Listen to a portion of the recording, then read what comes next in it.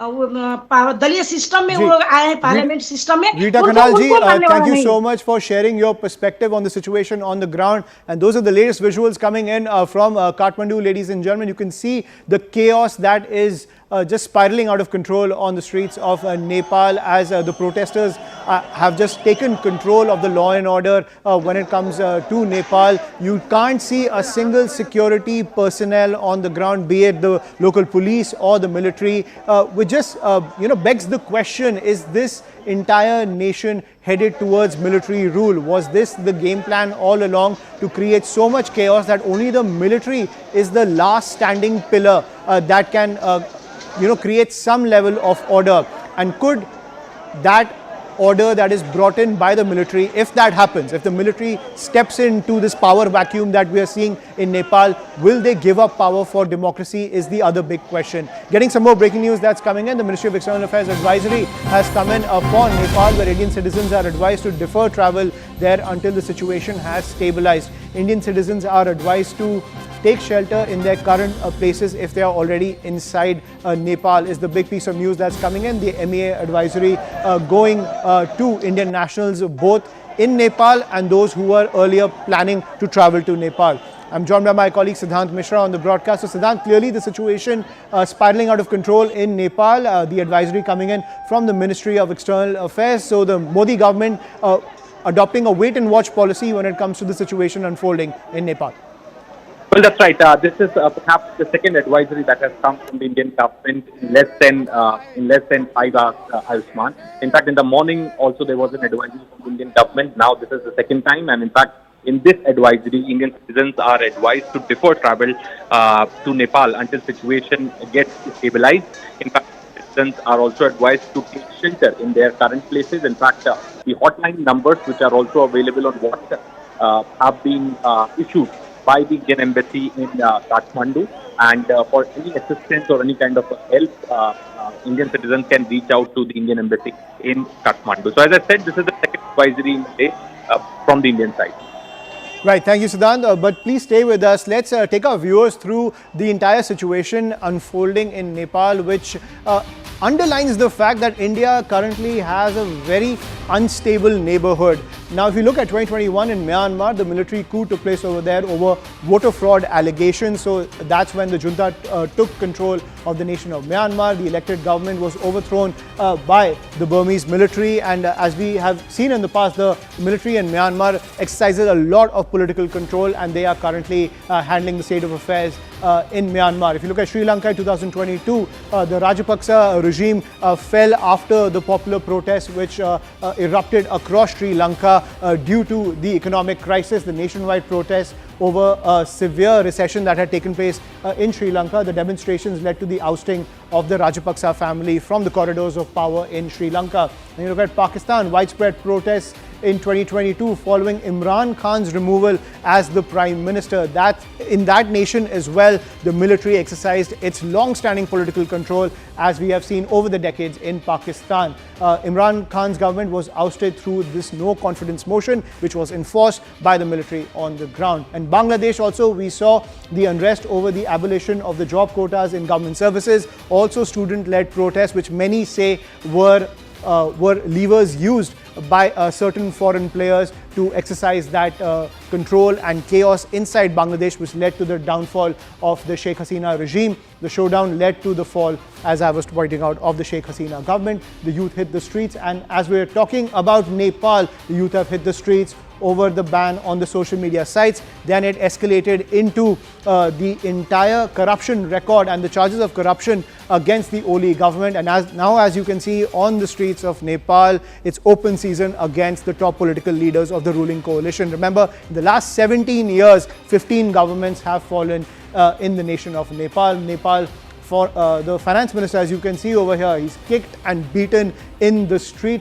And as we're getting more and more reactions on the ground, because the situation continues to remain tense, the big question remains: who can bring order as the law and order crisis continues to escalate on the ground? Who can bring order to Nepal as the situation continues to go from bad to worse, with an open season and continuous attacks on the political class in Nepal? Let's listen to more reactions coming in. ये नेता लोग सब भाग गया। ये नेता लोग काम चोर है, भ्रष्टाचारी है और ये देश के लिए ये जिंदगी ने 2 दिन में सब कुछ कर दिया। ये इस नेता सब ने हमारा 19 वर्ष खा दिया और अब हम लोग का प्रधानमंत्री होना चाहिए और अब हम ये पार्टी का नेता नहीं मानते हैं। हमारा जिंदगी से प्रधानमंत्री हमें चाहिए और राष्ट्रपति हमारा उसी से चाहिए और जोन मंत्री हमारा जिंदगी भाई लोग हमारा देश निर्माण करेगा। हमारा देश फेरी उठेगा, हमारा सिर फेरी वो माथी उठेगा और हमारा सिर ये नेपाल का सिर है। संसार का लोग ने देखता है अब ये नेपाली क्या है। नेपाली बहादुर है, नेपाली शक्तिशाली है, नेपाली सब कुछ करना सकता है। ये गुलाम नहीं है और का देश में करके काम नहीं करते हैं। यही देश में पसीना बगाता है, खून बगाता है और जिंदगी के ये सब लोग के हम इस देश के निर्माण में आगे बढ़ता है।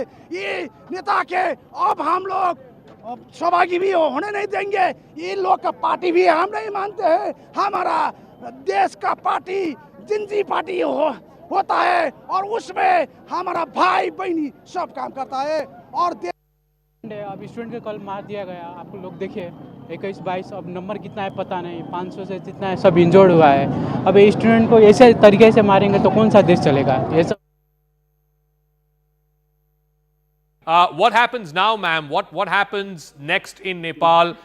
The students are saying that they want nothing short of a revolution. They want a new kind of politics in Nepal. But what is likely to happen next? I am the Central Committee member of Rashtriya Prajatantra Party. So yes, the people have taken control over every area of this country, including our Singadarbar, where all our ministries are there, Prime Minister's office is there, and as well as major locations like where the residences of the ministers, the parliament building, everything has been now is under they have taken the leadership, the public. Now it's time that we come into a conclusion and decide what's going to be further, because all of our party members have resigned. Members of the parliamentarians have resigned. Parliamentarians from independent party have also resigned. No, So what do the now I students think, want? What do the young protesters want? One is, of course, the young justice. protesters want a new government with Okay. the involvement of younger generation, moreover. So I think we will need to, I think for now, to control this situation so that no more damage is done to the public property. I think army is also under a meeting. They're also doing meetings. So the situation needs to be controlled because protesters are everywhere. Do we know anything So, about the army chief? Who is he? What? I mean, I believe there was a meeting between him and the outgoing Yeah, Prime they're still under Minister meeting. earlier They today. are still under meeting. They are still under meeting. We have come to know that they are still under meeting and they are trying to find a solution because the protesters are not willing to compromise for anything less.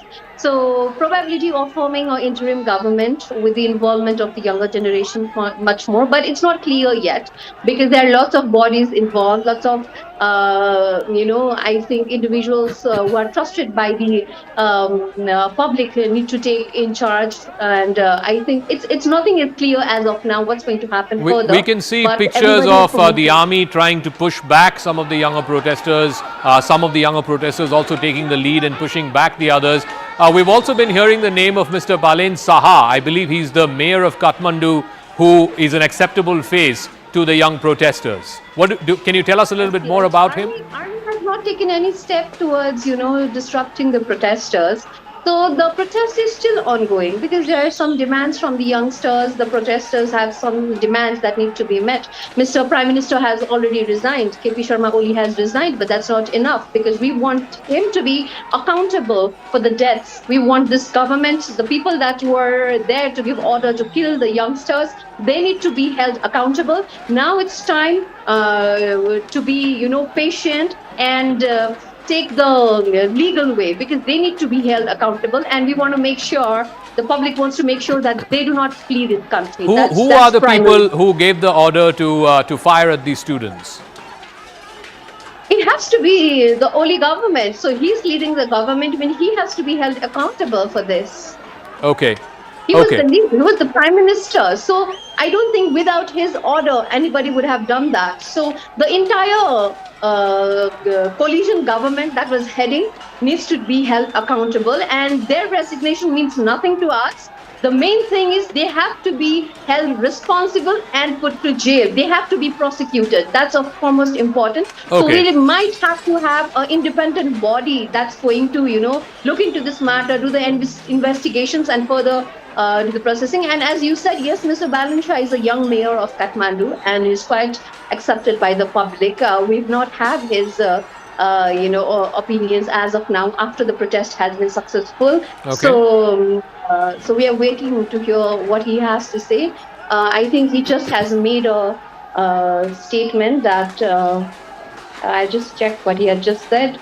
Sure. He has requested the government, the people, to not destroy the Public property. the property of the public property, and has asked people to be patient. And I think there will be a new, fresh, conversations with the army. So we are looking forward. We are unaware yet as how it's going to proceed.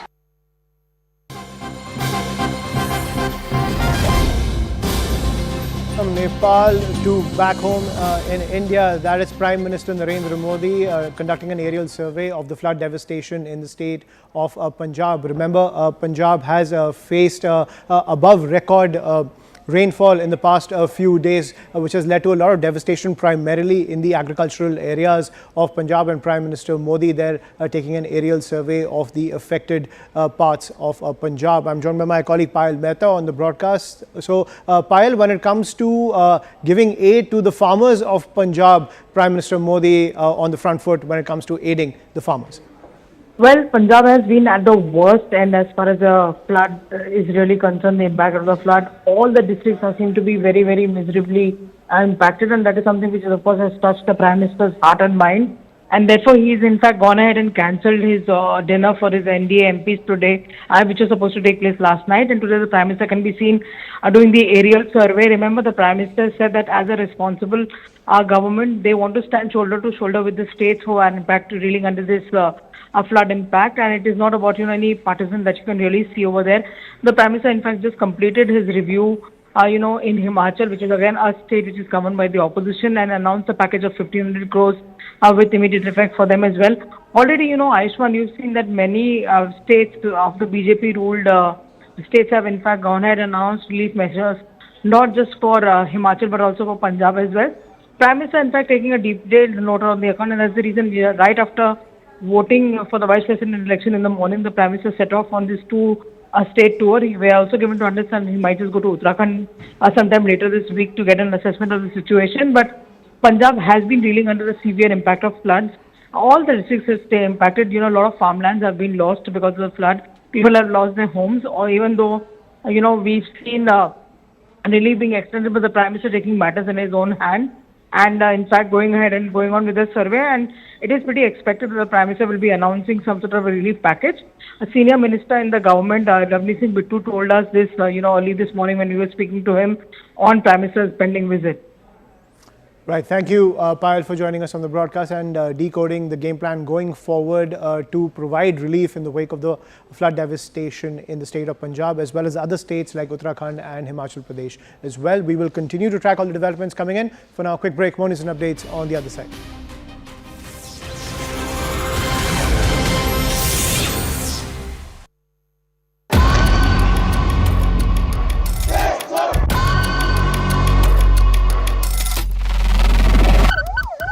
Huge development. The Nepalese Prime Minister KP Sharma Oli, who is in his third term, who's been Prime Minister over a little over a year now, has just put in his papers. That's the word. He had called for an all-party meeting later this evening where we're given to understand that he will make this official. He will officially say this to all the parties concerned. Hundreds of thousands of young protesters, nicknamed the Gen Z protesters, they came down, they stormed the Nepalese parliament building because they were sick and tired of the status quo of politics in Nepal over the last 30 years.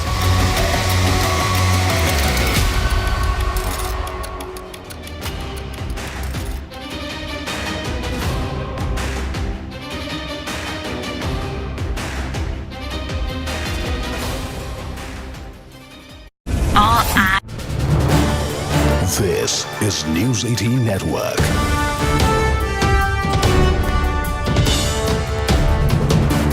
India's largest news network.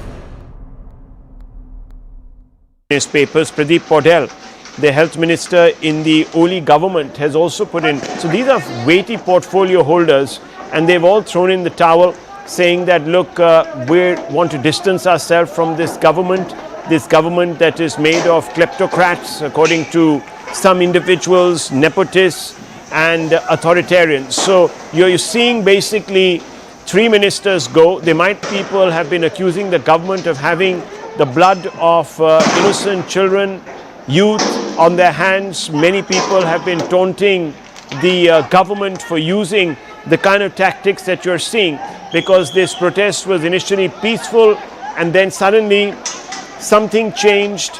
The government thought that they'd got too close to government buildings and decided to push back the protesters, which resulted, as it always does, in skirmishes. We don't know, of course, if some of these protesters or protests had been infiltrated by other elements, sometimes viewers to justify a crackdown, sometimes to also impose curfew or emergency. So a lot of scenarios. New Delhi taking a distant view, saying that we hope that peace prevails, that both sides work out some sort of a solution via media. But that's going to be difficult given the scenes that we're seeing and the fact that the youth, Gen Z as they brand themselves, are not backing down. They have continued their protest for a second day. It's going to lead to repercussions. They're going to force the hand of the government, and there's going to be more clashes. You can already see tear gas shells being fired, mild lathi charge. And we've been also been speaking with higher-ups in the Nepalese government, Nepal minister. We've just spoken to one, and the situation is very precariously placed in the mountain kingdom, in the Himalayan kingdom, and it appears that KP Oli, the Prime Minister, might actually be contemplating stepping down. Now, this would mean further instability. Let's go straight across to Mr. Ramnath Adhikari for more on this. Mr. Adhikari, yes, what's the latest? What's happening?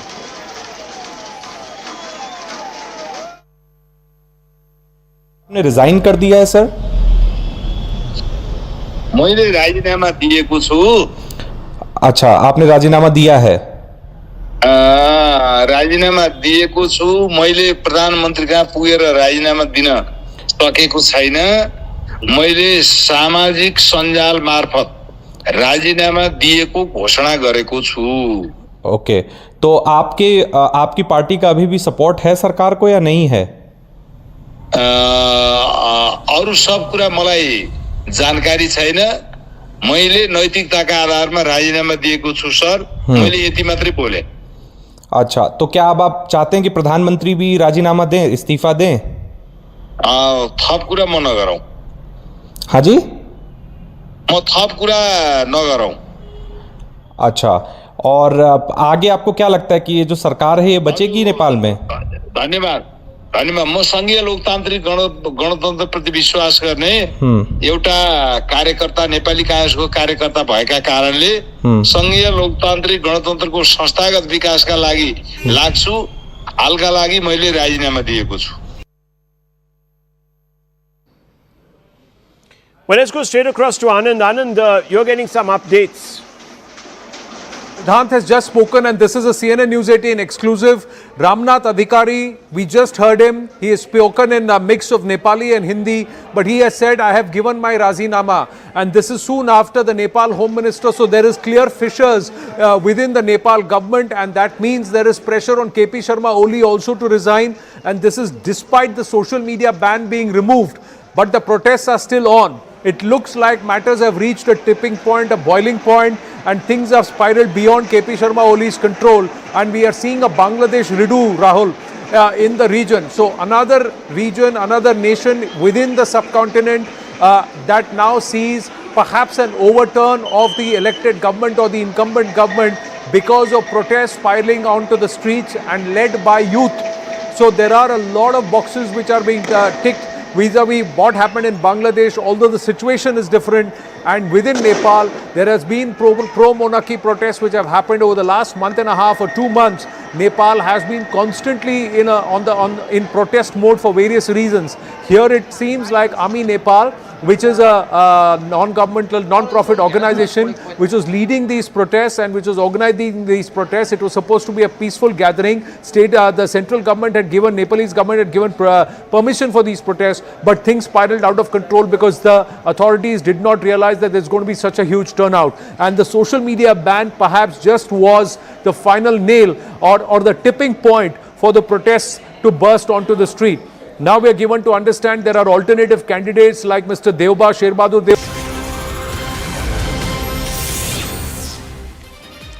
And welcome back. We continue our rolling coverage of the chaos in Nepal after the exit of KP Sharma Oli, the Prime Minister of Nepal. Now, it was years of discontent and anger against the Oli government, but it all culminated. The escalation of the protest, the straw that broke the camel's back, was the social media ban. On the 4th of September this year alone, on the 4th of September, the Nepal government banned 26 social media platforms, which caused a lot of anger on the streets, where student groups across Nepal, primarily the capital of Kathmandu, escalated their protests on the streets, targeting the Oli government. First it was the social media ban, then it was the pitch when it comes to the corruption charges against the Oli government. Gen Z protesters hit the streets against the social media ban. This happened on the 8th of September. Protesters clashed with the police and nearly 20 people, over 19 were killed in those clashes, and that only escalated the anger against the Oli government, where today we are seeing attacks not just against leaders of Oli's party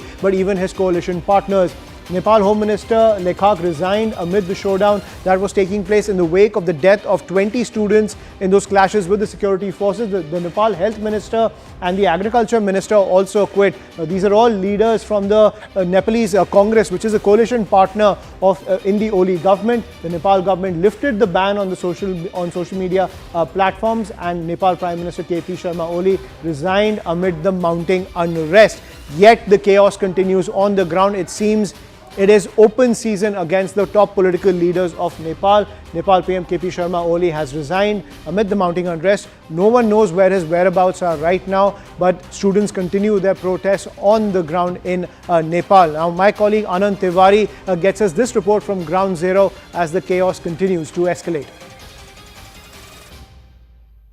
जैसे ही नेपाल के प्रधानमंत्री ने इस्तीफा दिया, उसके बाद आप देख सकते हैं हालात और ज़्यादा बदतर हो गए हैं। और इस वक्त हम एक हाई राइज बिल्डिंग पर खड़े हुए हैं और यहाँ से मेरे कैमरा पर्सन युगल आपको सीधी तस्वीर दिखाएंगे। देखिए, बिल्कुल मेरे सामने ये पार्लियामेंट है जो धू-धू करके पूरी तरह से जल रहा है, और ये बाजू में एक होटल है और एक बैंक है, ये पूरी तरह से जल गया। ये बिल्कुल एक्सक्लूसिव तस्वीरें हम आपको दिखा रहे हैं जान जोखिम में डाल के, क्योंकि नीचे उग्र प्रदर्शनकारी हैं, लोगों का गुस्सा शांत नहीं हो रहा है। लोग भ्रष्टाचार और जो करप्शन था उससे यहाँ पर त्रस्त हो चुके थे, और उनका लगातार कहना था कि जो यहाँ की सरकार है उसने युवाओं के बारे में कोई सुध नहीं ली, और जो करप्शन का मुद्दा था वो इतना ज्यादा हावी हुआ कि उसके बाद सरकार को बैकफुट पे आना पड़ा। लेकिन कल जिस तरह से जो निर्दोष छात्र थे उनकी मौत हुई है दर्दनाक, उससे जो लोग थे वो और ज्यादा आक्रोशित हो गए। आप देखिए, पूरा धुएं का गुबार जो है यहाँ पर इस पूरी सड़क पर आपको नजर आएगा। ये बिल्कुल वीआईपी जोन है जहां पर कि मेरे ठीक सामने जो आपको तस्वीरें दिखा रहे हैं युगल, ये पार्लियामेंट है और ये पूरी तरह से आप देख सकते हैं धू-धू करके जल रहा है। यहाँ पे सारा फर्नीचर तोड़ दिया गया है और ये आगजनी की तस्वीरें यहाँ पे मैं आपको दिखाऊंगा। देखिए, ये बिल्कुल एक्सक्लूसिव तस्वीरें यहाँ से दिखाएंगे कि किस तरह से पार्लियामेंट पूरी तरह से आग की लपटों में घिरा हुआ नजर आ रहा है। यहाँ पर एक बैंक था उससे सटा हुआ और एक होटल था जो पूरी तरह से जल गया है, उसके शीशे सारे टूट चुके हैं।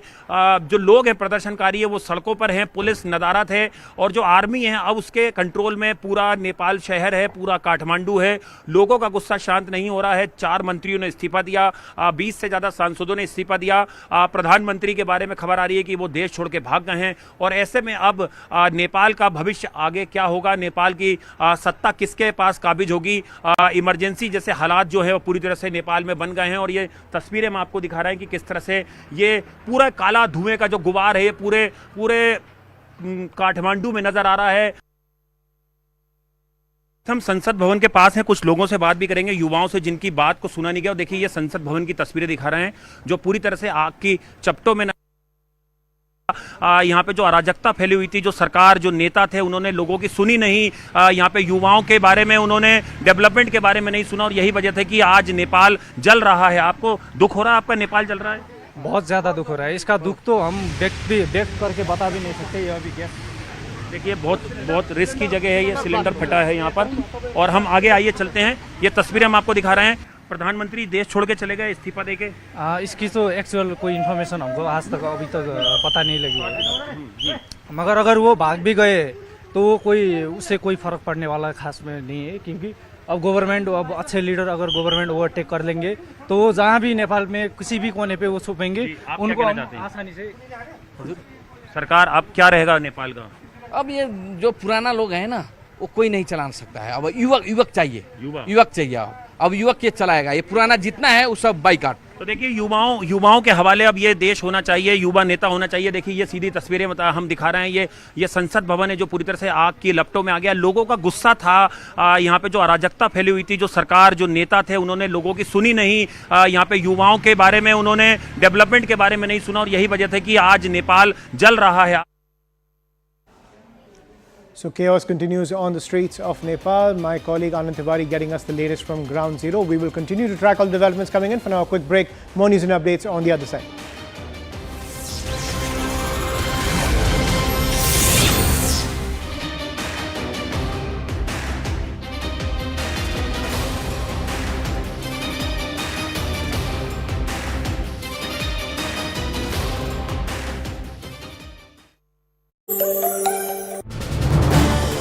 This is News 18 Network.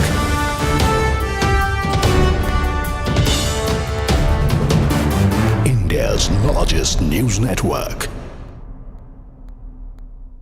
Newspapers, Pradeep Paudel, the health minister in the Oli government, has also put in. So these are weighty portfolio holders, and they've all thrown in the towel, saying that, look, we want to distance ourselves from this government that is made of kleptocrats, according to some individuals, nepotists and authoritarians. So you're seeing basically 3 ministers go. People have been accusing the government of having the blood of innocent children, youth on their hands. Many people have been taunting the government for using the kind of tactics that you're seeing, because this protest was initially peaceful and then suddenly something changed.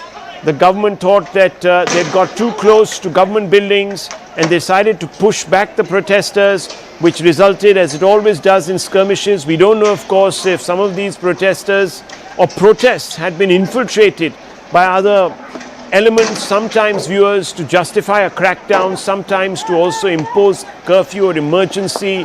So a lot of scenarios. New Delhi taking a distant view, saying that we hope that peace prevails, that both sides work out some sort of a solution via media.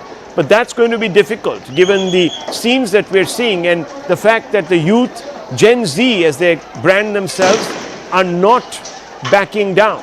They have continued their protest for a second day. It's going to lead to repercussions. They're going to force the hand of the government, and there's going to be more clashes. You can already see tear gas shells being fired, mild lathi charge, and we've been also been speaking with higher ups in the Nepalese government, Nepal minister. We've just spoken to one, and the situation is very precariously placed in the mountain kingdom, in the Himalayan kingdom, and it appears that KP Oli, the Prime Minister, might actually be contemplating stepping down. Now this would mean further instability. Let's go straight across to Mr. Ramnath Adhikari for more on this. Mr. Adhikari, yes, what's the latest? What's happening?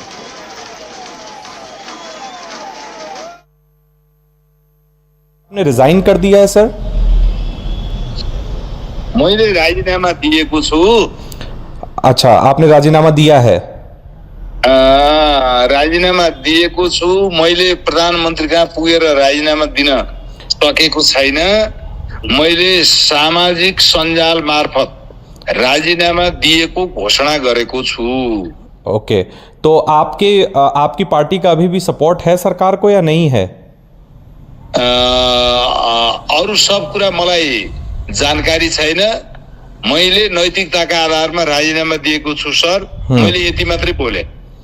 अच्छा, तो क्या अब आप चाहते हैं कि प्रधानमंत्री भी राजीनामा दें, इस्तीफा दें? थप कुरा म नगरौँ। हाँ जी, म थप कुरा नगरौँ। अच्छा, और आगे आपको क्या लगता है कि ये जो सरकार है ये बचेगी नेपाल में? धन्यवाद धन्यवाद। म संघीय लोकतान्त्रिक गणतन्त्र प्रति विश्वास गर्ने एउटा कार्यकर्ता, नेपाली काङ्ग्रेसको कार्यकर्ता भएका कारणले संघीय लोकतान्त्रिक गणतन्त्रको संस्थागत विकासका लागि लाग्छु। हालका लागि मैले राजीनामा दिएको छु।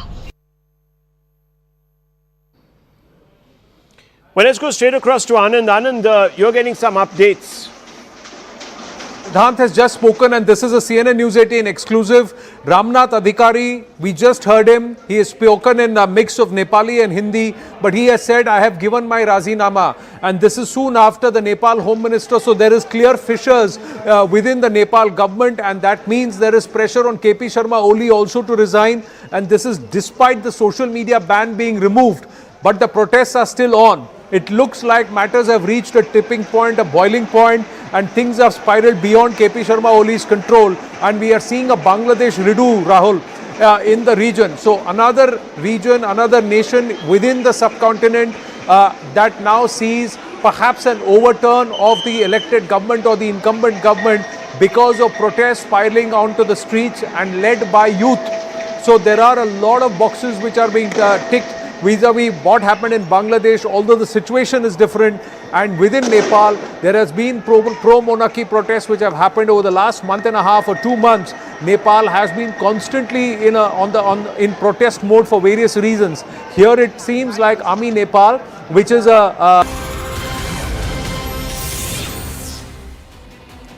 And welcome back to our rolling coverage of the regime change in Nepal, and big breaking news coming in, and all signs were pointing in this direction. Top Nepal sources are telling CNN News 18 that the army is likely to take control of the situation in Nepal, likely to take control in the nation of Nepal after the exit of Prime Minister KP Sharma Oli. But also what we are learning from top sources in Nepal is that Oli is unlikely to go out of the country immediately, is what we are learning from top sources. But the army will take over the state of affairs inside Nepal is the big piece of breaking news that's coming in. This is information brought to us by our investigations editor Manoj Gupta.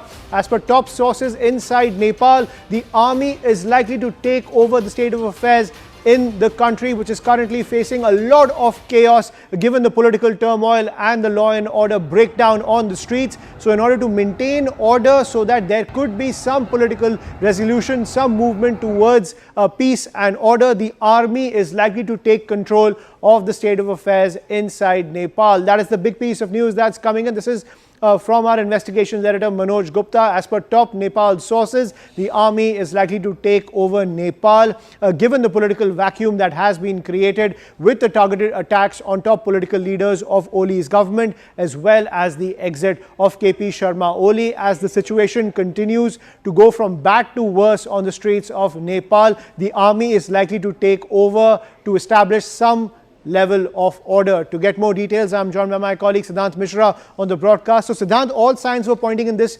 direction. Ashok Raj Sigdel, the army chief of Nepal, reports also suggested that he had asked KP Sharma Oli to step down. So it seems in order to maintain some level of peace on the ground, some level of order on the ground, the army is likely to take over. Well, that's right. It's a complete breakdown of law and order in Kathmandu, Ayushman. In fact, I did manage to speak to some of my friends in Kathmandu, including the people from the journalist fraternity. It's complete lawlessness in Kathmandu at this point in time, and in fact, it's kind of a same script which was followed in Bangladesh a year back. The same script is being followed in Nepal. Perhaps the pressure of people, a crowd on the ground, made KP Sharma Oli to submit his resignation to the president, to resign, and this was done by the army of Nepal. So now what Manoj Gupta is bringing for us, and in fact reports are also telling us that army is likely to take over Nepal. And you know, for an interim period, and perhaps you know, maybe the leaders, the next leadership, the young leadership which the protesters have been demanding for, perhaps till the time they take or some kind of a framework gets decided. So till then, the army is likely to take control of Nepal. Right. Thank you, Siddhant, for getting us that update. Getting some more news that's coming in from Nepal. Siddhant, please stay with us because protesters vandalized and set ablaze the offices of Kantipur TV as well as Radio Kantipur today. They forced the staff out of the office before setting the place on fire. Those are the visuals on your screen. This is the office of Kantipur TV, one of the key broadcasters inside Nepal, and protesters have now targeted the media offices inside Kathmandu as well. Kantipur TV as well as Kantipur Radio, their offices have been targeted by the mob. So it seems that while the aim was to oust the Oli government, remember the first trigger was the social media ban, then it turned into the corruption charges against the Oli government. But it seems the protests have been hijacked by vandals and anti-social elements who are now just going on a rampage across the streets of Nepal. You can see those visuals on your screen. An entire media building has been set on fire. This is Kantipur TV. Its offices have been set ablaze by the vandals as the situation goes from bad to worse. No semblance of law and order on the streets of Nepal. And as sources tell CNN News 18 that the army is likely to take over to bring some order on the ground. Siddhant continues to be with us on the broadcast. So Siddhant, this is the need of the hour because it seems that while the protest was aimed at the Oli government, now vandals just running amok across the streets of Nepal.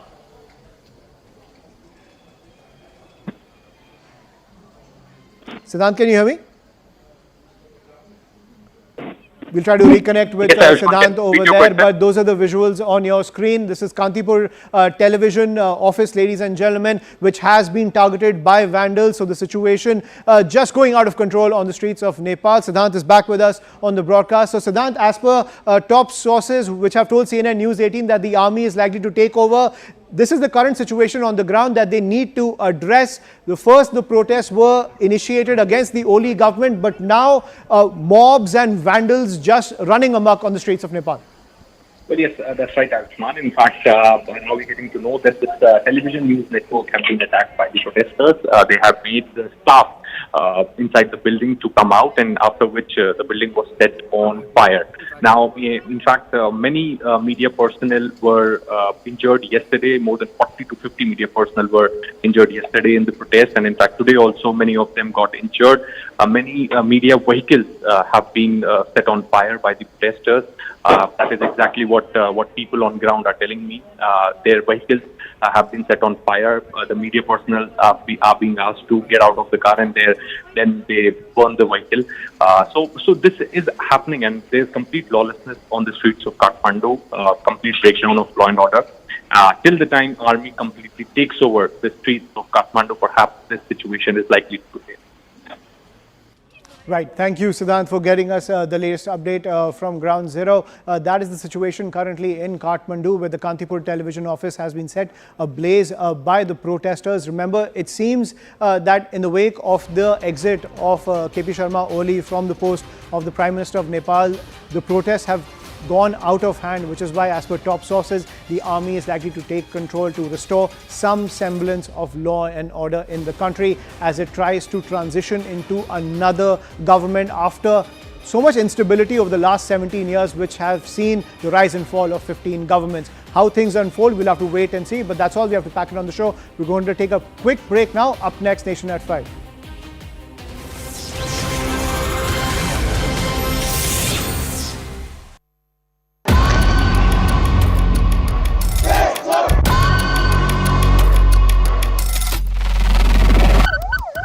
Huge development. The Nepalese Prime Minister KP Sharma Oli, who is in his third term, who's been Prime Minister over a little over a year now, has just put in his papers. That's the word. He had called for an all-party meeting later this evening where we're given to understand that he will make this official. He will officially say this to all the parties concerned.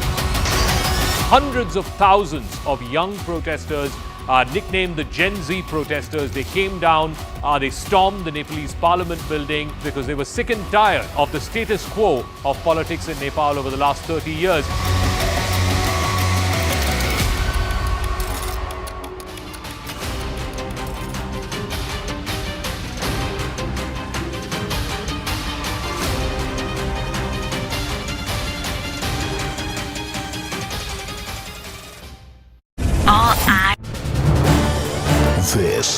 News 18 Network.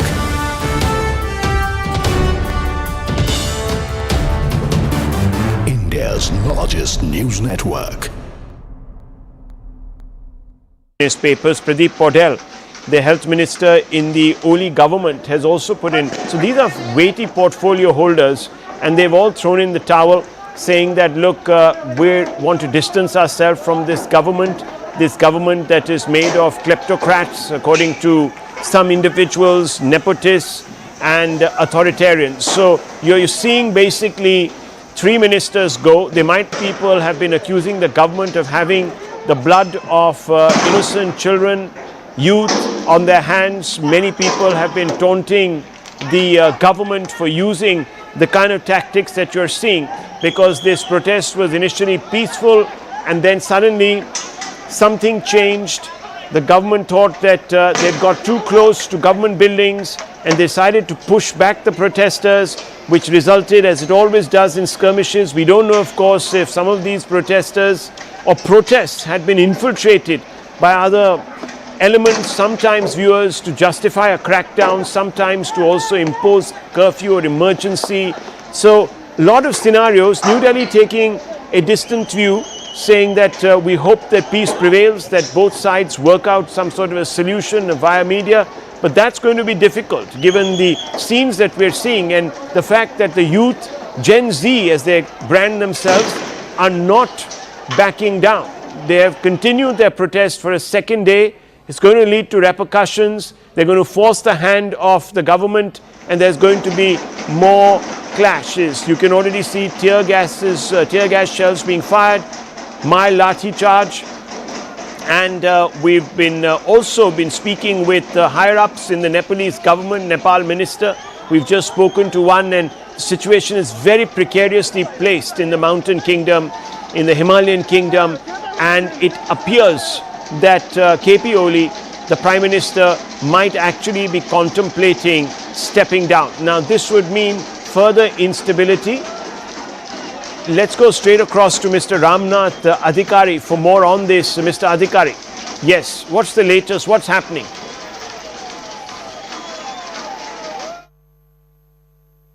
आपने resign कर दिया है sir? मैले राजीनामा दिएको छु। अच्छा, आपने राजीनामा दिया है? राजीनामा दिएको छु। मैले प्रधानमन्त्री कहाँ पुगेर राजीनामा दिन सकेको छैन। मैले सामाजिक सञ्जाल मार्फत राजीनामा दिएको घोषणा गरेको छु। ओके, तो आपकी पार्टी का अभी भी सपोर्ट है सरकार को या नहीं है? अरु सब कुरा मलाई जानकारी छैन। मैले नैतिकताका आधारमा राजीनामा दिएको छु सर। मैले यति मात्रै बोले। अच्छा, तो क्या अब आप चाहते हैं कि प्रधानमंत्री भी राजीनामा दें, इस्तीफा दें? थप कुरा म नगरौं। हाँ जी, म थप कुरा नगरौं। अच्छा, और आगे आपको क्या लगता है कि ये जो सरकार है ये बचेगी नेपाल में? धन्यवाद। म संघीय लोकतान्त्रिक गणतन्त्र प्रति विश्वास गर्ने एउटा कार्यकर्ता, नेपाली कांग्रेसको कार्यकर्ता भएका कारणले संघीय लोकतान्त्रिक गणतन्त्रको संस्थागत विकासका लागि लाग्छु। हालका लागि मैले राजीनामा दिएको छु। Well, let's go straight across to Anand. Anand, you're getting some updates. Siddhant has just spoken, and this is a CNN News 18 exclusive. Ramnath Adhikari, we just heard him. He has spoken in a mix of Nepali and Hindi, but he has said, I have given my Razinama. And this is soon after the...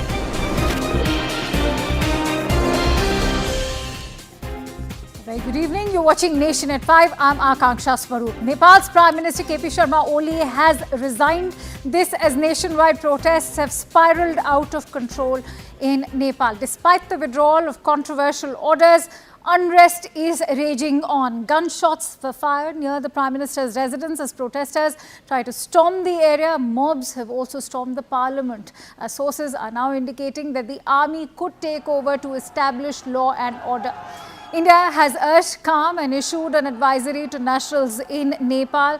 First, it was Sri Lanka, then Bangladesh, and now Nepal. The question is Nepal heading the Dhaka way? That's in fact the question we will also be probing in just a bit. But News 18's Anand Tiwari has shared the latest update on Nepal's situation from ground zero. Let's listen in.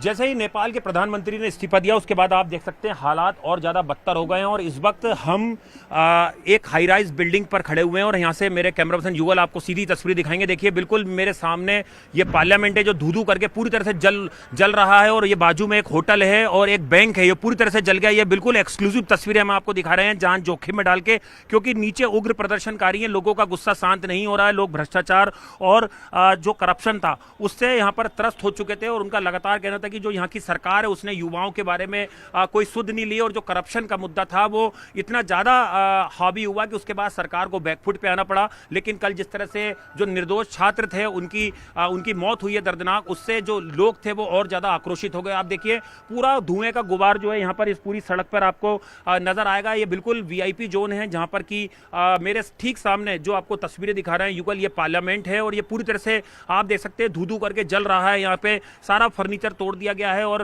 ये आगजनी की तस्वीरें यहाँ पे मैं आपको दिखाऊंगा। देखिए ये बिल्कुल एक्सक्लूसिव तस्वीरें यहाँ से दिखाएंगे कि किस तरह से पार्लियामेंट पूरी तरह से आग की लपटों में घिरा हुआ नजर आ रहा है। यहाँ पर एक बैंक था उससे सटा हुआ और एक होटल था जो पूरी तरह से जल गया है, उसके शीशे सारे टूट चुके हैं।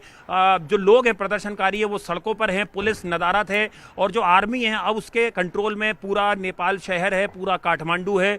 लोगों का गुस्सा शांत नहीं हो रहा है। 4 मंत्रियों ने इस्तीफा दिया, 20 से ज्यादा सांसदों ने इस्तीफा दिया। प्रधानमंत्री के बारे में खबर आ रही है कि वो देश छोड़ के भाग गए हैं और ऐसे में अब नेपाल का भविष्य आगे क्या होगा, नेपाल की सत्ता किसके पास काबिज होगी। इमरजेंसी जैसे हालात जो है वो पूरी तरह से नेपाल में बन गए हैं और ये तस्वीरें मैं आपको दिखा रहे हैं कि किस तरह से ये पूरा काला धुएं का जो गुबार है ये पूरे काठमांडू में नजर आ रहा है। हम संसद भवन के पास हैं, कुछ लोगों से बात भी करेंगे, युवाओं से जिनकी बात को सुना नहीं गया। देखिए ये संसद भवन की तस्वीरें दिखा रहे हैं जो पूरी तरह से आग की चपटों में यहाँ पे जो अराजकता फैली हुई थी, जो सरकार जो नेता थे उन्होंने लोगों की सुनी नहीं। यहाँ पे युवाओं के बारे में उन्होंने डेवलपमेंट के बारे में नहीं सुना और यही वजह था कि आज नेपाल जल रहा है। आपको दुख हो रहा है आपका नेपाल जल रहा है? बहुत ज़्यादा दुख हो रहा है। इसका दुख तो हम व्यक्त करके बता भी नहीं सकते। ये अभी क्या देखिए बहुत रिस्की जगह है, ये सिलेंडर फटा है यहाँ पर और हम आगे आइए चलते हैं। ये तस्वीरें हम आपको दिखा रहे हैं। प्रधानमंत्री देश छोड़ के चले गए इस्तीफा देके। इसकी तो एक्चुअल कोई इन्फॉर्मेशन हमको आज तक अभी तक पता नहीं लगी है, मगर अगर वो भाग भी गए तो उससे कोई फर्क पड़ने वाला खास में नहीं है, क्योंकि अब गवर्नमेंट अब अच्छे लीडर अगर गवर्नमेंट ओवरटेक कर लेंगे तो वो जहाँ भी नेपाल में किसी भी कोने पे वो छुपेंगे उनको आसानी से। सरकार अब क्या रहेगा नेपाल का? अब ये जो पुराना लोग हैं ना वो कोई नहीं चला सकता है। अब युवक चाहिए, युवक चाहिए। अब युवक ये चलाएगा, ये पुराना जितना है वो सब बाइकाट। तो देखिए युवाओं के हवाले अब ये देश होना चाहिए, युवा नेता होना चाहिए। देखिए ये सीधी तस्वीरें हम दिखा रहे हैं। ये संसद भवन है जो पूरी तरह से आग की लपटों में आ गया। लोगों का गुस्सा था, यहाँ पे जो अराजकता फैली हुई थी, जो सरकार जो नेता थे उन्होंने लोगों की सुनी नहीं।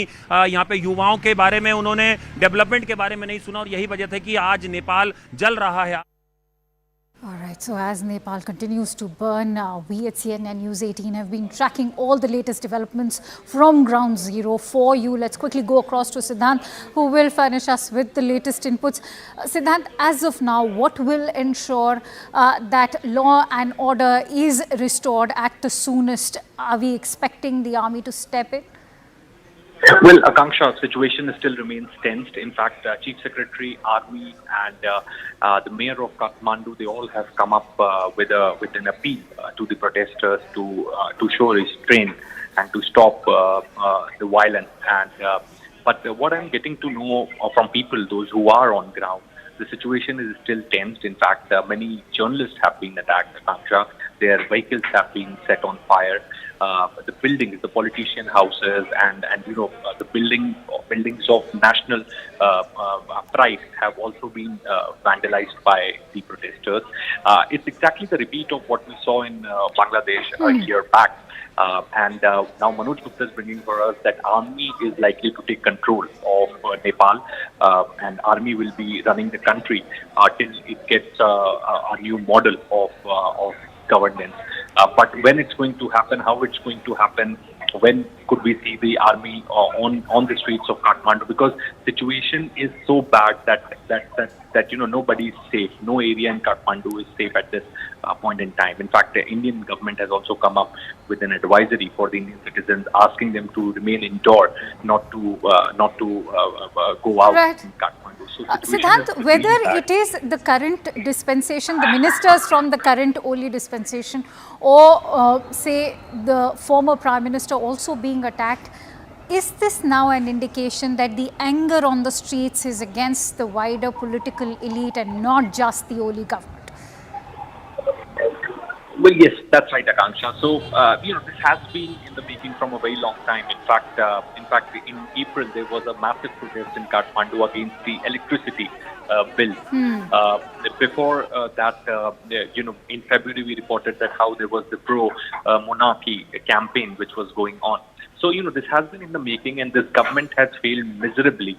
It is against the operation, the tyranny of Oli, KP Sharma Oli's government, and how they have been functioning. They came into power on the promise of stabilizing the economy of Nepal, providing more jobs to the youth, but they couldn't fulfill those promises. And there's a lot of corruption charges on the government, nepotism charges, backdoor entry of those who are close to Prime Minister Oli into the government positions, etc., etc. So all those things were, piling up, and perhaps this became the reason. The trigger happened when the social media ban was imposed, and perhaps that became the trigger point. And the protesters came on the street, and the protest is started. And now KP Sharma Oli has resigned. But the future of Nepal is still vague. Perhaps army is going to take over. What's going to be the future of Nepal? Whether this protest will continue for a few more days, or whether protesters will go back home. Perhaps there's very little clarity on that. Stay with me, Siddhant, as we track all the developments. Remember, as Siddhant has been highlighting, that these are not developments that have taken place overnight. There's in fact an entire timeline which I'd like to in fact bring to you. As far as the entire unrest is concerned, it all began on 4th of September this year, when the Nepalese government in fact went ahead with its decision to ban 26 social media platforms. That includes Instagram, X, YouTube, Facebook, all of them. On 8th of September this year, the Gen Z protesters, as they have been nicknamed, they hit the streets against this ban on social media. They said that this is a direct crackdown on freedom of speech and expression. On 8th of September, the protesters then clashed with the cops. At least 19 people were killed. This was what we witnessed on the streets of Kathmandu just yesterday. 19 youth in fact killed as the Nepalese police went ahead firing rubber bullets. They fired tear gas at these peaceful protesters. They are accusing the government of hijacking, in fact even the opposition parties of hijacking. Now at the same time, there were demands of a resignation for KP Sharma Oli to in fact step forward and resign, and today is the big day which will go in the annals of history. On 9th of September, that is when Nepal's Prime Minister KP Sharma Oli finally resigned. Remember, he was in his 4th term as the Prime Minister of Nepal when he tendered in that resignation. This after 4 ministers from his government in fact went ahead with their own resignations. We are continuing to bring you all the latest inputs. In fact, we are getting in some breaking inputs on this news story. Protesters have set the Supreme Court in Kathmandu on fire. This amid anti-government protests is what we are learning, as Siddhant was also highlighting, that the situation on ground level continues to remain extremely fragile. And in the latest input that we are bringing to you is that the protesters have set the Supreme Court in Kathmandu on fire. Remember, they have been breaching all the high security zones. That includes not just the parliament, but in the latest, what we can tell you is that these protesters have gone ahead and set the Supreme Court on fire amid these anti-government protests, which are only snowballing by the hour. And it seems that the government, of course, has completely failed, but the army is now contemplating on when to step in and in fact control the law and order situation on the ground level. But what we can tell you in the latest that's coming in is that the protesters have gone ahead and set the Supreme Court on fire, and this indeed is going to mean more trouble for Nepal. Let's quickly go across to Akhilesh Upadhyay, who's a columnist and a former editor at Kathmandu Times. He's also joining us. Akhilesh, if I could bring you in on this piece of very disturbing breaking input that's coming in, that the protesters have set the Supreme Court on fire in Kathmandu. What are you learning and what can you share with us? Okay, first of all, I was the editor of the Kathmandu Post. All right. And okay, I look at, I'm observing the ground situation very closely last 2 days. And it was unfortunate when it started, but looks like the Gen Z protesters are, how do I say, moving forward. Their demands of Prime Minister's ousters has been met. But I've also noticed, as much as I follow it closely, both on the ground and in the telephone, the appeal for calm, which is coming from the mayor of Kathmandu, who could possibly be one of the interim leaders during the transition, it will probably take a while to kind of percolate down to the protesters who are already out and about. So that being the case, the transition process has begun if not in technical terms, political terms.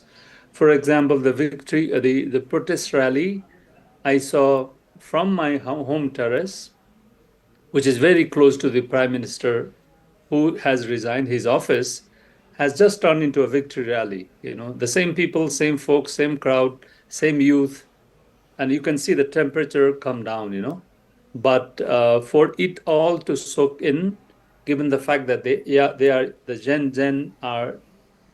Z are young protesters on the ground and out and about, it'll take a while to come down, I think. Akhilesh, what are you learning in terms of who is responsible for this kind of vandalism and arson that we are witnessing on the streets of Kathmandu? In fact, several other journalists that we've been speaking to are saying that many with their own political agenda, perhaps in the opposition, have also hijacked these protests. Is it these Gen Z protesters who are in fact responsible for this kind of harm that's being done to Kathmandu? I mean, Gen Z protesters that I saw yesterday actually on the ground are in school uniforms, unarmed, and you can think of like average college students, 20, 21 year old, and many were young girls, Okay. So I don't expect them to be armed or use arsons, etc. And I don't want to speculate wildly and say there's infiltration, but at least for the Gen Z protesters that I've been seeing on the ground, including at the Prime Minister's party office for 4 hours, none of them were armed. There was no infiltration. I was with the protester for several hours. So we shall see how it goes, though. I qualify. Akhilesh, it's interesting that you also mentioned the name of Balendra Saha, who is in fact being touted as a probable now next interim chief for Nepal at the moment. What makes you say that he will perhaps have that kind of effect on Gen Z, which maybe the army is unable to in fact sort of do right now in terms of making that point be heard as far as the protesters are concerned, to call upon more calm in Nepal? Yeah, I would like to say that tonight and the next 24 hours will remain extremely crucial, because despite all the state apparatus, why did the past government fail? Because it had lost its political legitimacy, though it had parliamentary majority. The two biggest parties were in government, the CPN-UML, the Prime Minister's party, and Deuba's party, which is the largest party. So in fact, they comfortably have majority, well past the majority. Now the key question is, well, army can be deployed, but cannot be deployed yet without the legitimacy, perceived legitimacy on the ground. And hence, because Nepal's army doesn't have that adventurous record, I can see that they're probably even reluctant to go out and about immediately and resort to violence, that could means quickly also then losing your legitimacy in the public eye in a world that is so wired. Don't forget the Gen Z generation, and everyone reads, kind of consumes news in real time, So I can see that stuff has started. In his statement, Balin said that prepare to hold talks with that we will be holding talks with the army in the hours. This is one. And also the second point, that the other party, one of the largest party, which has remained out of the government, the Rashtriya Swatantra Party, they have a proper organized structure, across the nation, though a very new party. That's another scenario I don't rule out, that Palin doesn't have a party per se, just a one man, a pretty popular guy in Kathmandu. But yeah, those forces will come into play, and my information says that there's a lot of backroom talks already going on. All right. And since you talk about these backroom talks, the role that youth is playing, how do you analyze the kind of parallels when it comes to the protests in Nepal vis-a-vis the ones that have already taken place in Bangladesh just slightly more than a year ago in August, when we saw the Sheikh Hasina government being dethroned over there? And similarly, we've seen the role that youth have played, especially in Sri Lanka as well. So what is your assessment of the role that the youth or the so-called Gen Z protesters are playing in Nepal? There is a lot of commonality, but there is also a lot of things that are uncommon. First, what's common? They are students, they are angry, and they are fed up with the establishment, political establishment, both. Religion, however, hasn't played a crucial role in Nepal's politics.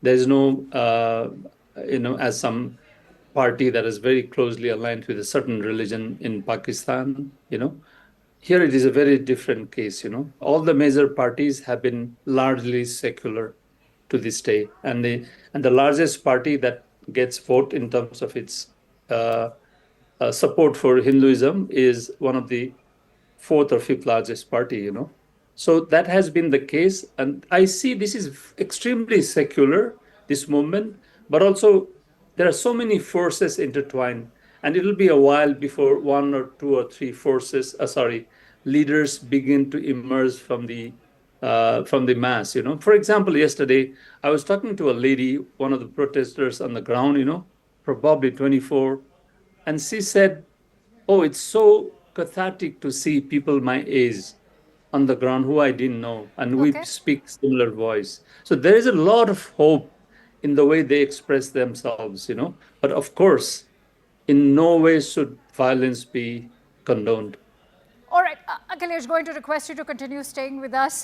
The big talking point right now, in fact, so to say, this hour is Balendra Saha. Who is he? Is he going to be Nepal's next leader? That's the big question everybody is asking right now. Who is he? He was born in 1990 in Kathmandu itself. As far as his education is concerned, he is an engineer from Kathmandu University, and as far as his post is concerned, he was elected as the Kathmandu mayor in the year 2022.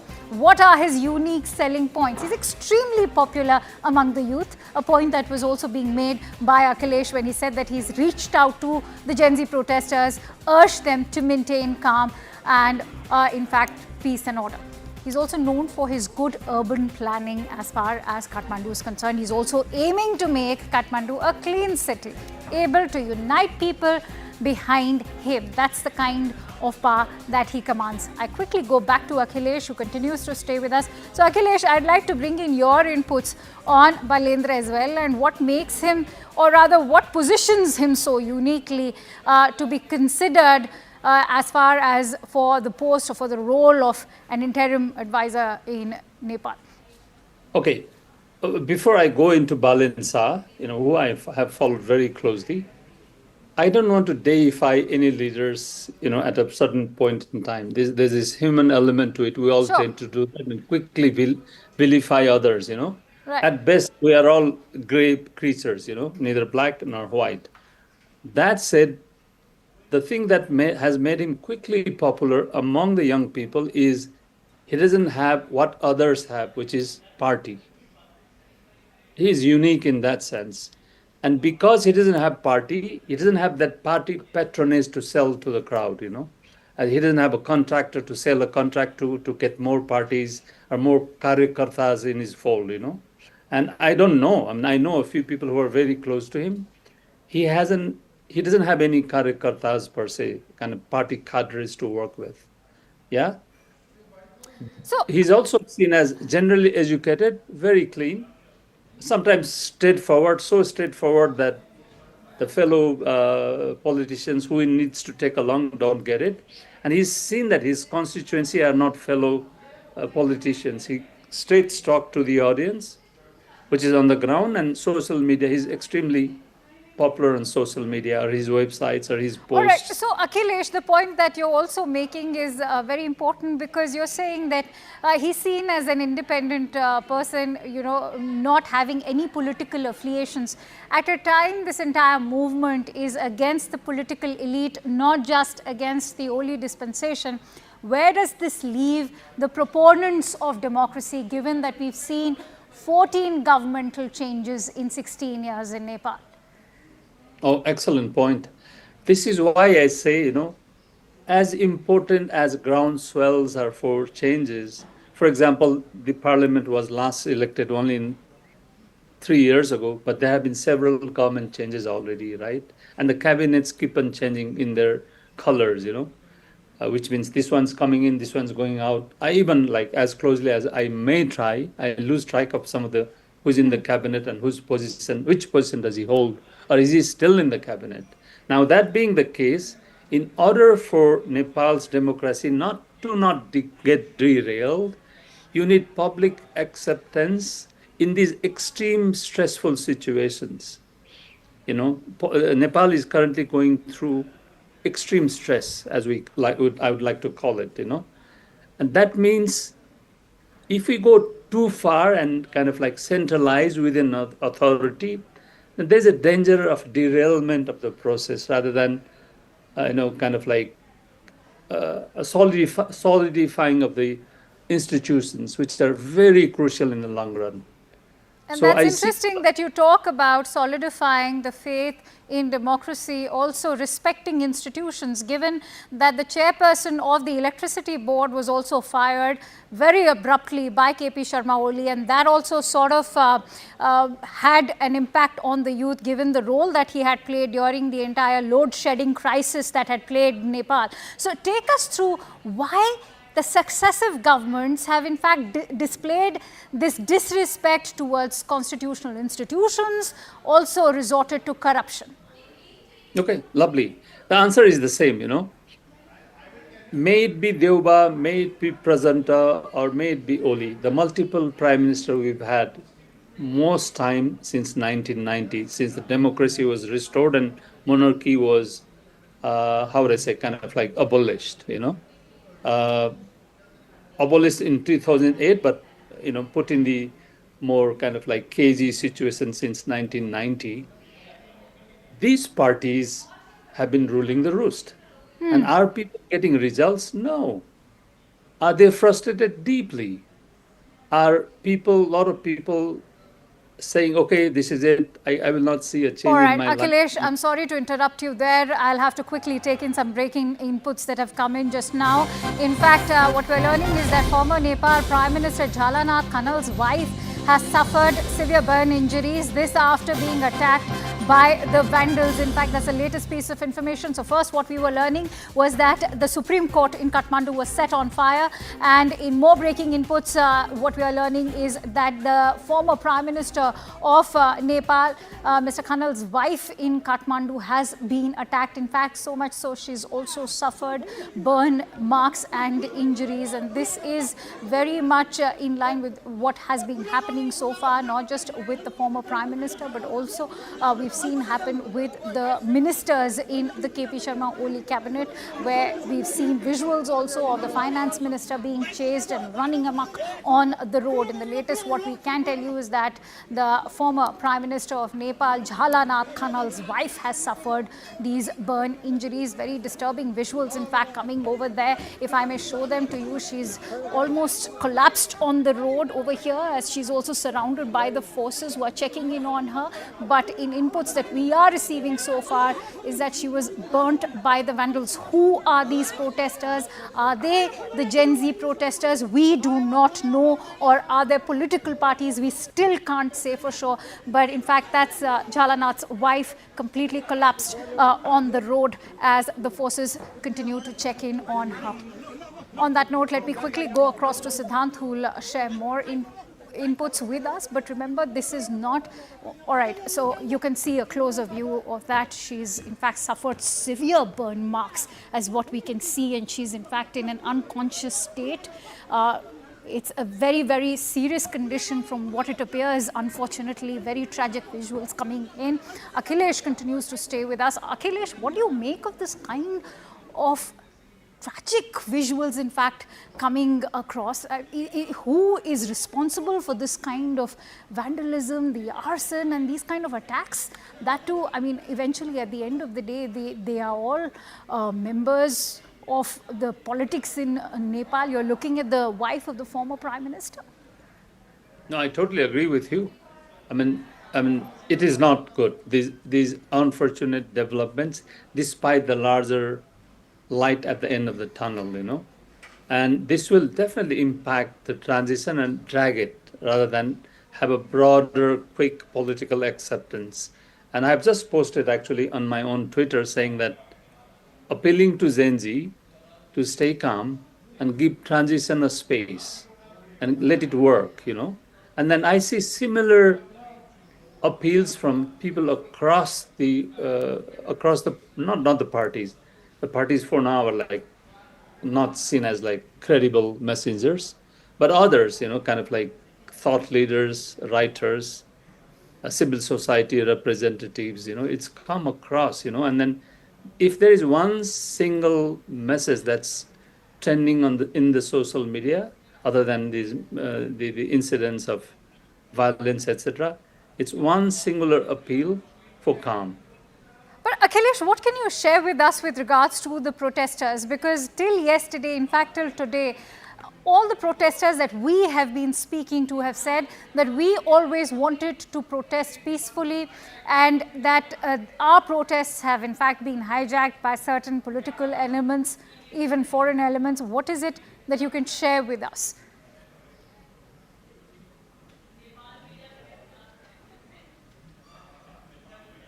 Akhilesh, if you can hear me? Yeah, I can hear you now. What is it that you can share with us with regards to these protesters? Are they just Gen Z protesters, or is there an involvement of outsiders as well, whether political or foreign NGOs? Not foreign NGOs, I think. I would like to hope not the parties that have been discredited.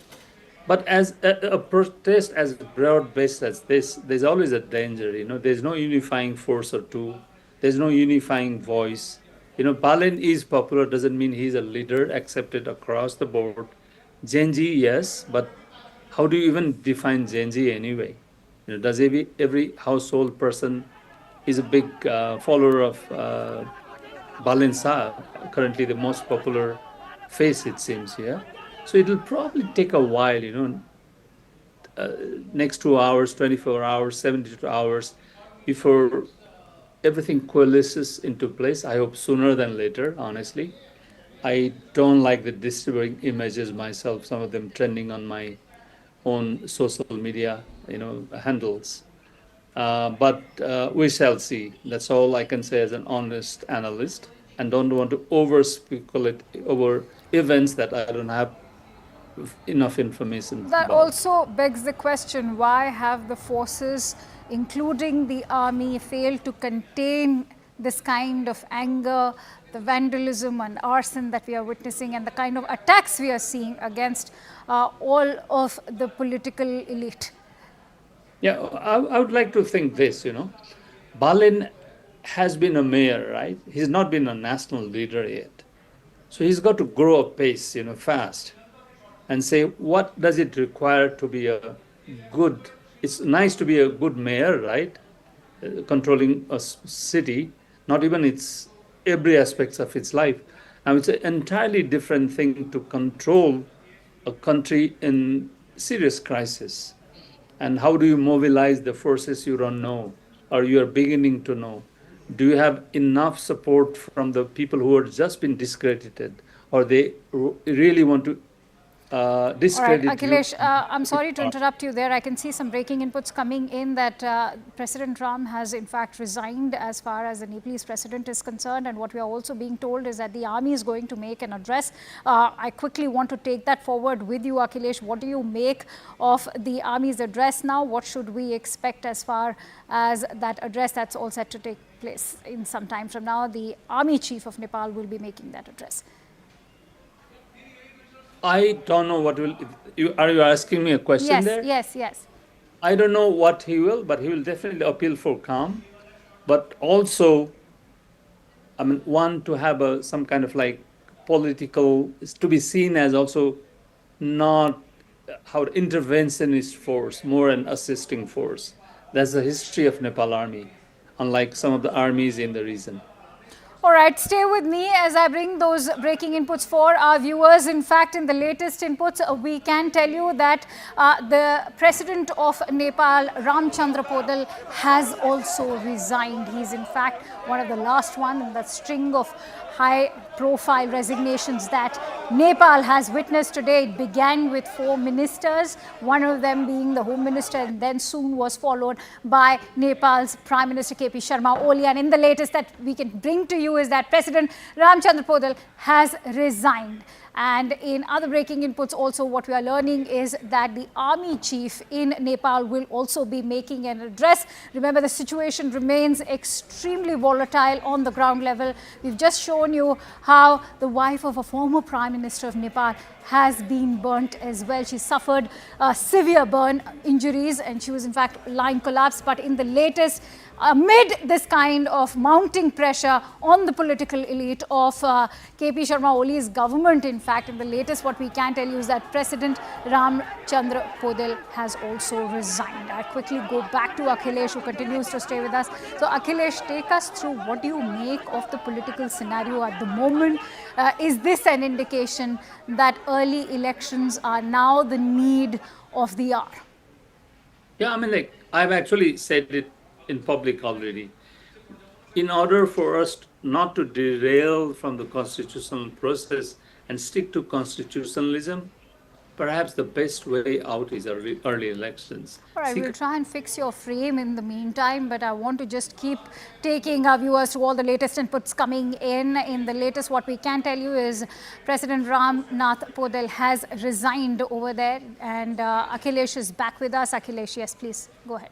Yeah, what I have been saying, including in my social media post, is the best way out in order for Nepal to not derail the constitutional process or constitutionalism. The best way out perhaps is declare an early election, and the country then goes through political transition, but also cathartic process of then cleansing itself. And new leaders will emerge, as they all do in these crisis situations. And new parties will coalesce and say, okay, we'll shake hands, those guys will not do, And these are also opportunities, if handled well, the time for when the changes take a pace fast. Instead of like years, this just happen in 2 days, 6 days, 6 months. And I would like to say, as I already said in my post, maybe give it a 6-month time, army or the law and order comes to place, new forces coalesce together or emerge, new leaders will have a more political buy-in with the public. Yeah, and then it will be a smoother transition towards election than declaring it overnight and and then the national apparatus, the state apparatus being completely unprepared. All right, stay with me, Akhilesh. I'm also joined in by our correspondent Siddhant, who's been tracking all the latest developments for us from Nepal. In fact, Siddhant, if you could shed more light on the resignations that have just come in, not to forget the severe burn marks that have been suffered by the wife of the former Prime Minister of Nepal. Well, that as we were discussing before, it's a complete breakdown of law and order in Kathmandu. In fact, all the senior leadership of Kathmandu, their houses have been attacked. They have been attacked. In fact, Deoba family was rescued. Both Arzu Deoba and her relatives were rescued by the locals as a mob attacked their house. The same was the case with KP Oli's personal residence. It was attacked. President's personal residence was attacked. So it's a complete breakdown of law and order in Nepal at this point in time. What we're getting to know is that army is going to take over the administration. That's what Manoj Gupta is bringing for us. But how that's going to happen, we really don't know. But we could expect in some time from now, there could be a briefing by the Nepalese army, perhaps announcing the takeover. All right. In terms of the kind of attacks that have taken place, what are you learning from your sources, Siddhant? Who is responsible for these attacks? Many protesters have in fact gone on record to deny that it is not the Gen Z protesters who have resorted to this kind of arson and violence, but we do see many are in fact the youth which are taking to this kind of violence on the streets of Kathmandu. We seem to have lost that connection with Siddhant, but let's quickly go back to Akhilesh, who continues to stay with us. So Akhilesh, from what the feelers we are getting at the moment is that the army is going to step in on expected lines. Yeah, I mean, like, it's time. But you say it is time. What does one now expect next? In how many months or days can one expect general elections to take place? I haven't followed elections, so, I mean, the process of elections so closely now.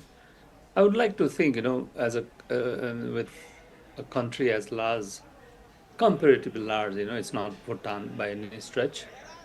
It's going to take time, to get the roles in order, election roles in order, but also many other things like election officials.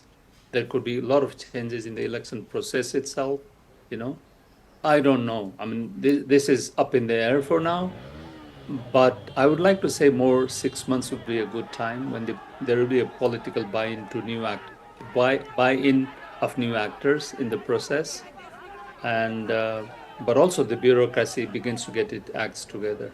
I would like to say, I mean, it's a very, very top of the mind cutoff point. I would say it's 6 months. All right. In fact, going to slip into a quick break. Stay with me, Akhilesh. We have plenty to discuss right now as Nepal stands at a turning point as far as the politics in the nation is concerned. With that, we're slipping into a quick break. Stay tuned to Nation at 5 as we return with the latest news and updates.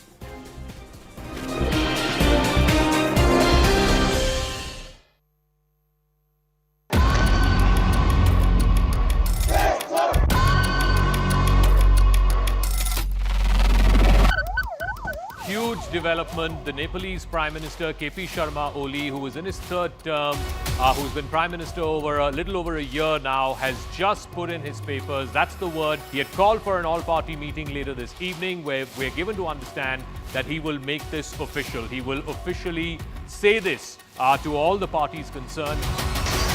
Hundreds of thousands of young protesters nicknamed the Gen Z protesters. They came down, they stormed the Nepalese parliament building because they were sick and tired of the status quo of politics in Nepal over the last 30 years.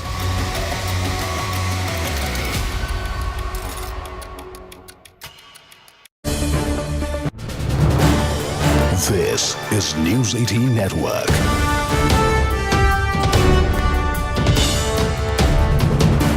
India's largest news network. Joining us here on CNN News 18, huge story breaking in the neighborhood. The Nepalese Prime Minister KP Sharma Oli, who's been a sort of a semi-permanent fixture in Nepali politics over the last 30 years, he has now tendered in his resignation. His current government, I think this is his third stint in power, his current government, which was an uneasy coalition between him, the Nepali Congress, and a section of the Maoist party. It was an uneasy coalition that had been in power for the last year or so now, and now, given these massive scale protests that we've seen, led by young people, the trigger being, of course, the social media ban, but it goes far beyond that. Issues of corruption, unemployment, privileges, dynastic politics, curbs on young people speaking their mind, all of this sort of came into a deadly cocktail. It came into a deadly combination, which finally ended up consuming the current Prime Minister, Mr. Oli, who has tendered in his resignation. The latest information that we have is that Mr. Oli has been given safe escort by an army chopper. Him and his immediate family members have been taken to an army barrack where they will be kept for some time. CNN News 18 broke this story first to you. We were the first ones to tell you that Mr. Oli has put in his papers. He has officially sent in his resignation to the Nepalese president, Mr. Paudel, whose resignation has now been accepted at 12:05 p.m. We told you about Mr. Oli planning to step down. It was clear earlier this morning itself. The RSP party quit, 4 ministers quit. The writing on the wall was clear as day to the Nepalese Prime Minister that he's fast losing support and he needs to step down. At 2:16 p.m. officially, KP Sharma Oli, Prime Minister of Nepal, put in his papers and stepped down as Prime Minister after being given safe passage by the military, an assurance of safe passage by the Nepal Army Chief. Let me go across to Darshan, who's a Nepali journalist, who is joining us live from Kathmandu. Darshan, so Mr. Oli, the long-serving Prime Minister of Nepal, has finally quit. Do we know where he is? He's apparently been taken in an army helicopter to some safe passage. And what happens next, Darshan? Who becomes the next Prime Minister? What is the next government going to be like? Is there any word about what is happening? So there is a lot of protest right now. Like though I'm in a hope in a safe place right now, I can hear a lot of screaming and the cloud which is filled with the smoke. So I'm not sure which are the buildings that has been into fire, but yeah, the PM Oli finally resigned. But it's not about a new government. It's a generational war. Like I mentioned earlier, Gen Z are like crazy, and there is also a lot of riots that's happening. And there is no one to take a lead at this time. But Gen Z are also, looking after Balin to come forward to control this chaos. Because right now there are protesters inside parliamentary building, inside the Singha Darbar, where all the ministries used to handle their places, and there are also many data centers that have very critical information. And right now there is no presence of the government in the street. Nepal police and APF have already said that the situation is not in our control. So it's chaos everywhere. So tell me, where is the Nepalese army? Are they protecting these sensitive installations, the parliament building, the secretariat, the houses of various ministers? We're told that military choppers were sent to some of these houses to evacuate the ministers. What is the latest in terms of, how this story is unfolding there, and what are the demands of these young people? Because it started with the social media ban, but it seems like this is pent-up anger. For a number of reasons, from corruption to unemployment, which is all blown over now in Nepal. Right, exactly. And the bigger, scope here, it's like I have been saying that it was also, social media ban took, maybe it helped to escalate things, but it is one of the only reason, the main focus. Welcome back to our live and rolling coverage on the political crisis in Nepal. In the latest, what we can tell you is that Ramchandra Podal, who is the president of Nepal, has tendered in his resignation. This after Nepal's Prime Minister KP Sharma Oli resigned, as nationwide protests have been spiraling out of control. Despite the withdrawal of the controversial orders, the unrest is raging on. arson, vandalism can now be witnessed on the streets, with in fact the political elite being also attacked. In fact, the wife of the former Prime Minister was brutally attacked. She's also suffered burn injuries. In fact, getting in some breaking inputs, Kathmandu Mayor Balan Saha has appealed for peace, is what we can tell you. He's saying that all of Nepal's leaders who killed the protesters have in fact quit. Now it is time to maintain order. So remember, the message is crystal clear that it is time to have a new beginning in Nepal, and all those who were responsible for the heinous killing of those young Gen Z protesters, 19 of them so far. What Saha has gone on to say is that all of the political dispensation have tendered in their resignations, and hence let peace prevail in Kathmandu. Let me quickly go across to Siddhant, who brings us those breaking inputs. Yes, Siddhant. Well, that's right. So he appears to be a leader who has always been critical of Oli and his administration, Akanksha. In fact, this morning also he said that what has happened in yesterday in Kathmandu is nothing but an act of terror.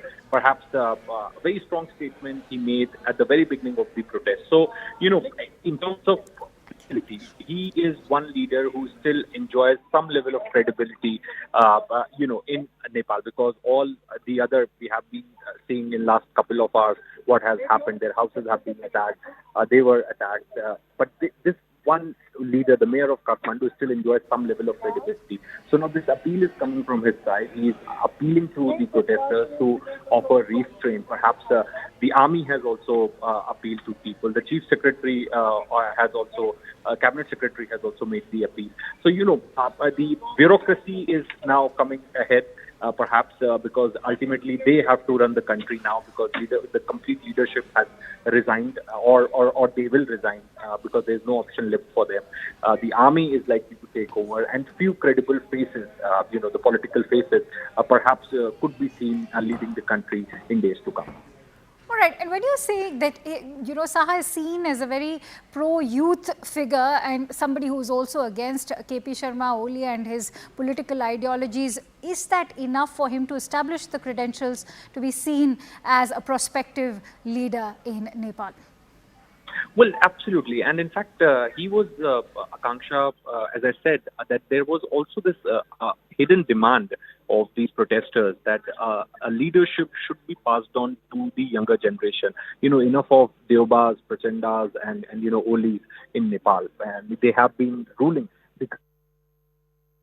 one by one. So, this was a demand of the protesters that a young leadership should take the center stage.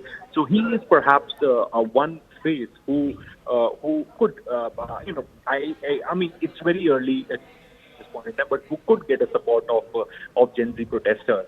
And perhaps if Gen Z protesters are going to be the stakeholders in deciding the future of Nepal, then definitely Mayor of Kathmandu would have an important role. Siddhant, I want to quickly bring you in on the point of these so-called Gen Z protesters, the role that youth has been playing, particularly in all the political upheavals that we've seen in South Asian nations. To begin with, you've had Bangladesh being the most recent, you have Sri Lanka, you have Myanmar, the role that the youth have played in all of these protests.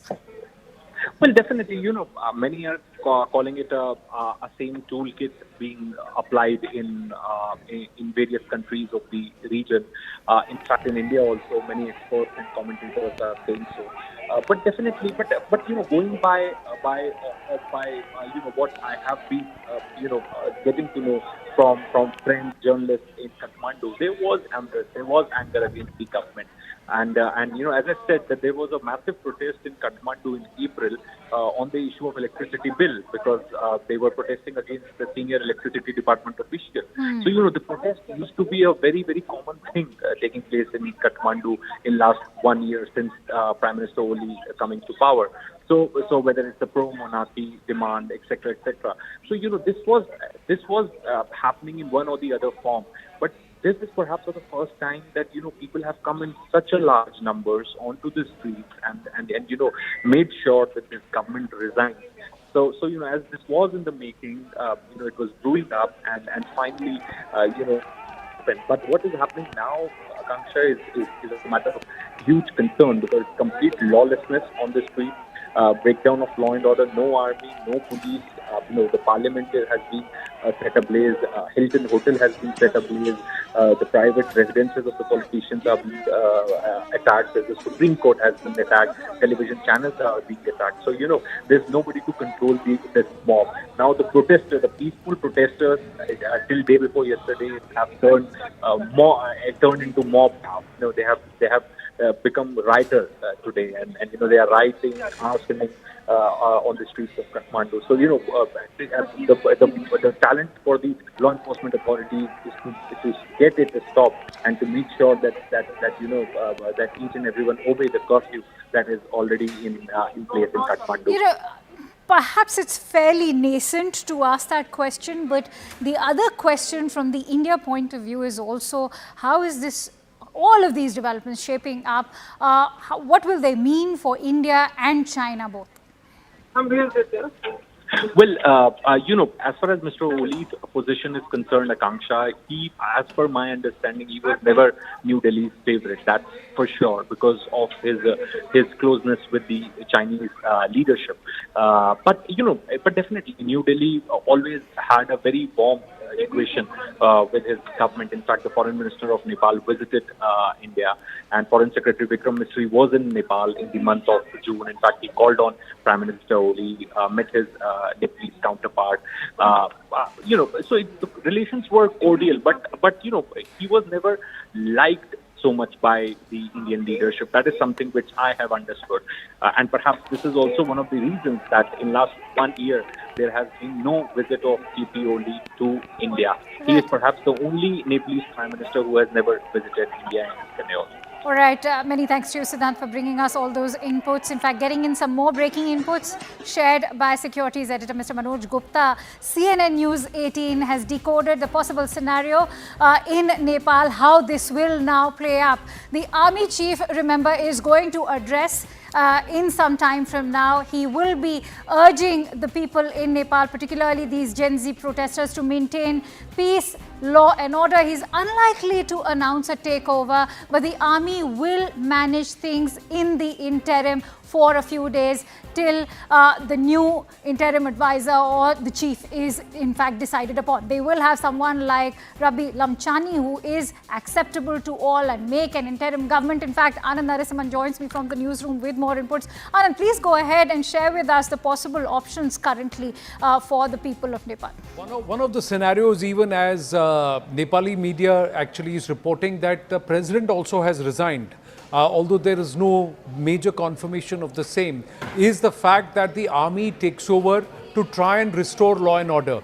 What we are seeing is that the protests are slowly turning violent, not just against the incumbents and the leaders who the people were sick of because of corruption and because of mismanagement and law and impunity, absence of law and order and impunity, but it could turn into anarchy on the streets and rioting and random arson and loot.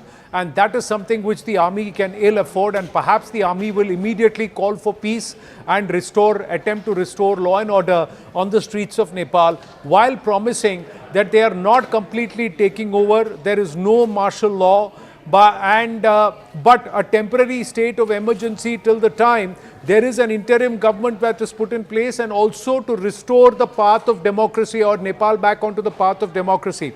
There are a few front runners who can be the young leaders in Balen Shah, the Kathmandu mayor. But right now, like you said, Rabi Lamchani could be the interim advisor. Ironically, and perhaps coincidence, that it's a very similar playbook to Colombo, to Dhaka, that we are witnessing in Kathmandu, Akanksha, and that cannot escape the viewer's attention. But for the moment in Nepal, the army chief is going to address, Mr. Sigdel, the army chief, is going to address the nation, and the call will be to immediately seize all violence, loot, arson, and vacate the streets. And perhaps by dawn tomorrow, there will be peace, and by afternoon, there could be an interim government in place at the helm, with Rabi Lamchani at the helm. So that's one of the scenarios that's possible.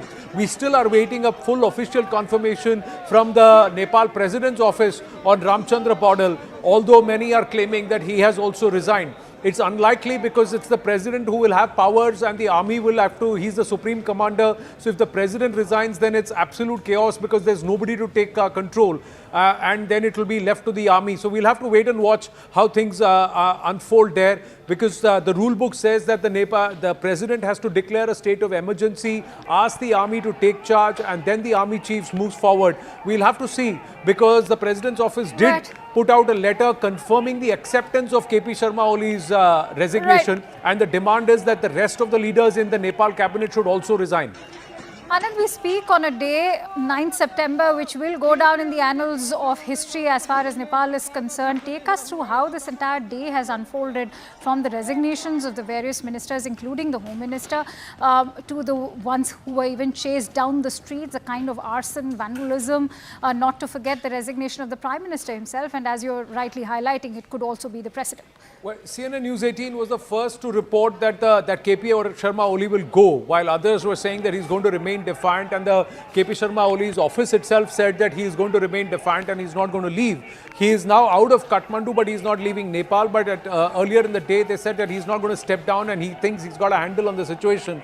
But clearly, there was already indication that it's a matter of hours, not even days, that KP Sharma Oli will resign. And it was perhaps further hastened when top ministers in his cabinet started resigning on moral grounds and saying that there is no control of law and order, and the killing of the youth, perhaps that was the big trigger there, when the forces tried to, and some in point blank and some right there on their forehead, were shot dead. And that's where it said enough is enough. Largely with the News 18 team on ground, Anand Tiwari, Tahir, and so many of our other colleagues on ground, the sentiment from Nepalganj all the way to Kathmandu has been, we were sick and tired of the corruption and the impunity with which the law and order was being abused by these netas and these privileged. And that's why all former prime ministers, their private residences have been attacked, and they have personally been attacked, be it Sher Bahadur Deoba, be it Mr. Kanal, be it KP Sharma Oli, whose statue was broken out. Now we've got more tragic news that's come in from the Kanal residence. In fact, stay with me, Anand. We're getting in breaking inputs. What we're learning is that the former Nepalese Prime Minister Jhalanath Kanal's wife, she has finally eventually succumbed to those burn injuries. Remember, just minutes ago, we were playing out those tragic visuals of his wife, who had completely collapsed on the road. And now, in some deeply tragic and disturbing news coming in, what we're learning is that Kanal's wife has succumbed to those burn injuries. In fact, those are the visuals that we are bringing to you, which go on to show that Kanal's wife had suffered these major injuries. There were people rescuing her. The forces also tried checking in on her, but perhaps it was just too late by the time she was rushed to the hospital. She had faced severe burn marks, and in very deeply tragic news, what we can tell you is that she is eventually succumbed to those burn injuries. Nepal continues to burn, and CNN News 18 is continuing to track all the latest developments in the South Asian nation. Stay tuned. In fact, we are closing right now as Plain Speak is up next.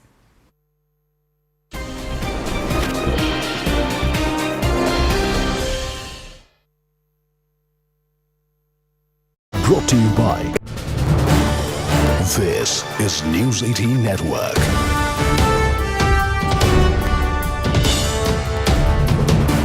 India's largest news network. Joining us here on CNN News 18, huge story breaking in the neighborhood. The Nepalese Prime Minister KP Sharma Oli, who's been a sort of a semi-permanent fixture in Nepali politics over the last 30 years, he has now tendered in his resignation. His current government, I think this is his third stint in power, his current government, which was an uneasy coalition between him, the Nepali Congress, and a section of the Maoist party. It was an uneasy coalition that had been in power for the last year or so now, and now, given these massive scale protests that we've seen, led by young people, the trigger being, of course, the social media ban, but it goes far beyond that. Issues of corruption, unemployment, privileges, dynastic politics, curbs on young people speaking their mind, all of this sort of came into a deadly cocktail. It came into a deadly combination which finally ended up consuming the current Prime Minister, Mr. Oli, who has tendered in his resignation. The latest information that we have is that Mr. Oli has been given safe escort by an army chopper. Him and his immediate family members have been taken to an army barrack where they will be kept for some time. CNN News 18 broke this story first to you. We were the first ones to tell you that Mr. Oli has put in his papers. He has officially sent in his resignation to the Nepalese president, Mr. Paudel, whose resignation has now been accepted at 12:05 p.m. We told you about Mr. Oli planning to step down. It was clear earlier this morning itself. The RSP party quit, 4 ministers quit. The writing on the wall was clear as day to the Nepalese Prime Minister that he's fast losing support and he needs to step down. At 2:16 p.m. officially, KP Sharma Oli, Prime Minister of Nepal, put in his papers and stepped down as Prime Minister after being given safe passage by the military, an assurance of safe passage by the Nepal Army Chief. Let me go across to Darshan, who's a Nepali journalist, who is joining us live from Kathmandu. Darshan, so Mr. Oli, the long-serving Prime Minister of Nepal, has finally quit. Do we know where he is? He's apparently been taken in an army helicopter to some safe passage. And what happens next, Darshan? Who becomes the next Prime Minister? What is the next government going to be like? Is there any word about what is happening?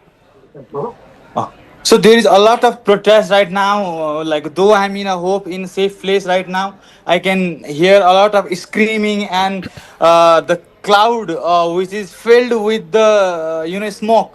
So I'm not sure which are the buildings that has been into fire, but yeah, the PM Oli finally resigned. But it's not about a new government. It's a generational war. Like I mentioned earlier, Gen Z are like crazy, and there is also a lot of riots that's happening. And there is no one to take a lead at this time. But Gen Z are also, looking after Balin to come forward to control this chaos. Because right now there are protesters inside parliamentary building. News 18 Primetime Studio, presented by Schneider Electric Smart Home Solutions.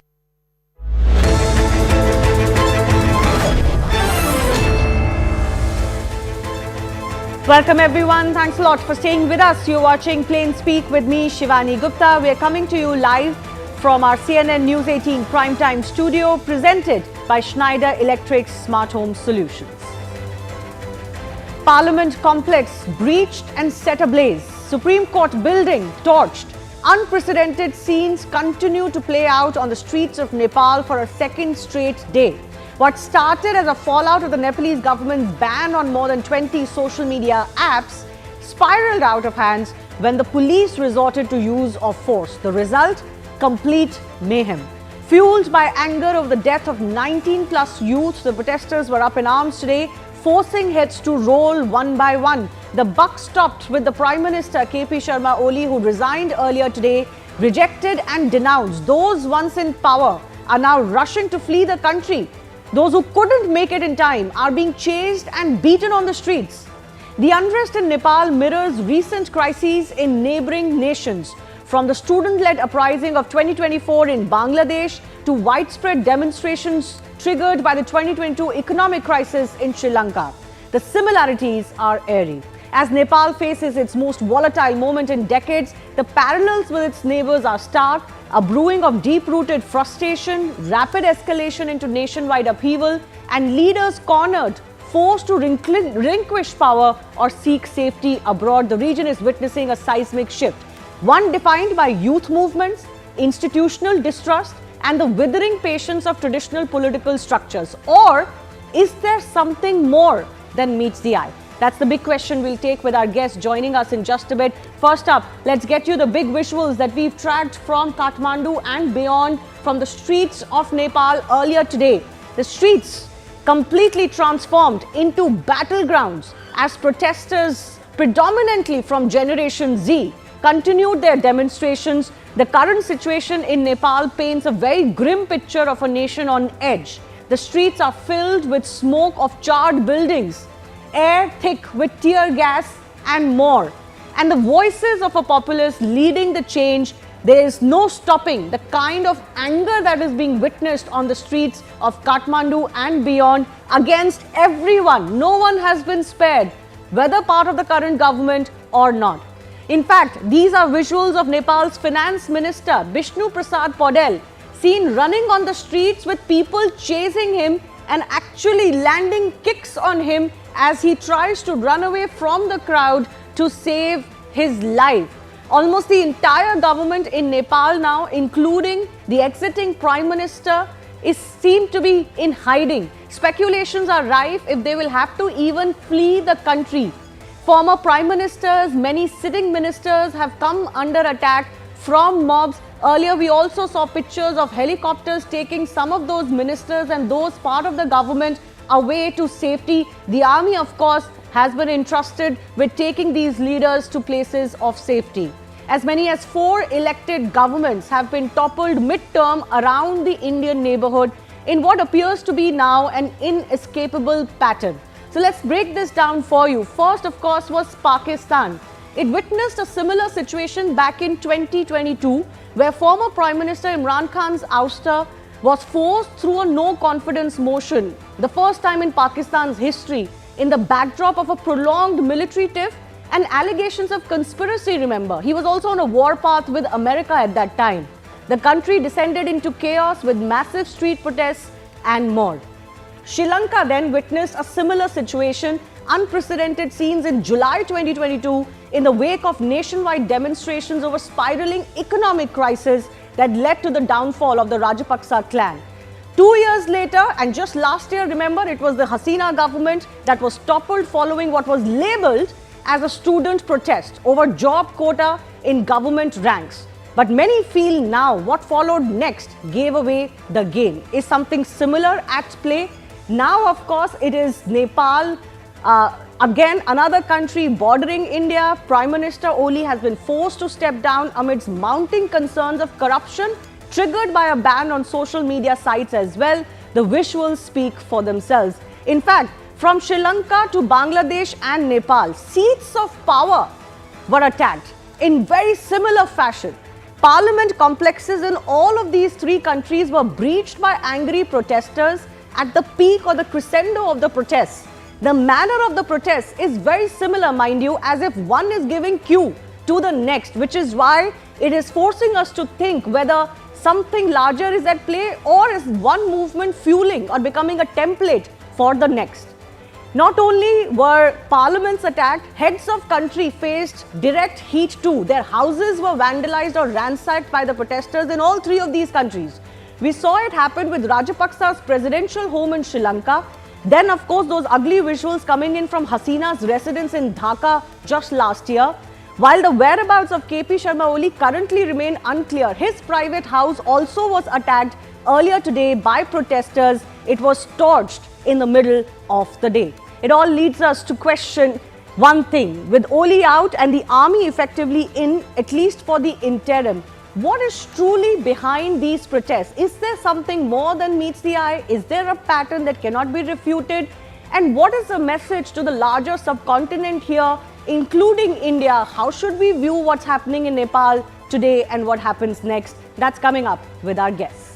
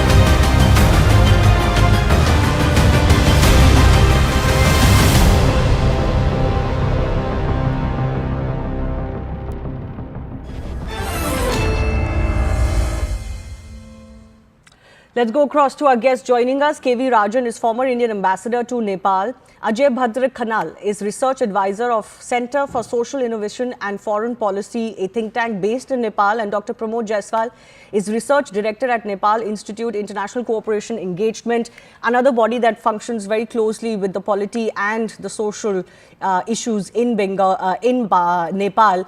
I also want to just quickly go across to some of the updates that are coming in. But okay, before that, let's also talk about what we're witnessing today. KV Rajan, I begin with you. How nervous or worried should India be with what's transpiring in Nepal over the last 48 hours or so?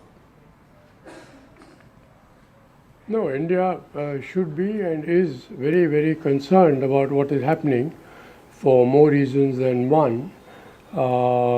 Nepal is a especially close country as far as India is concerned. We have enjoyed multifaceted links for a very, very long time. And what happens in one country cannot be insulated from what happens in the other.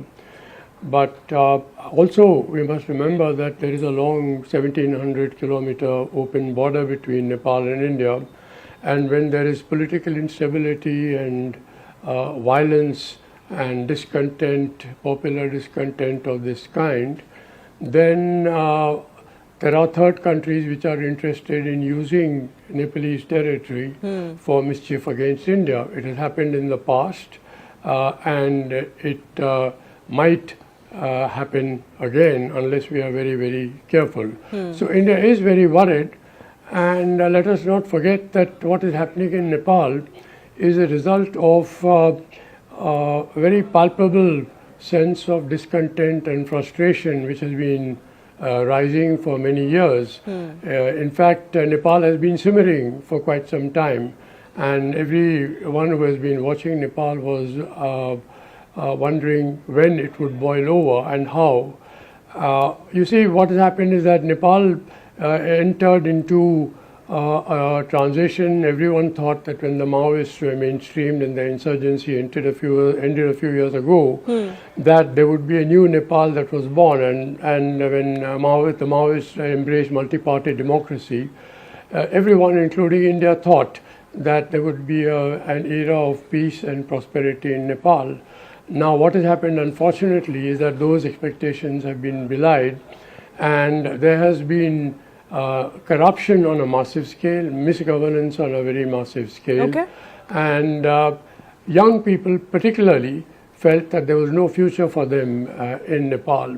So it is a very explosive mix, and India has to really be very, very watchful and very, very careful. It's an explosive mix, and that's an interesting term that you used, because in that explosive mix, sometimes the actual intended issues can get sidestepped, and we can lose the way into as to how to get to actual fruitful or constructive changes that some of the protesters may be demanding. Is that the situation where Nepal has reached is also a big question. But let me highlight the fact that KP Sharma Oli, of course, resigned and handed over the interim governance, or at least the control, to the army, because that is clearly what is needed right now.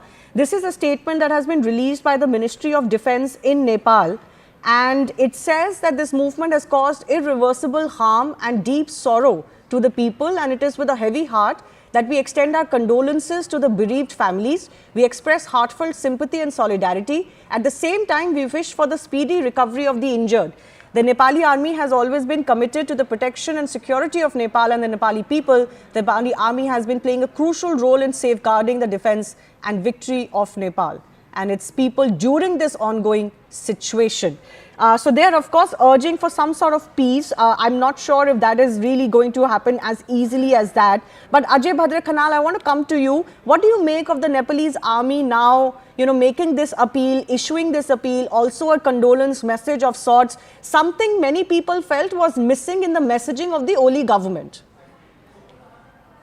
Yeah, I think so, because, as of now, there is no elected representative representing the state, They have all gone underground or either have resigned or gone underground. Yes. So at present, it's only the Nepali army and the president who represent the state. And of course the bureaucracy, but it's the Nepali army which has the say in the future course of events. And I think the Nepali army has a characteristic, it has experience, it has knowledge, and I think it will do the right thing in having consultations with demonstrators, with the civil society, and with politicians, and coming up with the right kind of political outlet. And I'm confident that they will be able to do that. Regarding today's events, it is unexplainable. Of course, as Ambassador Rajan said, we know why there was so much pent-up anger, and we know how, this whole thing started. But today's events is unexplainable, and the organizers, the Genji, have said that they were not responsible for vandalism. They had already withdrawn from the protest, and we have some sort of a different kind of elements who are trying to take advantage from this anarchic situation. And I think everybody is now ready for peace. And we are hoping, all Nepali people are now hoping that there would be a peaceful outlet. And I think Nepali army is at the center, and I think they will be very responsible. Dr. Pramod Jaiswal, this is exactly what happens more often than not when you have such sort of a large mass protest. It's very easy in most of these situations for antisocial elements to creep in, if that is what has happened in Nepal, and to steer the entire protest into a direction that it becomes completely uncontrollable. Where do you think that responsibility lies? Was it the fact that the government did not take the right steps when they could have taken, or do you think the protesters also went astray to some extent? I think, first of all, the state should have responded very responsibly, because yesterday when there was protest, the use of excessive force was not desirable. Because nowhere in the history of Nepal we have seen that almost 20 people has died in a single day. We have overthrew monarchy, we have got different kind of movement in this country. We have got all kind of violent protests that have lasted for months. But nowhere we heard that such a huge number of casualties has been reported, especially in one location. Okay. So that is where the state should have avoided such provocations. Second is that the attack was on a very young children who were armless, school kids, or you can say university students, all younger generation. So I think it was not necessary to have those kind of force desired. Obviously, there is some element might have benefited from that and might have provoked that, but I think it was under control. The order given by chief district officers, the role of Nepal Army, Nepal Police, not Nepal Army, but Armed Police Force and Nepal Police are questionable. The Home Minister was not very capable to handle that well. I think that is the first step that we have avoided. Second, I think what is also important is that even the government failed to come address the people there. They were not able to address the demands. Even the social media was not released. The ban was not removed in the cabinet meeting. The Deoba had to intervene and pressurize the Prime Minister to request, and the resignation of Prime Minister came much later today. I mean, if they had responded last night, they had whole night, 12 hours to decide. Maybe by morning they would have taken things under control, because yesterday they were killing and there was anger, but the anger from the people's side was very harsh today, where the houses of all the top 50, or you can say around 20, 30 top ministers, senior politicians were burned down, parliament is on fire, right. President House, Supreme Court, all is on fire. And I think the government could have stopped this last night if they had responded promptly in the right direction.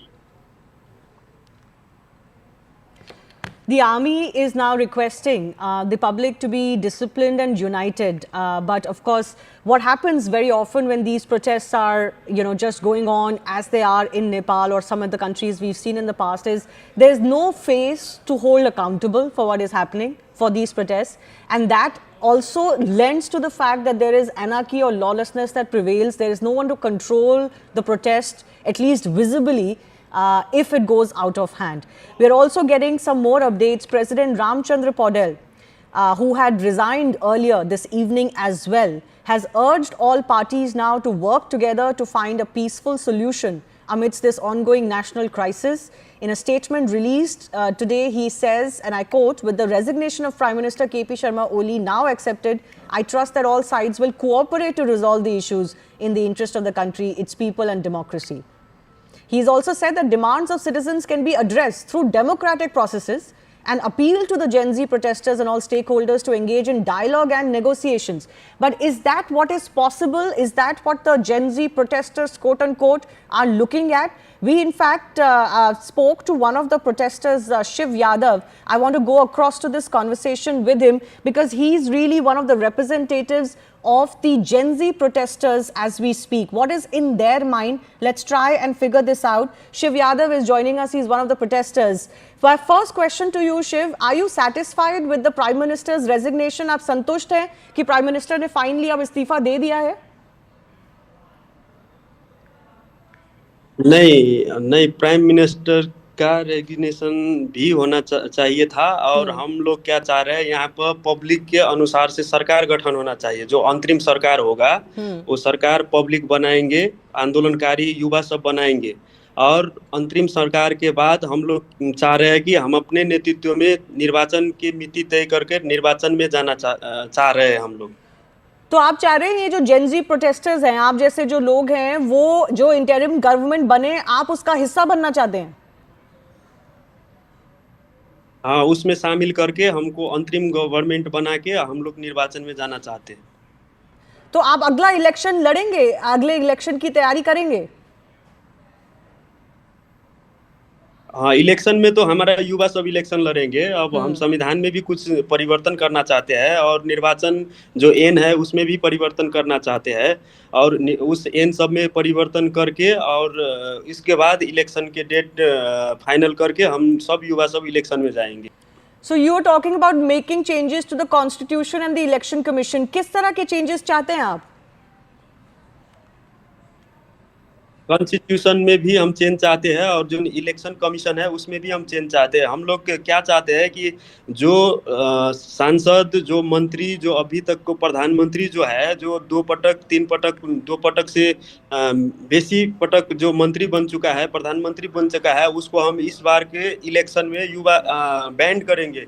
वैसा हम N लाना चाहते हैं और युवा सबको, जो नया युवा है उसको निर्वाचन में लाना चाहते हैं और चुनाव में हम जोड़ना चाहते हैं। There are suggestions and कुछ गवर्नमेंट की तरफ से भी बयान आए थे कि कुछ आउटसाइड फोर्सेस यहाँ पे काम कर रहे हैं, बाहरी तत्व कुछ हैं जिनकी वजह से ये सारा प्रोटेस्ट हो रहा है नेपाल में।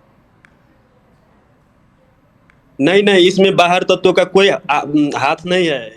ये जो नेपाल के युवा सब में जो एक फ्रस्ट्रेशन था, जो ये नेता लोग थे, वो बहुत लंबे समय से जो युवा सब में फ्रस्ट्रेशन, यहाँ रोजगार नहीं है, यहाँ पर कुछ ठीक व्यवस्था नहीं है, यहाँ पर कोई विकास नहीं है, उसका फ्रस्ट्रेशन से वजह से ये सब क्षति हो रहा है। अगर कल जो प्रोटेक्शन हुआ और युवा को जो गोली हाना गया सरकार को तरफ से, उसके लेकर ये आक्रोश आज ये दिख रहा है। बट सवाल तो उठ रहे हैं कि इस प्रोटेस्ट में जो इतना वायलेंस हुआ है, क्या वो सही है? क्या इतना वायलेंस के साथ प्रोटेस्ट होना चाहिए था? अभी हमने देखा है, इमेजेस आई हैं कि लीडर्स और उनके फैमिली मेंबर्स पे भी अटैक हुए हैं। नहीं, हम लोग वायलेंस के समर्थक नहीं है, लेकिन सरकार क्या किया, हमारे युवा सबको, जो जेनजी युवा सब है, उसको छाती और माथा में गोली ताक के मारा है और हमारे 600 लोग अभी हॉस्पिटल में भरना है, युवा सब। तो ये तो नहीं, अब गवर्नमेंट को तो ये नहीं करना चाहिए था ना, उसके लेकर ये प्रोटेस्ट को इस अवस्था सृजना हुआ है।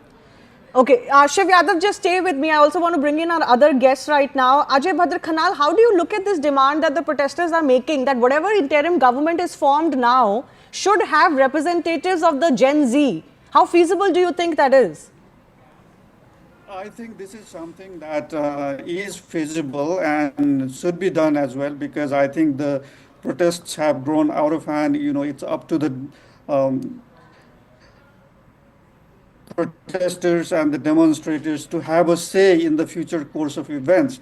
And if we don't properly address that, I think this demonstration will continue. So it's a way of maintaining peace. And I think that given the complete vacuum and absence and the loss of legitimacy of the old parties and the parliament, I think this is a way out. I think we should have a broad representative government. And this are. Yes, I can hear you. Yes, go ahead. All right, Dr. Pramod Jaiswal, I want to bring you in on this as well. They want to be part of the new interim government. They want changes in the constitution. They're saying we want to change the election commission as well. How easy or difficult will it be to now identify the representatives of this broad Gen Z protest and make sure that voices can be heard?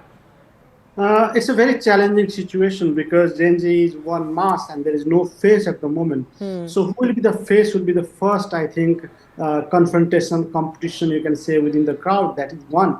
Second is that what will be the major agendas, because Gen Z is an age group, they don't have clear agenda. So I think what will be the changes that they want in constitution, that will be also debatable. That will be major agendas at the moment. Third will be like when they're asking of having an interim government. So who will lead that interim government is another challenge. Probably people are speculating that it can be the mayor of Kathmandu, Balen, but whether they'll accept him or not is another question. Again, the interim government will have other members. So who will be there? There are lots of questions that are being asked, and it's within them as well, which is people are not aware. They themselves are not clear because now they've been invited for negotiations. How they will negotiate, what they will negotiate, do they have the verdict to negotiate on those terms? There are lots of challenges that we see in coming days. Yes. Are the protesters now ready for stage 2, for what follows if they are to negotiate their terms? Before I go across to Shiv once again to understand who their representatives could be, KV Rajan, I want to bring you in on this as well. What the protesters seem to be suggesting is a complete indictment of the political system in Nepal. They're saying we are fed up of everyone. We are fed up not just of this government, but everything that came before it. And we don't want this to continue. It's like they've completely rejected every political structure that stands in Nepal today. This is a very precarious situation. Yeah, that is very understandable, I think, because ever since democracy came back in its present form, parties have changed, prime ministers have been changing by rotation, etc.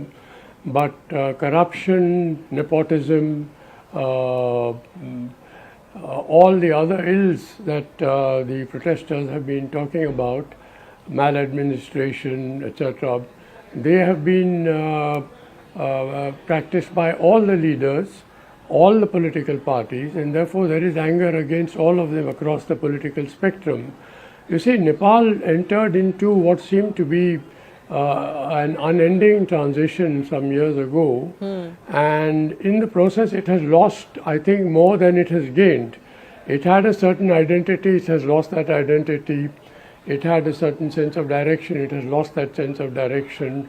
So it is really a country which doesn't seem to have any kind of raison d'etre, as it were, at the moment. Okay. And instead of focusing on inclusive development, prosperity, progress, there has been a tendency to indulge in reckless nationalism, particularly on the part of the left-wing parties, and play the China card despite crossing certain red lines.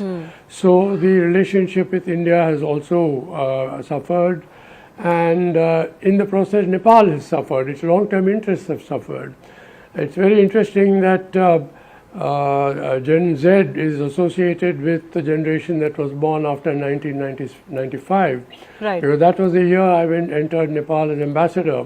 And, India practiced a different policy then. It was called the twin pillar policy of supporting the monarchy as well as all the political parties without any favoritism, and focusing only on development. So the result was, even when we negotiated an important agreement with the government of the day, we also negotiated with the opposition of the day.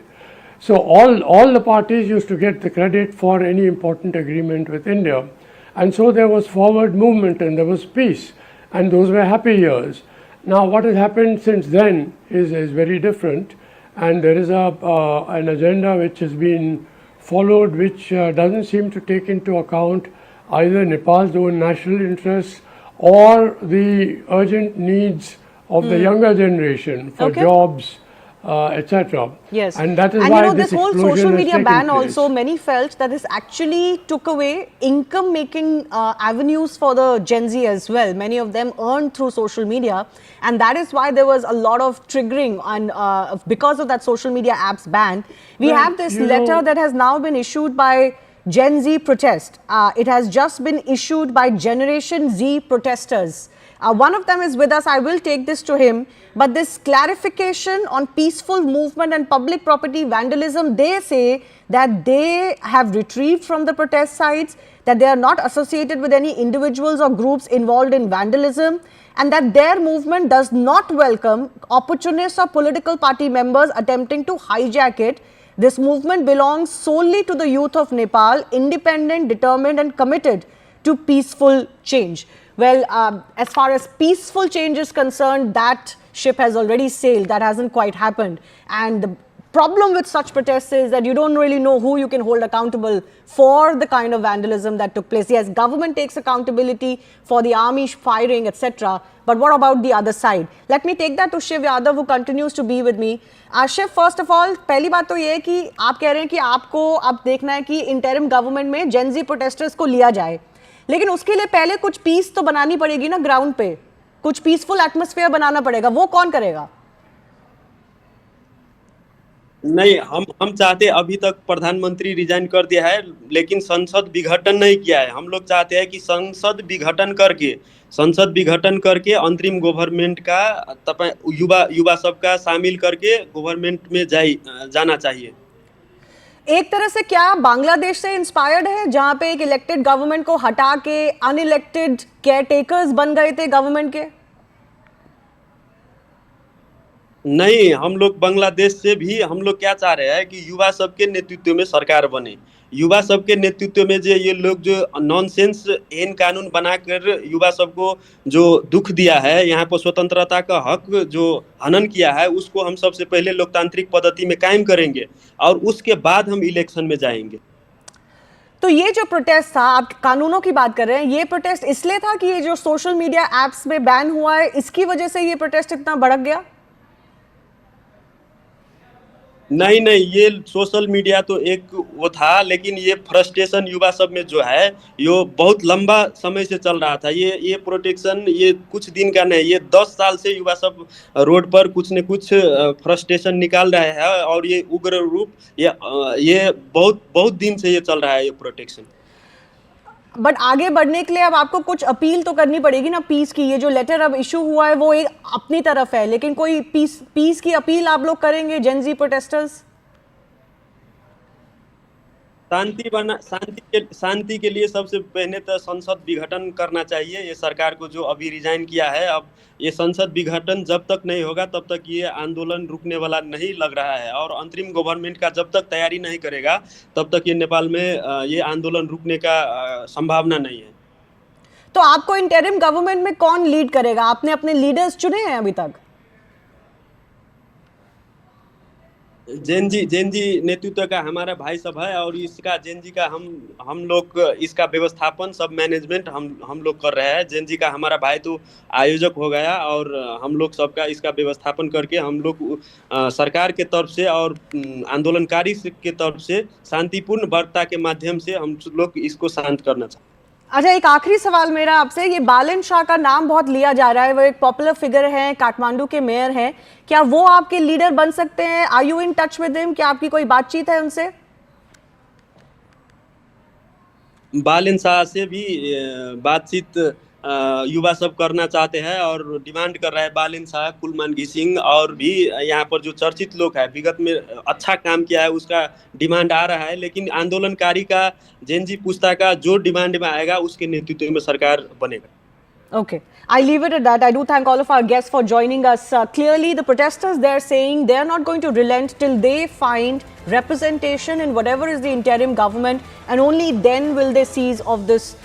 Will they cease this protest? But in the meantime, there are concerns for everyone, including in India, of what is the future of Nepal, and is this becoming a template of removing elected governments over any kind of anger that may be real or otherwise. That's the big worry that's coming in for the Indian subcontinent. Moving on, we also get you some news from back home. The stage is set for one of the most keenly watched political contests of this year, the vice presidential elections. The post may be largely ceremonial, but the battle this time is anything but. It's not just about electing the next occupant of the Rajya Sabha chair. It's a high-stakes clash of ideologies where alliances are being tested and loyalties are under scrutiny. With the NDA and the opposition blocs fielding contrasting candidates, the election is shaping up as a reflection of the wider political divide. But beyond the numbers on paper lies a more unpredictable element, cross-voting. Will party lines blur as far as this secret ballot that was held earlier today is concerned? The total strength of the Lok Sabha and Rajya Sabha states BRS, BJD, Akali Dal and Waris Pathan, they abstaining from the entire election process. The halfway mark became 384. The NDA has 426 numbers with YSRCP believed to be voting in favor of them. The total stands at 437. So they're absolutely comfortable. The India bloc, on the other hand, 306 seats, adding AAP's tally to the mix. They enjoyed the support of 318 parliamentarians. And there are 12 that we learnt were on the fence. We don't quite know exactly which way they have voted. But remember, the counting has begun and the results will be out maybe in an hour or so's time. And we're keeping you first abreast with that. The NDA, in fact, is already preparing for victory. Counting underway, it will continue till about 8 p.m. But MPs will be assembling at Prahlad Joshi's residence where celebratory preparations have already been made because, as I said, the numbers are not in doubt. It's only about whether any cross-voting helps any side or not. And Prime Minister will be at Prahlad Joshi's residence later this evening for the results and to congratulate the new Vice President. Will cross-voting be a factor? Our guests are joining us to decode what we witnessed both during the campaigning for this vice presidential election and also through the voting today.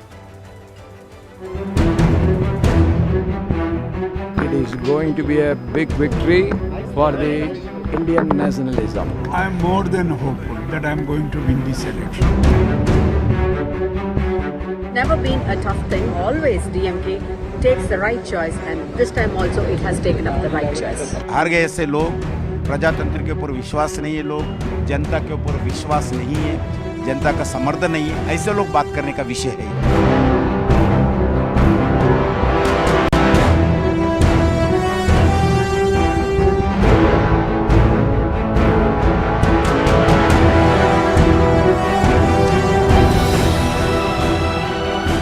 क्या ये ideology की लड़ाई है?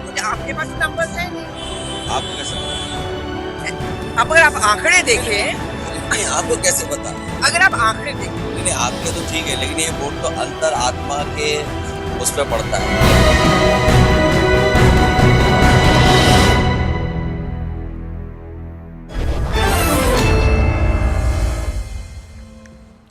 Joining us now, Rajat Sethi and Akhil Swami, political analysts with us. Also, CNN News 18's Aman Sharma and Pallavi Ghosh joining us. They've been tracking this election very closely. Aman, let me come to you first. The fact that YSRCP voted in favor of the NDA choice, do you think that's really mainly the big headline as far as party alliances that we've discussed so much is concerned? Well, I think so, Shivani. I think the YSRCP voting for the NDA is the big story of the vice president election. The second big story would be when the final numbers come in and we discover if there has been cross voting also towards the NDA side. So far, both the camps are claiming that their entire camp has voted. Only 13 MPs have abstained from voting as expected. 4 from the BRS, 7 from the BJD, 1 from the Akali Dal and 1 independent. But I think the YSRCP voting in the favor of the NDA means that all 36 MPs from Andhra Pradesh have voted for the NDA candidate. This is the big thing. The YSRCP's 11 MPs, the Congress was clearly hoping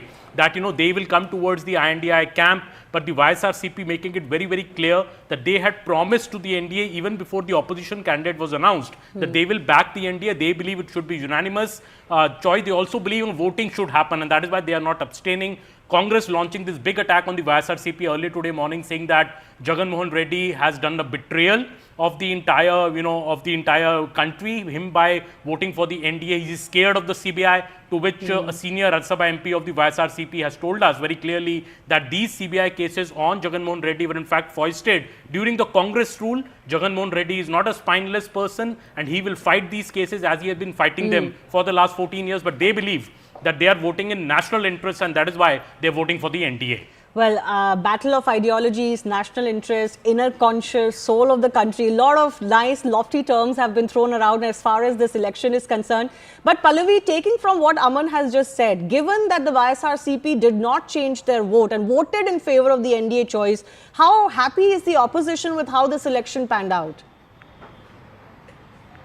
Well, I mean, I saw a tweet which was put out by Jairam Ramesh, and where he said that all 317 of our MPs have voted for our own candidates, so they clearly are patting them on the back. Look, whatever one may say, but it's not a surprise element for anyone if YSRCP or the BJD or the BRS or even Akali Dal decides to abstain. They all have their own reasons. Of course, as far as YSR is concerned, I think the Congress's line is very, very clear. He can never be a friend. He's always an adversary. And it was one of the most bitter elections that they contested, because mind you, these are the states where the Congress party is very much sees itself as a contender and challenger. So they're not going to be friendly with, say, a Jagan Mohan Reddy in Andhra Pradesh, or with a BRS in Telangana, or even with the Shiromani Akali Dal in Punjab, because what is common is in all these three states, or even the BJD in Orissa, in all of these four states, they are seeing themselves as a challenger and a contender, and in many of them states it's a two-way battle, so they can never be seen by the side of them, and that explains the kind of bitterness or the kind of criticism which is coming in, particularly from the Congress party. But if you're going to ask me about how the mood is within the India bloc, well, they're pretty gung-ho about it. We heard what Akhilesh Yadav had to tell me earlier today, that it is not about aakre, it's not about the numbers. Aapko kaise pata ki hamare paas nahi hai. The point is that they have pitched it as a battle for ideology, something to protect the constitution, something to protect the democracy. So in a defeat also, they're going to see a sense of win. And look at the responses which are coming in from the Congress leaders, that all those who did not vote for Mr. Sudarshan Reddy actually voted for a regime. They voted for a candidate who's, one, going to be not non-partisan, and second, who himself has been divisive in nature. He represents an ideology which is backed by an ideology which is divisive and anti-constitution. So even in that defeat, I think the India bloc is going to position itself as a win, and a win of ideology. Well, the numbers have to be in their favor, Rajat, for them to claim any moral victory, isn't it? They've claimed so as far as 2024 election results are concerned, but there was an uptick in the numbers. But if there is no numbers and instead there is cross-voting on the other side, then surely this will be a moral defeat, what has been projected as a battle of ideologies. You know, the state of affairs of the India alliance is too clever by half. You know, their entire choice of having Justice Reddy as their candidate was so that they can let cat among the pigeons and split the Telugu votes and possibly get all the Telugu votes. They started off with the defeat in the Telangana land itself. In Andhra Pradesh itself, the entirety of members of parliament have gone into one direction, which is against Justice Reddy. So, I mean, you know, this is how ill-prepared Congress is when it comes to, you know, either making a political point or even going out and putting up a fight in order to win an election. So the entire calculation, the amount of effort that is put in, your leader of opposition is out of country just a couple of days before the actual polling is to happen. And then even during that exercise, has there been a genuine appeal to fellow members of the India Alliance? I don't see that. I did not see him reaching out to, say, Uddhav Thackeray, not just over a phone call, but physically going out and making that outreach and trying to massage their egos and ensure that they all come on board. And right now, I think the biggest story that we will hear, we might not come to know, but it will be from Maharashtra. So many members of parliament might just switch sides during the polling and might cross vote, keeping that broader conscience in mind and trying to go ahead and cross vote. My problem is, you know, in the run up to this election, Mallikarjun Kharge ji and Pawan Khela and other spokespersons of the Congress party consistently said that Prime Minister Modi barely has 5-6 months left, and he's going to, you know, either the government will fall or he'll resign. Now, when you're making such broad claims, you had one opportunity to actually, go out and prove your point that yes, there are internal issues within the NDA, and you missed that bus entirely. Now, who is going to trust your broad claims when you come out on television and say that 5-6 mahine ki baat hai?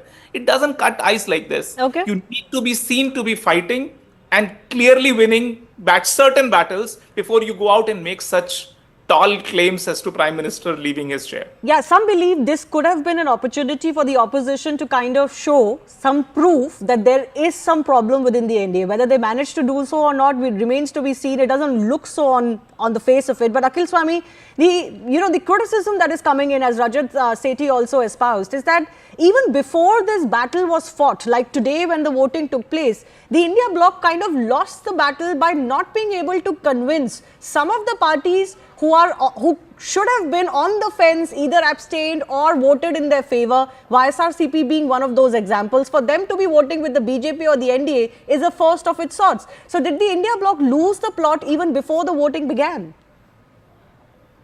Shivani, all of you are counting number of member of parliaments on that side or this side. See, I am more concerned as to whether these member of parliaments who are voting today are genuinely elected, and they have been elected by vote chori. See, after the allegations made by Rahul Gandhi, the Chunav Ayog and the Election Commission should have clarified constituency-wise and clarified whether rigging was made and the electoral rolls were manipulated.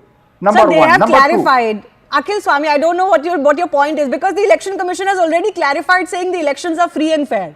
They have obviously rejected every charge of vote chori. See, Shivani, I am more concerned that Sri Lanka, we saw this happening 2 years back. We saw in Bangladesh same thing happening, and the president of Sri Lanka and the prime minister of Bangladesh fleeing the country.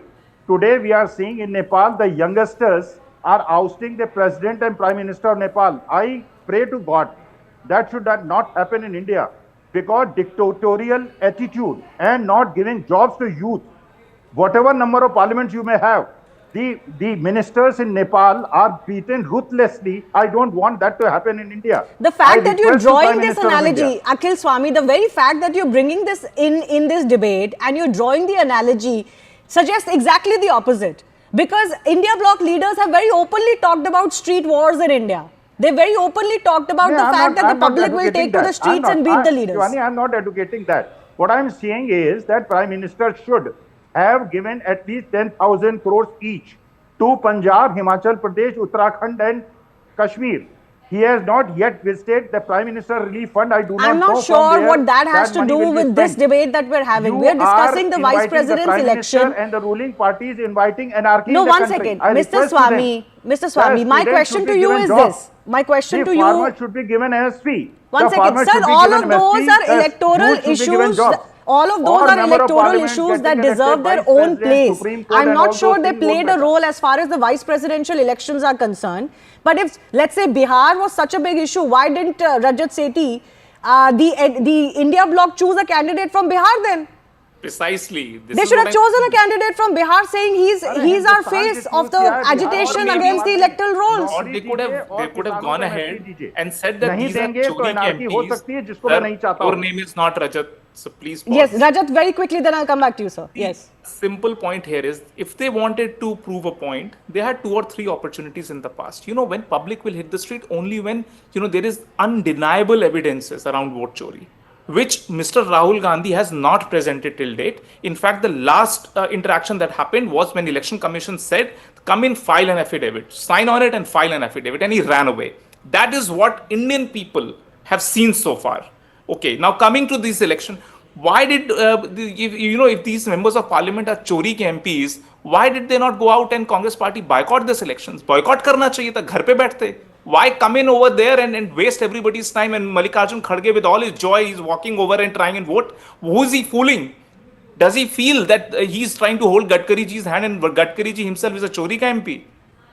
No, so this vote chori, I don't want to combine issues here, because this whole vote chori allegation and electoral roll when you is run a out of completely ideas. separate issue. But let me tell you, Akhil ji is absolutely right. After this event is over, you will see Congress party MPs coming out and talking exactly this language. So what Akhilji is saying is actually the moot line that is going to be carried forward by the India Alliance members after they lose this election. Because one way or the other, they have to delegitimize the whole thing. Otherwise, how will they go and face Bihar voters? The only way. Losing elections. The only way that doesn't happen is if they get 1 or 2 cross votes on their side. If the numbers increase even by 1 or 2, then it's a legitimate election. No, you cannot count that. No, see. Then it's a legitimate election. By how and who cross voted is a separate issue. You can't do that. But I want to quickly bring in Pallavi and Aman also. Pallavi, this whole choice of the candidate itself, as we are discussing now, also has been debated ad nauseum very quickly.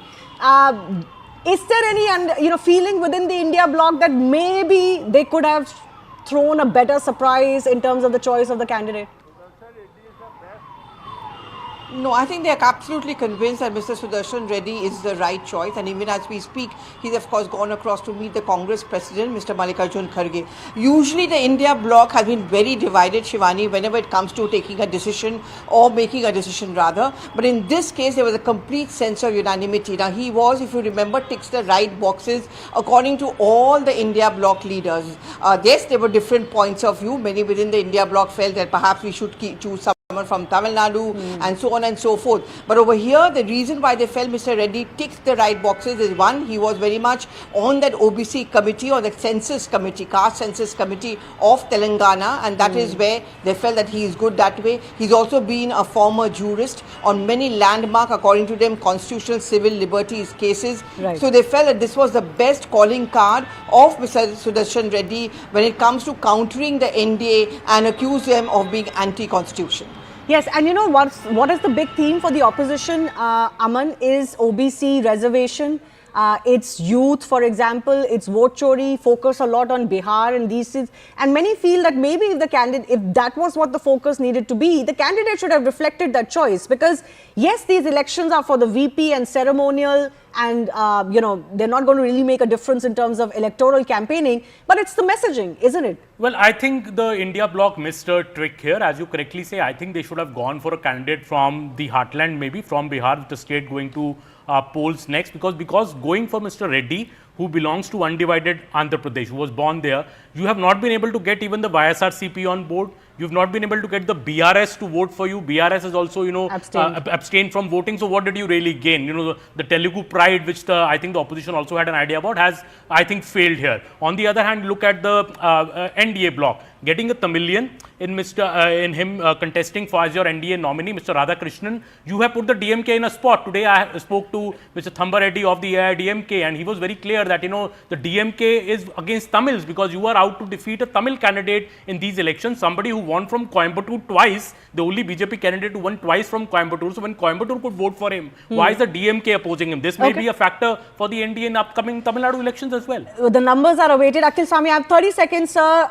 If the numbers are convincingly in the favor of the NDA candidate, including cross-voting that many are suspecting would happen, will the opposition delegitimize these elections, or do you think that is not something that the India bloc should do? See, student agitation has started in Bihar. I request to all students of Bihar and of the country not to follow the Nepal line and the Bangladesh-Sri Lanka line. Be peaceful. This is our country. But I also request the Prime Minister of India to give jobs to the youth and MSP to the farmers, not to be ruthless and dictatorial. Okay. Otherwise, I don't want my country, my motherland to suffer because of the dictatorship that is we are seeing for the last 20 years. All right. We'll have that discussion separately, and I will look forward to having you on that. I do thank all of our guests for joining us. The results will be out in an hour or so. Stay with CNN News 18. Thanks a lot for watching Plain Speak, presented to you from the CNN News 18 Primetime Studio by Schneider Electric Smart Home Solutions. Thanks a lot for watching.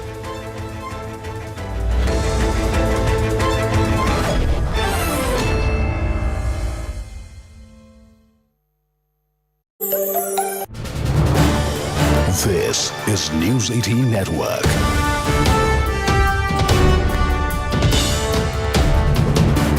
India's largest news network.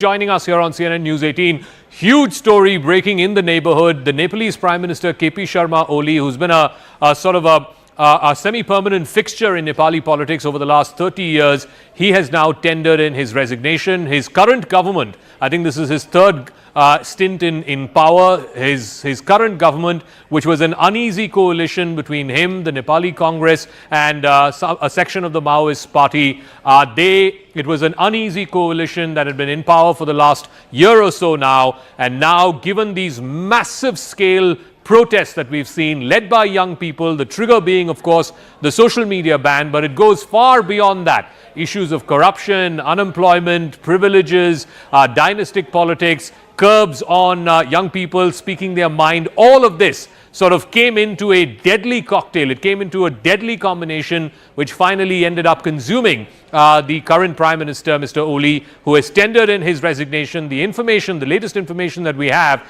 is that Mr. Oli has been given safe escort by an army chopper. Him and his immediate family members have been taken to an army barrack where they will be kept for some time. CNN News 18 broke this story first to you. We were the first ones to tell you that Mr. Oli has put in his papers. He has officially sent in his resignation to the Nepalese president, Mr. Paudel, whose resignation has now been accepted. At 12:05 p.m., we told you about Mr. Oli planning to step down. It was clear earlier this morning itself. The RSP party quit, 4 ministers quit. The writing on the wall was clear as day to the Nepalese Prime Minister that he's fast losing support and he needs to step down. At 2:16 p.m., officially, KP Sharma Oli, Prime Minister of Nepal, put in his papers and stepped down as Prime Minister after being given safe passage by the military, an assurance of safe passage by the Nepal Army Chief. Let me go across to Darshan, who's a Nepali journalist, who is joining us live from Kathmandu. Darshan, so Mr. Oli, the long-serving Prime Minister of Nepal, has finally quit.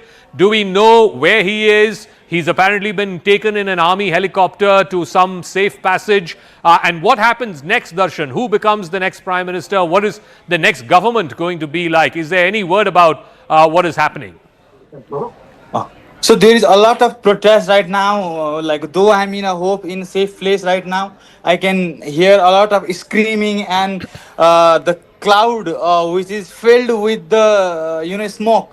So I'm not sure which are the buildings that has been into fire, but yeah, the PM Oli finally resigned. But it's not about a new government. It's a generational war. Like I mentioned earlier, Gen Z are like crazy, and there is also a lot of riots that's happening. And there is no one to take a lead at this time. But Gen Z are also, looking after Balin to come forward to control this chaos. Because right now there are protesters inside parliamentary building, inside the Singha Darbar, where all the ministries used to handle their places, and there are also many data centers that have very critical information. And right now there is no presence of the government in the street. Nepal police and APF have already said that the situation is not in our control. So it's chaos everywhere. So tell me, where is the Nepalese army? Are they protecting these sensitive installations, the parliament building, the secretariat, the houses of various ministers? We're told that military choppers were sent to some of these houses to evacuate the ministers. What is the latest in terms of, how this story is unfolding there, and what are the demands of these young people? Because it started with the social media ban, but it seems like this is pent-up anger. For a number of reasons, from corruption to unemployment, which is all blown over now in Nepal. Right, exactly. And the bigger, scope here, it's like I have been saying that it was also, social media ban took, maybe it helped to escalate things, but it is one of the only reason. The main focus is the corruption and the Gen Z who are considered to be the people. And there was no aspiration in the country. If you look at past 10-15 years, looking at the trend and the revolving, game of chair that these few political faces, they played during the politics. So it was an anger of this generation, not only Gen Z, in fact, the millennials and other generations people as well. So I think the impact created the frustration that each Nepalese that whole inside of us. In terms of So, corruption, in Darshak, terms of who is likely to now step forward and become the next leader of Nepal? We heard from a protester, a young lady a moment ago. I believe the mayor, the current mayor of Kathmandu seems to be very popular. What is his name? What do we know about him? So Balen Saha, he is a former rapper turned metropolitan, like he's the mayor right now. So people and the young generation, they look to him. So I think the one person that could control this whole crowd that's going crazy in different parts of the country would be Balen Saha. Also, I've been like listening to a lot of things. I don't know why he has not yet able to like speak or to stop this chaos that happening. So literally, I mean, there is also rights, if you understand. Like, I mean, there is no presence of government right now in the country. The streets of Kathmandu, the streets of Nepal has been in the control of the young people. There are also chanting like the young people have won. I don't know how the situation will take place. So you are saying that the current political operatives, whether it is Mr. Dioba, Mr. Prachanda, Mr. Oli, of course, has stepped down, all the other political operatives in the current parliament, none of them are acceptable to the young people. No, not at all. And there are also Raprapa. CNN News 18 Primetime Studio, presented by Schneider Electric Smart Home Solutions.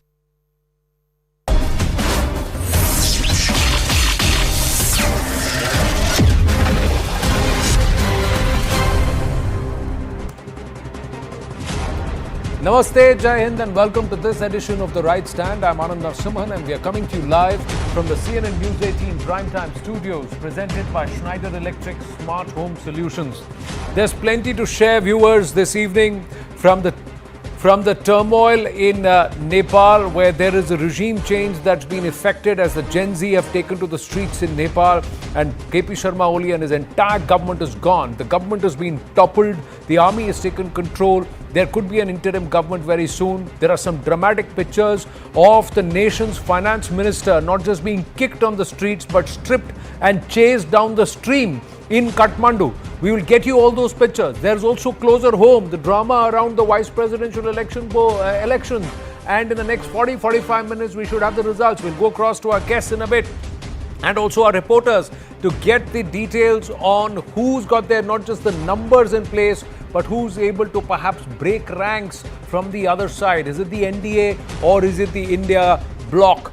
But first up, big development that's come from Doha. There's been a series of explosions, and even as we start this edition of The Right Stand, we are getting this update where the Israeli Defense Forces have claimed that the Hamas's chief negotiator has been neutralized, and they have said, Al Arabia English also confirming, that indicates Hamas's chief negotiator Khalil al-Hayya has been killed in an Israeli strike in Doha in Qatar. There have been a series of explosions, and the Israeli Air Force has said steps were taken to minimize harm to non-combatants, including use of precision weaponry and additional intelligence information. The IDF and Shin Bet will continue to act with determination to defeat the terrorist organization Hamas, which is responsible for the October 7 massacre. And before that, they have said that the IDF and Shin Bet, through the Air Force, conducted a targeted strike a short while ago against the top leadership of the Hamas terrorist organization. The leadership members who were attacked had led the terrorist organization's activities for years and are directly responsible for carrying out October 7 massacre and managing the war against the state of Israel. And now Al Arabia English, these are pictures, first shots, first stills that are coming in from Doha, Qatar. And that's it. In the distance, you can see the explosion, plumes of smoke in the skyline because of this targeted strike, where now confirmation comes that Hamas's chief negotiator, Khalil al-Hayya, has been killed in the Israeli strike in Qatar, in Doha. And Israel, the IDF, making no bones about it. They're coming out and claiming that we have actually neutralized somebody who remained the threat to their integrity, their sovereignty, and is responsible for the killing of innocent Israelis. Most importantly, the October 7 massacre. Akanksha joins us with more details. Yes, Akanksha, series of explosions reported, and the idea of confirming that these were targeted strikes with the intent to minimize casualty or inclusion of non-combatants in this strike? Absolutely, Anand. In fact, in the inputs we are receiving, particularly from, say, media outlets like Al Arabia, are indicating that Hamas's chief has in fact been the chief negotiator Khalil al-Hayya was killed in the Israeli strike. As you rightly highlighted, that these are targeted strikes to eliminate whatever remaining members of Hamas are.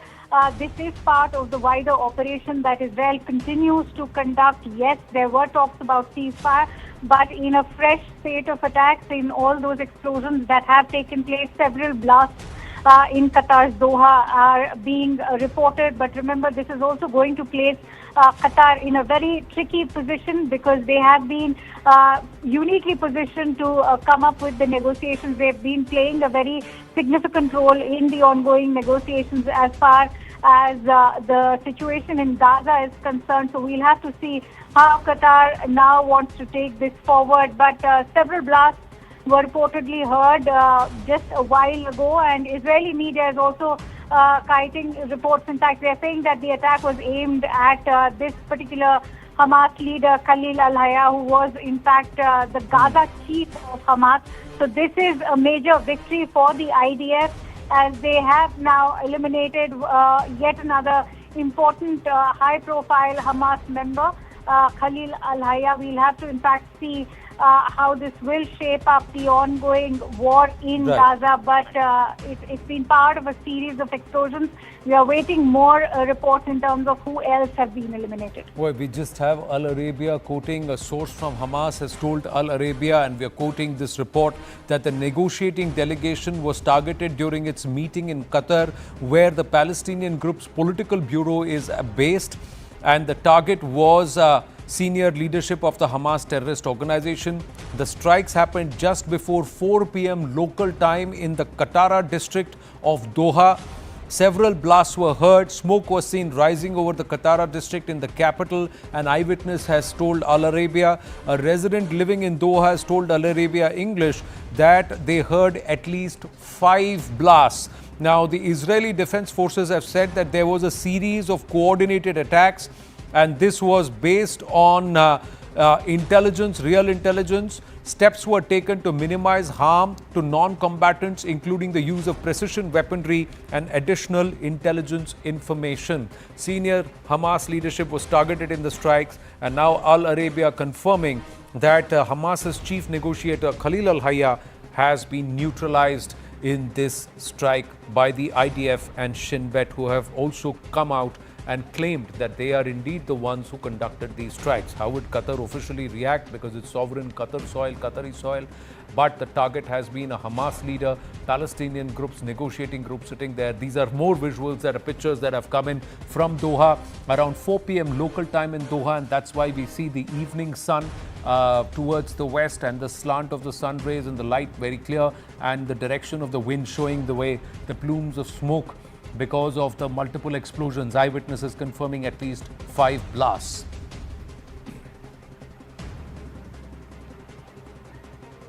We're going to move on here on the right stand, and let's focus on the results that could come in just a short while. Yes, Nepal is a big story. We'll go to that in a bit, but this closer home, and it's symbolic but very, very important. Counting of the votes is still on, viewers. In the next 35 to 40 minutes, we should have the results. Numbers are stacked up clearly in favor of the NDA, but what will be the eventual number? That's what everybody is looking at, because many believe there will be a certain amount of cross-voting. Which way it happens, breaking of ranks, which way it happens, we have to wait and watch. Results will be declared. Total number of votes, 788. 7 vacant seats. Effective number of votes, 781. Out of these, 768 voted today. That's the number that we have. 98.3%. That's the voting. 13 were absent or abstentions. BRS 4%, 4. BJD 7, Akali Dal 1. So in all, 12 members abstained, and independent 1. 13 members abstained. 427 NDA MPs cast their votes. 11 YSRCP MPs voted for NDA's candidate, Mr. Radhakrishnan. The NDA said they are expecting 40 to 50 more votes. Meanwhile, the India bloc has come out and said They had 100% turnout from the India bloc. 315 were supposed to vote. All of them have turned up to vote. That's what the India bloc has said. Now, very shortly, we would know Bharat's next vice president. And this would be a full term for the vice president. So will be from 2025 till 2030. So it's not just for the interim, because Mr. Dhankar, midway through his tenure, had decided to step down. NDA is very, very confident of victory. Let's go across to Aman Sharma, Pallavi Ghosh joining us at this point. Aman, critical what the final number will be. NDA is confident it will be 30 to 40 more votes, if not more, than the number of 427. Now, if they touch 450, Aman, that means they have broken the India bloc.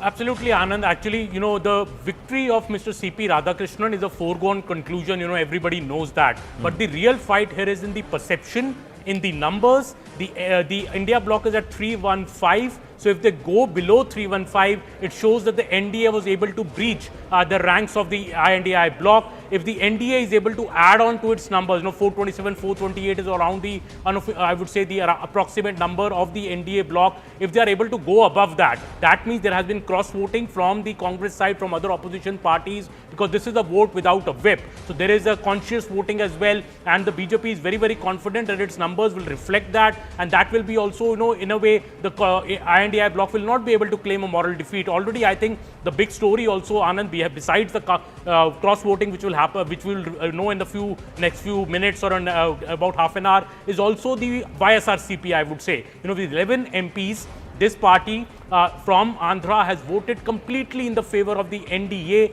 The entire Andhra Pradesh, in fact, all 36 MPs of Andhra Pradesh in both the houses of parliament from all parties have voted with the NDA. This is, I think, a big development, because YSRCP, with which TDP has been at loggerheads, TDP just defeated them a year back in the elections. YSRCP coming to the NDA's fold, voting in full measure, I think is also a big blow to the NDA bloc, and the Congress has reacted in a manner saying in the morning that it is the biggest betrayal, and maybe Jagan Reddy is afraid of the CBI cases, to which the YSRCP has responded saying that these CBI cases were falsely foisted by us, by the Congress government, and Jagan Reddy will face them. He's not a man, who doesn't have a spine. So I think the YSRCP, moving over to the NDA camp, and the cross-voting, which will maybe happen, we'll know in the next half an hour, is going to be the big stories of this VP election. Right. Thanks for that, Aman. Just stay on with us. We have Arun Dhanta joining us from Prahlad Joshi's residence. Arun, coming to you in a bit. Pallavi Ghosh also with us. Pallavi, where will this cross-voting happen? And the Jairam Ramesh tweeted saying all 315 of our India bloc have come out and voted. But do they know who they have voted for? Are they confident it's their candidate? Oh yes, absolutely. They're super confident that all the 317 MPs did vote for the candidate. But this is a climb down from the earlier prediction and projection which was coming in from the India bloc. The India bloc actually had put a figure of around 320 to 324 votes in their favor. That clearly is not happening if you go by the admission of Mr. Jairam Ramesh. I think all along there was a little sense of worry within the India bloc that will there indeed be a cross-voting. What we are picking up and is that within 20 to 25 minutes, there could be a press conference, which is of course going to be beamed live on Sunset TV, and I think the numbers will tell the real story. But if you're going to talk about the ones who abstain, frankly speaking, whenever there have been those endless rounds, and in fact a meeting which took place yesterday also at the Central Hall in Parliament, we were very clearly told by the top sources we do not expect the BJD, the BRS or even YSR to actually support us or vote for our candidate. We do expect them either to cross over to the BJP, or we expect them to actually indulge in a kind of abstention. And in actual politically speaking, because there's life beyond the VP elections, I don't think the VP elections is going to be the end of the politics which India bloc will want to play out. But there's a life beyond them, and many of them, they think that it's not really worth it, that we are going to jeopardize our political equations, our political strategy as far as the state level is concerned. Before I come to you very quickly, just rattling off, for example, the BJD. They wouldn't want a BJD on their side. They would rather be a game of now the BJP versus the Congress, because because they feel that BJD is very much on decline and possibly even being extinguished. On the other hand, as far as Andhra Pradesh is concerned, game is clearly TDP versus the Congress party.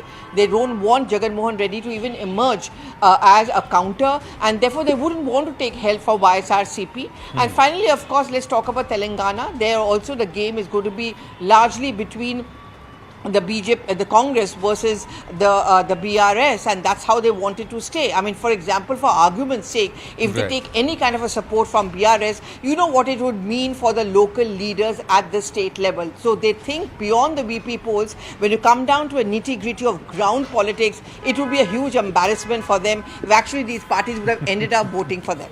That's the thinking within the India bloc. Yes, so there are multiple compulsions, multiple permutations, combinations, but within the NDA, how is all of that glossed over, especially with what Aman was saying, that the Telugu parties, all of them voted en masse, except for, of course, Telangana and the Congress there, and the BRS abstained. So the BRS could have said, all right, we'll go one way or the other, but they abstained. Why that? Arun Danta is outside Prahlad Joshi's residence. What does Mr. Prahlad Joshi have to say, Arun?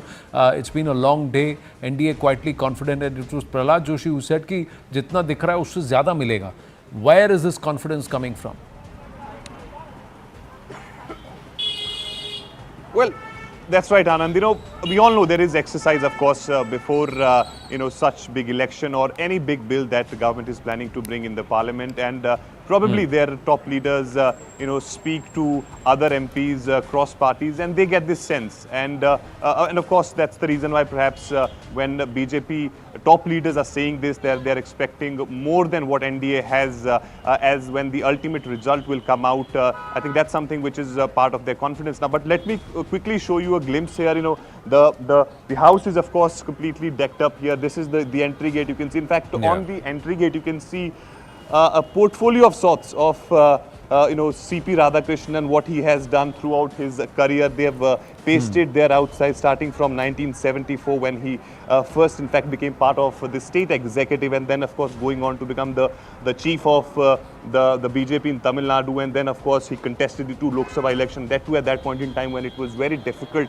considered very difficult for the BJP there to win 2 Lok Sabha elections, and so on and so forth. So there are multiple things which he has achieved and done in his life are actually there outside the gate. We're given to understand, Anand, that in a short while from now we'll be seeing that the Secretary General of Lok Sabha will be, of course, doing a press conference officially declaring the result, and then of course we'll be seeing CP Radhakrishnan coming here, and Prime Minister Modi is also expected to come here somewhere around 9:15. So Prime Minister Narendra Modi will also be coming there after his tour to Himachal and Punjab, and he was here in the morning, the first to cast his vote.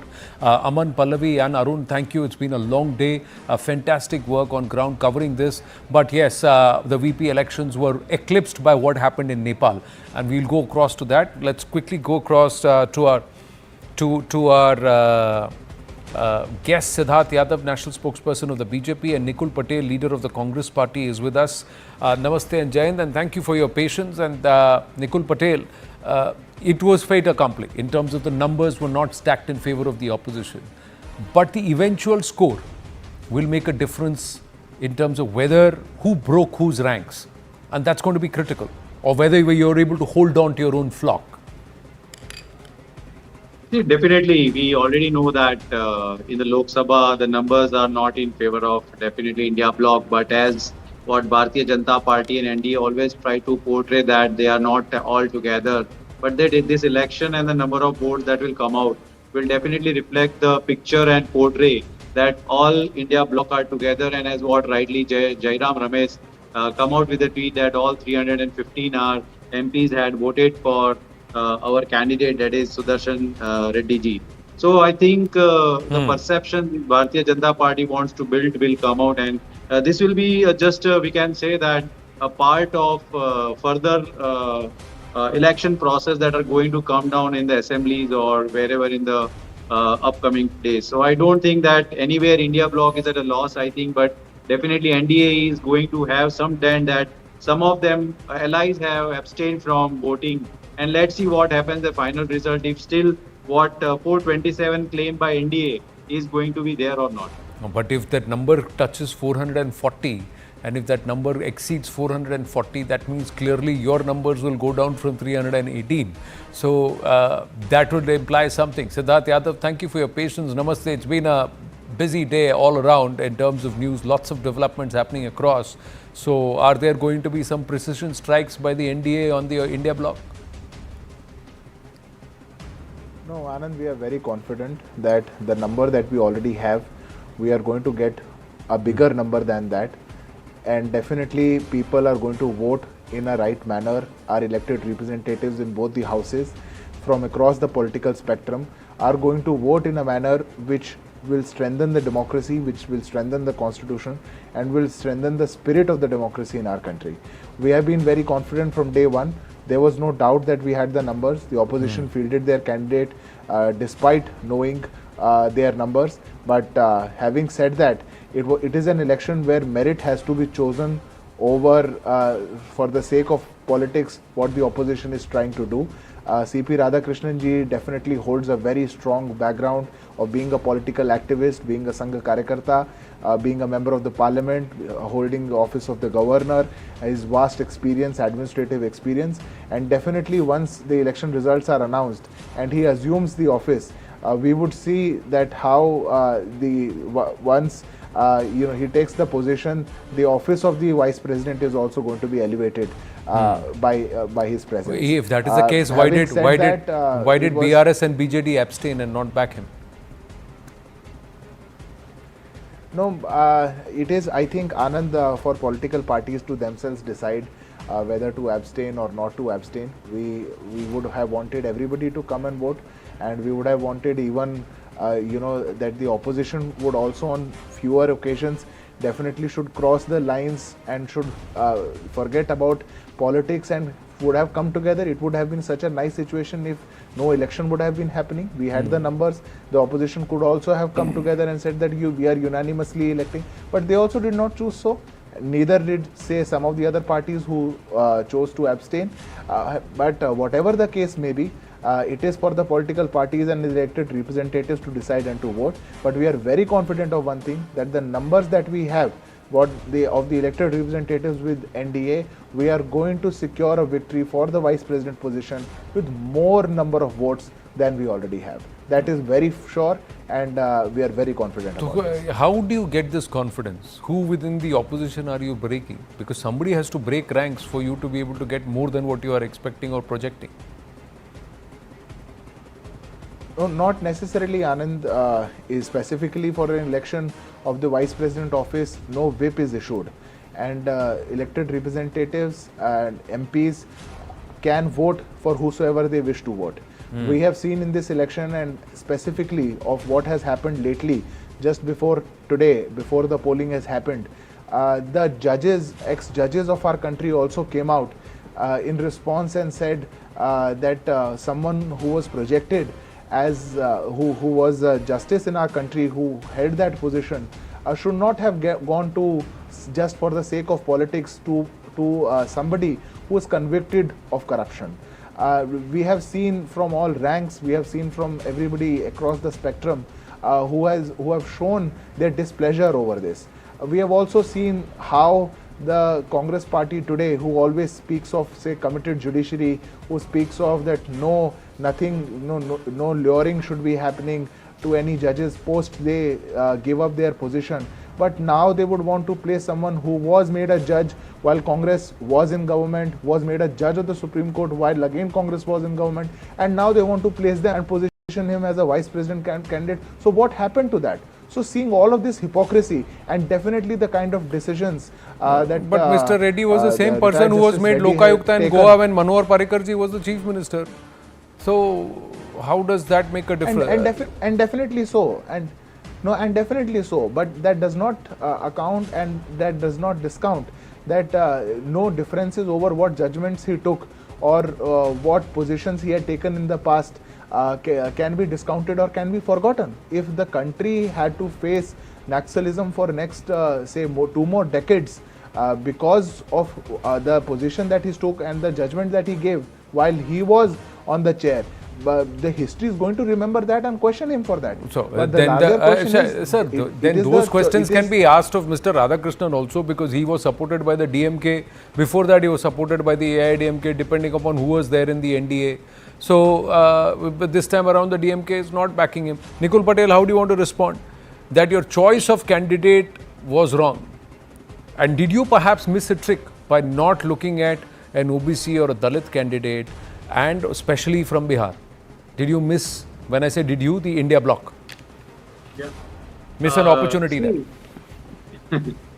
See, I would like to respond to my counterpart that what BJP guy is telling, that they are the people, they feel that whomsoever is contesting election against them are not good, and it's not in the interest of democratic process.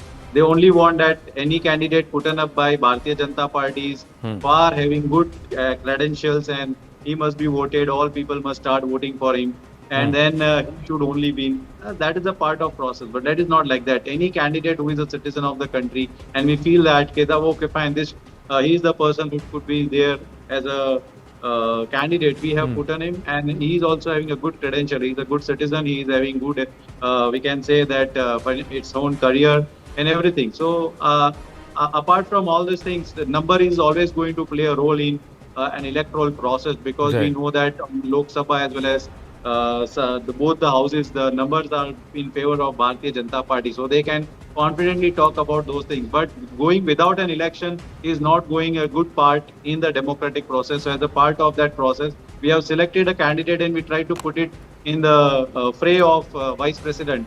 And we feel that we have done our good job. We have tried our best.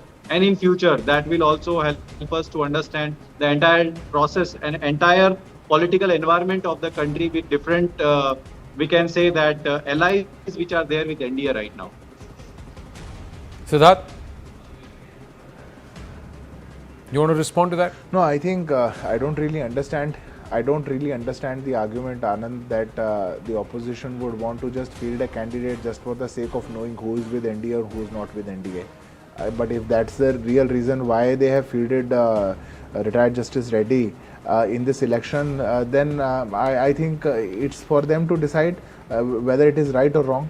But I think this is a case wherein elected members, the members of parliament across the political spectrum are going to vote in favor of the democracy, in favor of the constitution, with their inner voice coming out. I know that this phrase was being more used by retired Justice Reddy in his election campaign, but when the inner voice and inner calling asks you to vote more, then I'm very sure that NDA is going to score more votes and a larger majority. You keep saying that. Now, if that happens, Nikul Patel, does that mean the India bloc is divided? That the India bloc has been, the ranks have been breached? Already you can see the dent in NDA, and that is reflected by abstaining from voting itself. A healthy democratic process that is being. But BRS and BJD are not part of the NDA. So where is the dent? They are supporting it. But okay, fine. As per your okay, then it's good, fine. But I would like to say that what Bharatiya Janata Party is always feeling that nobody should contest election. That is what my friend want to convey. I don't understand why. And they don't want any democratic process to take place. I don't want to convey this. That is the message what I feel that you want to convey, I think. So I think you should should not choose that part in your speech that okay, fine, they are just putting the candidate for the sake of putting it, and they already know that they are going to lose the election. Here is not a matter of winning or losing, but here is to contest for something that is not good in the country, because we feel that the entire country is facing some difficulties that being not good with the present government. So as a part of a demonstration and democratic process, we have chosen our best candidate and we try to contest that election. And contesting an election is not. So you very seriously believe, with no disrespect to Mr. Reddy, that he was the best candidate that the India bloc could have chosen at a time when perhaps the India bloc had the opportunity to not just move first soon after Mr. Dhankar resigned to announce a candidate, but also walk the talk on the OBC Dalit card, and also perhaps capitalize on a possibility where a Bihar-based candidate could have been asked. Pressure could have been built on the JDU to break ranks because it was Bihari Asmita at stake. Somewhere, some trick was not missed, and that there is nobody else within the India bloc, who you thought could be a better person for the position of the Vice President compared to Mr. Radhakrishnan? With no disrespect to Mr. Reddy. Ji. See, now... Okay, we're going to, I think the VP results are being announced. Let's go across to Sansad TV. From Rajya Sabha and 543 from Lok Sabha. There are 6 vacancies in Rajya Sabha and 1 vacancy in Lok Sabha. Thus, there are 781 electors. The polling for the Vice Presidential Election 2025, which commenced at 10 a.m. today, the 9th of September 2025, in room number F101 Vasudha, first floor, Parliament House, New Delhi, closed at 5 p.m. Out of the 781 electors, 767 electors cast their votes before closure of the poll, that is 5 p.m. The total elector turnout was accordingly 98.2%. Only 1 ballot box was used for the poll, which was sealed immediately after the close of poll at 5 p.m.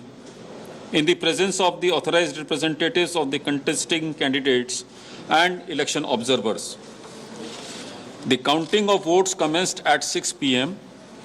The ballot box was opened in the presence of the authorized representatives of the contesting candidates, election observers, and the counting officers, whom I had appointed to assist me in counting of votes.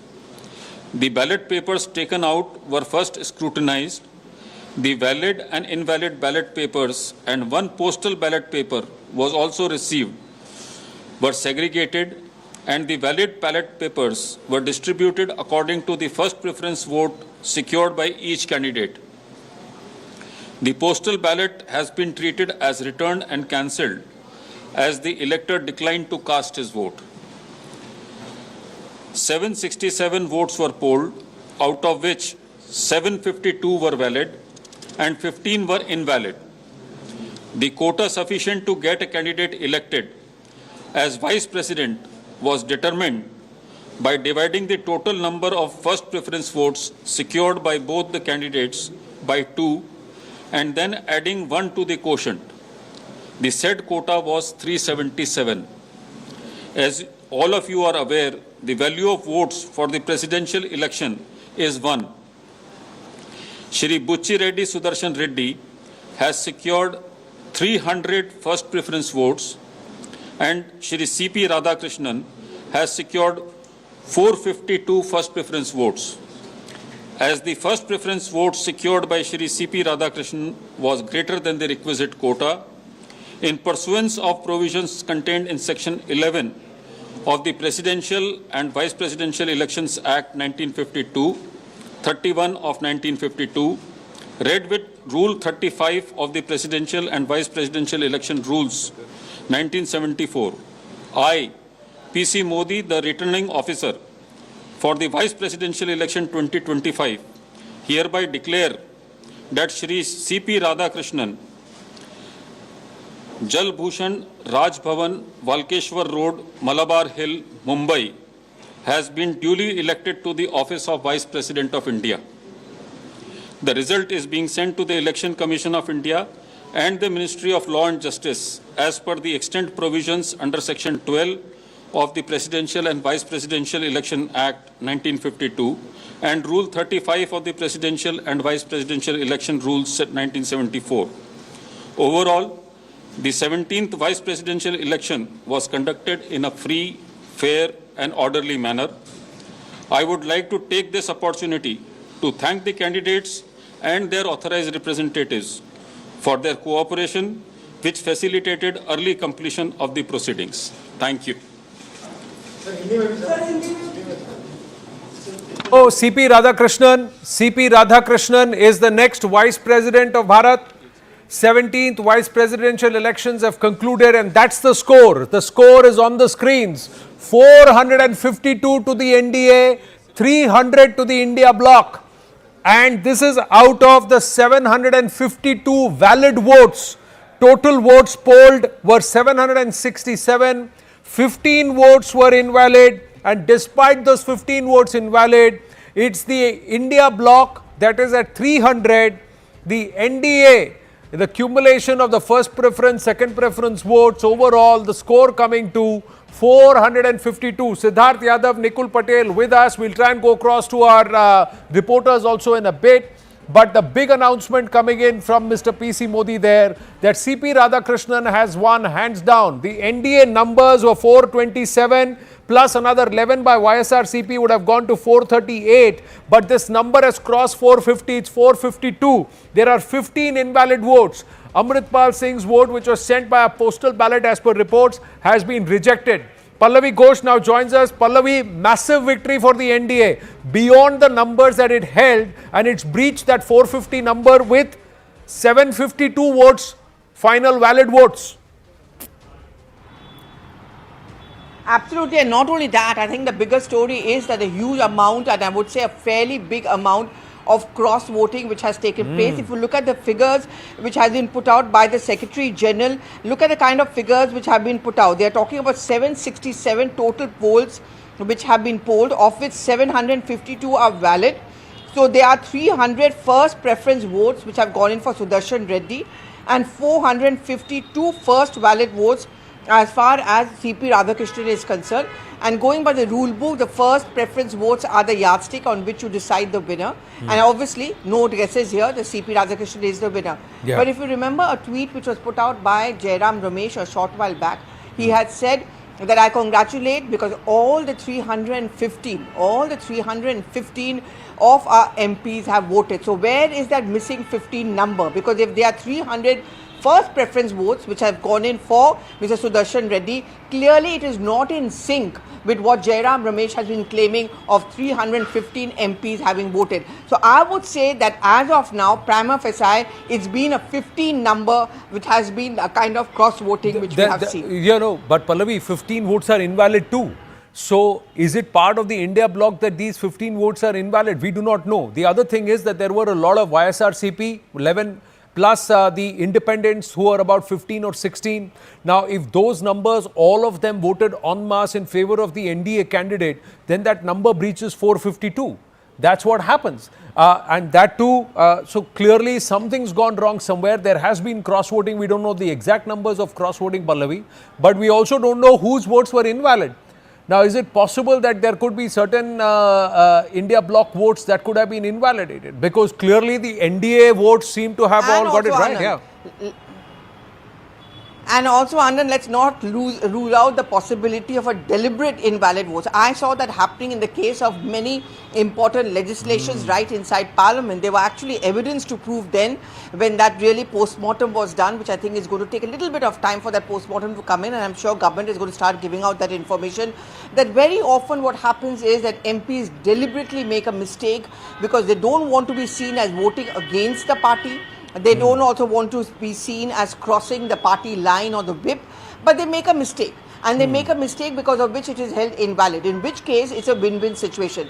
Let's not forget, as far as the NDA is concerned, it was very meticulously taught, and there was a 2-day workshop as far as all the NDA MPs were concerned. So I would not give them that kind of a kind of a mark. I would think I would give them the benefit of doubt. I think they have been very, very meticulously trained. So they do know that what are the grounds on which their votes can be made invalid. Frankly speaking, in stark contrast, Anand, I never saw this kind of a meticulous workshop being given out to the India bloc. So that invalid factor could also be some of it deliberate as well. We'll come to the deliberate part. You said around 15, but for Payal Mehta saying about 14 people have 14 MPs have cross-voted, whether in the Lok Sabha vote, they're Lok Sabha MPs, Rajya Sabha MPs, we don't know which party, but there have been 14 MPs who've cross-voted. Let's go across to Payal and understand how this could happen, especially when there were independent candidates. There were also YSRCP candidates. The NDA said about 427. The India bloc said 315. There have been one invalid vote because of the postal vote, but 15 invalid votes. Yes, Payal, 14 MPs cross-voting. Anand, as per the calculation, it looks like 14 to 15 MPs have cross-voted. I've got Sanjay Jaiswal with me. He's been somebody who's the chief whip of the BJP and has had a crucial role to play. Sanjay ji, numbers on the expected lines?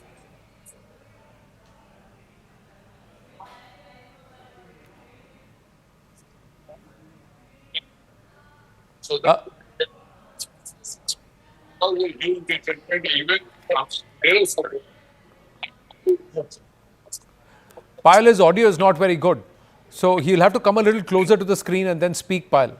Let's try again. Just give me a second. I'll hand over the microphone to.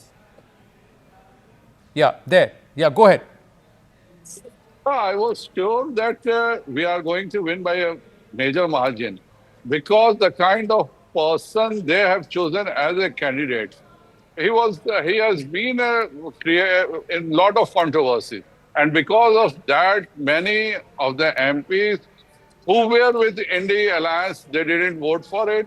Many of the MPs who voted for NDA alliance, still they were very much apprehensive about the background of their own candidates. So we were sure that we will be crossing 450 marks, and we got 452. So that's what you're saying, Sanjay ji and Payal. But who could have cross-voted, or who are these invalid voters? Any thoughts there? 15 votes are invalid. I think that Rahul Gandhi said, please vote by your conscience. So many of his supporters obeyed him and they voted by conscience, and that's why they did the invalid voting, or they voted for CP Radhakrishnan, who is 100 times better person than their own candidate. नहीं, उन्हें मैं vote दूं ये हो नहीं सकता, आपको मैं वोट करूं ये मैं होने नहीं दूंगा. इस केस में are there people who could have deliberately said कि चलो क्रॉस इनवैलिड ही कर देते हैं. This deliberate invalid voting, is that possible? Naturally, because we were having 427 votes, we got perfectly done by 1 p.m. So we were relaxed that we have achieved our goal. It was on their side where the invalidated votes happened. It was on their side where many people thought that they should not vote a person who has been, in fact, we can brand him one of the urban Naxals. So naturally, they didn't vote for him. They preferred to be a person of CP Radhakrishnan, whose integrity, whose calmness had attracted them. So 452, was that your expectation? Yeah, we were sure that we will cross 450 marks, because when we were talking 1-to-1 with our opposition MPs, even they had got a lot of resentment that why we have chosen this kind of person as a VP candidate. Sanjay ji, one important part, compared to 2017 and 2022, this is the time when the BJP was its weakest. But has NDA emerged the strongest? उस वक्त आपकी संख्या काफी बड़ी थी, इस वक्त संख्या कम है, पर फिर भी margin of victory is more than 150. We are never weakest. If you realize, when we bought Waqf bill, that time also we crossed 50% numbers in Lok Sabha as well as in Rajya Sabha. So we were sure that we are going to win with a more than 125 margin, and we achieved that. Well, congratulations, Sanjay Jaiswal ji. What happens next? If you can just quickly tell our viewers before we let you go. Now, naturally, we will facilitate our Vice President candidate. He's going to 11 Akbar Road, and we are also going there to congratulate him. Congratulations all around, Sanjay ji. Hard-fought win, and I know there's been a lot of work at the background. Payal, congratulations. You've been able to get Sanjay ji, and also a confirmation that there has been a certain amount of cross-voting, Payal. Was this on expected lines? Who are these people? Will there be a post-mortem now? Pallavi is also with us. Just quickly taking our viewers through these numbers. 452 and 300 are clearly 152 difference between the victor and the vanquished. If you were to look at these numbers, and viewers, it's important that the NDA candidate has finished stronger than expected. What does this imply? Pallavi, we'll go to Siddharth Yadav and also Nikul Patel in a bit. But yes, Pallavi and Payal. Pallavi first. If I take the question first, and if your question is about what happens next, well, I think there's going to have to be a post-mortem within the India bloc, because I saw this through the day, and Payal will vouch for that. The kind of the campaigning which was done by the NDA, I mean, they knew the numbers were with them. They knew it was almost given that the candidate is going to win. But a 2-day workshop with the Prime Minister being there from morning to evening, it was very clear that they take every election, even where it's a foregone conclusion, very, very seriously. But look at the India bloc. I just saw one meeting of theirs taking place yesterday at the Central Hall. Today they were very lackluster. The campaigning was not aggressive. Rahul Gandhi was missing at the meeting yesterday. It was, to use a Hindi word, a kind of khana purti, ki we have to put up a candidate, so might as well put up a candidate and make a political statement. 15 of those numbers, who are they coming in from? I'm going to get those crunching, but I can give you the first news which is coming in by way of Congress sources is that we are going to be holding a meeting to figure out whether there has indeed been a kind of a cross voting, and there's going to be a post-mortem of it. Some in the Congress party suspect that it could have come in first of all from the DMK as well. We'll have to wait for that official confirmation from coming in, but for now I think they're all going to be in a denial mode. But Jairam Ramesh's social media post is a very clear giveaway, saying that all of our 315 MPs voted, and I congratulate them, and then only 300.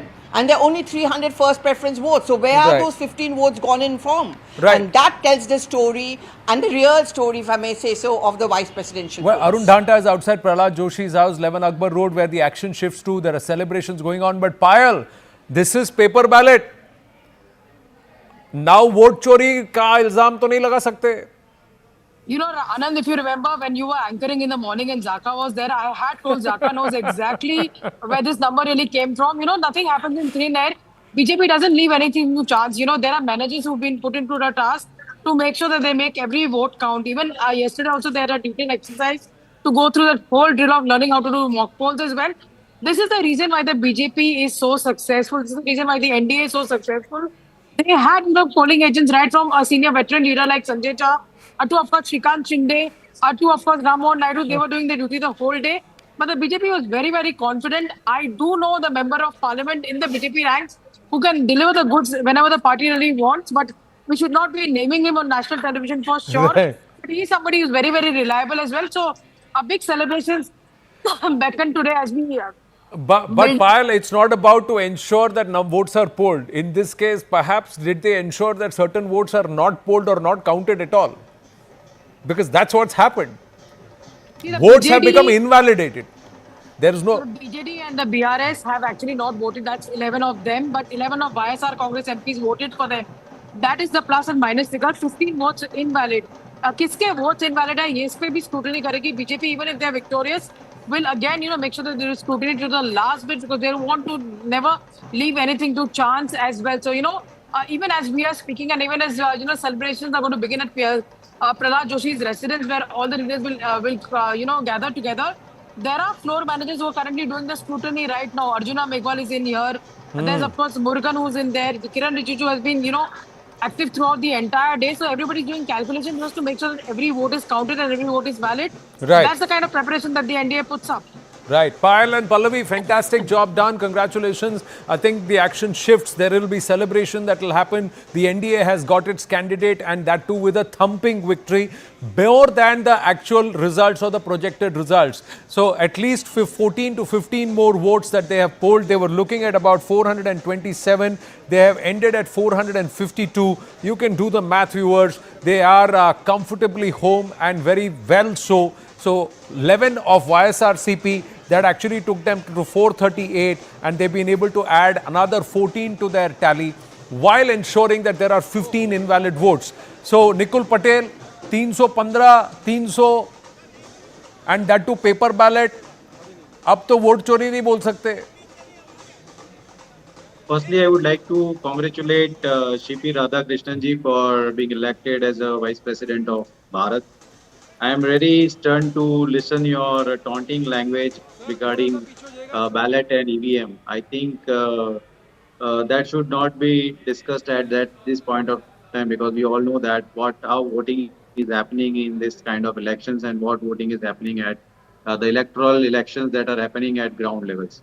Secondly, yes, definitely there is a dent of around 15 votes that we are finding out right now as first preference vote to Sudarshan Reddy ji, and definitely that is going to affect what right now everyone wants to say that there is a dent in India bloc. Yes. But I will definitely say that without going any elections, but definitely we have tried our best to put a candidate with the best qualification, education, and his credentials. But ultimately, it's a winning and losing of elections, and we have lost today again. But that doesn't mean that we have lost our, we can say that motive or our enthusiasm to fight against the present government. No, but I appreciate the magnanimity, but you would also appreciate that if there are votes that have been invalidated, that is a serious issue. Along with cross-voting, yes, but votes that have been invalidated, and if it has happened within the India bloc, that really brings your the entire numbers down. Siddharth Yadav, congratulations are in order for the NDA, the BJP for managing and again emerging stronger when the BJP is at its weakest in terms of the overall numbers in the last 11-12 years. But would you take this victory at 452, or would you want to know if there was anybody from the NDA who perhaps had an invalid vote or cross-voted? No, I'm sure, Anand, with passage of time, all such details will come out. But I think I'll take this first opportunity to congratulate CB Radhakrishnan for being elected as the Vice President of our country. It was an anticipated victory, a much required victory. Definitely the people were also having the same aspirations as were the elected representatives. We were very confident that we'll cross the 450 mark. We did so. We have achieved the 452. Definitely details of who deliberately invalidated their vote or who cross-voted will come out, and I think it is more for the media to investigate. How will this detail come out when it is supposed to be secret? I'm very sure, and that is and Anand, that is why I said it is more for the media to investigate and do post-mortem of such things, and quote your sources of who invalidated their votes and who cross-voted. But for the time being, definitely it was a secret ballot, and the final tally is in front of us. 452 for NDA. CP Radhakrishnan is going to be the next Vice President. Much congratulations to Justice Reddy has just penned a note. Justice Reddy has just penned a note. Today, the MPs have rendered their verdict in the election for the office of the Vice President of India. I humbly accept this outcome with an abiding faith in the democratic processes of our great republic. This journey has been of profound honor, offering me the opportunity to stand for the values that have guided my life: constitutional morality, justice, and the dignity of every individual.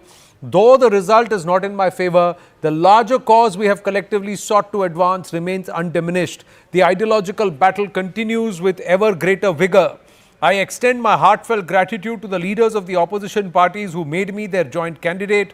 Our democracy is strengthened not by victory alone, but by the spirit of dialogue, dissent, and participation. I remain committed as a citizen to upholding the ideals of equality, fraternity, and liberty that bind us together. May our Constitution continue to be the guiding light of our national life. I wish the Vice President-elect, Shri C.P. Radhakrishnan, the very best as he embarks upon his tenure. Signed, Justice B. Sudarshan Reddy. Going across to Arun Danta, celebrations all around there at 11 Akbar Road, lots of pomp and fare. What's happening next? When is the Prime Minister expected there? Arun.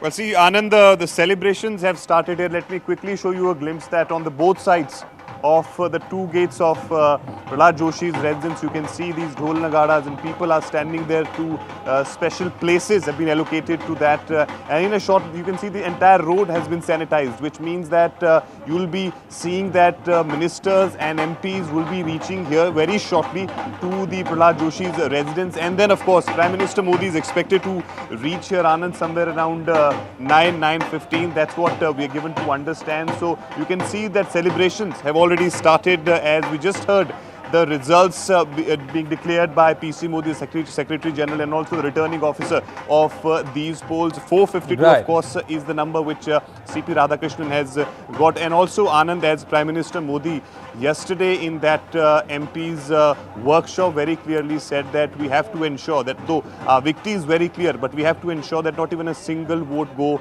invalid. That's the message which Prime Minister Modi gave, and he also said that if there is even a one single invalid vote, that starts different discussions altogether. So we'll have to make sure that all the votes are valid. So 427 is the number which is with NDA, and then of course with 11 of YSRCP, and then perhaps we are expecting that if everything has another 14, where did it come from? That's the big question, and the BJP and the NDA will be only happy about it. Jairam Ramesh has just tweeted and he says, the opposition stood united for the vice presidential election. Its performance has undeniably been most respectable. Its joint candidate, Justice B. Sudarshan Reddy, secured 40% of the vote. In 2022, the opposition had received 26% of the vote in the vice presidential elections. So they are trying to count the 14% bump, the opposition looking more robust now compared to 2022. The BJP's arithmetical victory is really both a moral and political defeat. Ideological battle continues undiminished. So similar to Lok Sabha 2024, they're looking for victory in defeat, whereas they're trying to show the NDA victory as a defeat in victory. Meanwhile, their Congress internally is also going to now introspect. Where did these votes get invalidated? And they believe it's the India bloc ally DMK that may have happened. These are pictures coming through, live action happening. Amit Shah, the Home Minister, also present now at 11 Akbar Road. We could see the traditional safari that he travels in just pass by along with the cavalcade. He is there. Arun Dhanta will confirm that. Yes, Arun.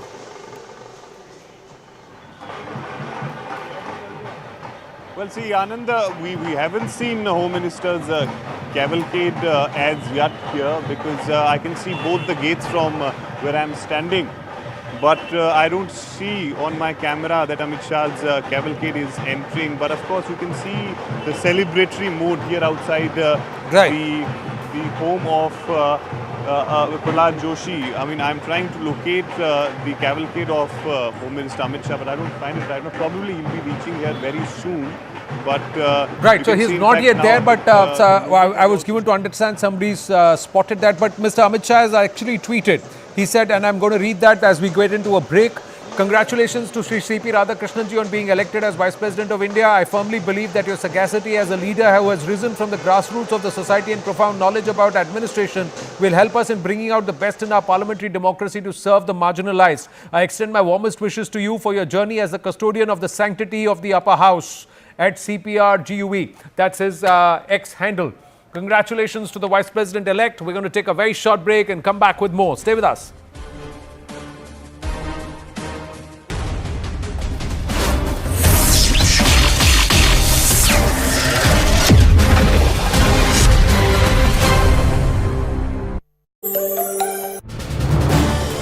This is News 18 Network.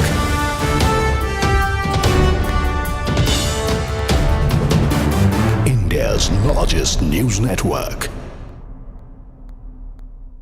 Joining us here on CNN News 18, huge story breaking in the neighborhood. The Nepalese Prime Minister KP Sharma Oli, who's been a sort of a semi-permanent fixture in Nepali politics over the last 30 years, he has now tendered in his resignation. His current government, I think this is his third stint in power, his current government, which was an uneasy coalition between him, the Nepali Congress, and a section of the Maoist party. It was an uneasy coalition that had been in power for the last year or so now, and now given these massive scale protests that we've seen led by young people, the trigger being, of course, the social media ban, but it goes far beyond that. Issues of corruption, unemployment, privileges, dynastic politics, curbs on young people speaking their mind, all of this sort of came into a deadly cocktail. It came into a deadly combination, which finally ended up consuming the current Prime Minister, Mr. Oli, who has tendered in his resignation. The latest information that we have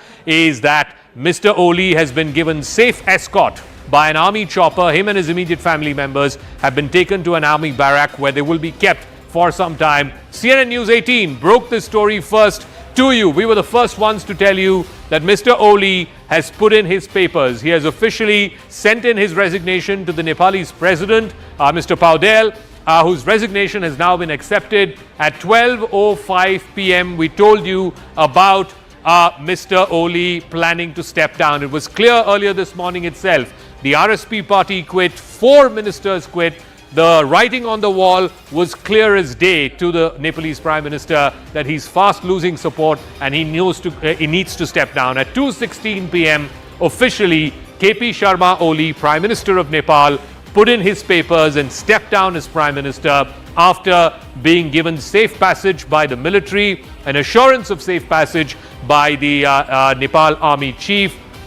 Let me go across to Darshan, who's a Nepali journalist, who is joining us live from Kathmandu. Darshan, so Mr. Oli, the long-serving Prime Minister of Nepal, has finally quit. Do we know where he is? He's apparently been taken in an army helicopter to some safe passage. And what happens next, Darshan? Who becomes the next Prime Minister? What is the next government going to be like? Is there any word about what is happening? So there is a lot of protest right now. Like though I'm in a hope in safe place right now, I can hear a lot of screaming and the cloud which is filled with the smoke. So I'm not sure which are the buildings that has been into fire, but yeah, the PM Oli finally resigned. But it's not about a new government. It's a generational war. Like I mentioned earlier, Gen Z are like crazy, and there is also a lot of riots that's happening. And there is no one to take a lead at this time. But Gen Z are also, looking after Balin to come forward to control this chaos.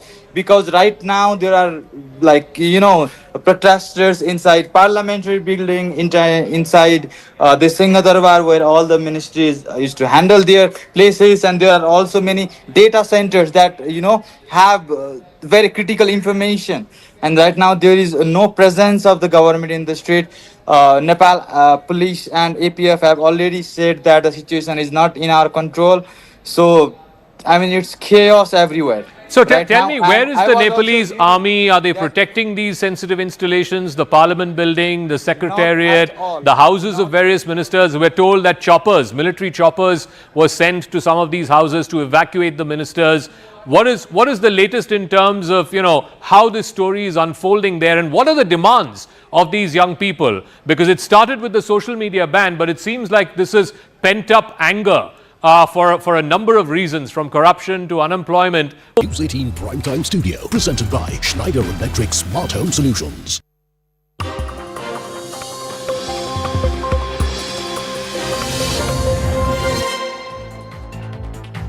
Good evening, you're watching Brass Tacks. I'm Zaka Jacob. We're coming to you live from the CNN News 18 Primetime Studio, presented by Schneider Electric Smart Home Solutions. India now has a new vice president in CP Radhakrishnan. He won the election with a thumping majority, securing 452 votes, while his main opponent, Justice B. Sudarshan Reddy, garnered just 300 votes. From the way the votes have been polled, it is clear that there have been at least 15 votes more that the NDA candidate has managed to secure, which means about 15 cross votes have happened.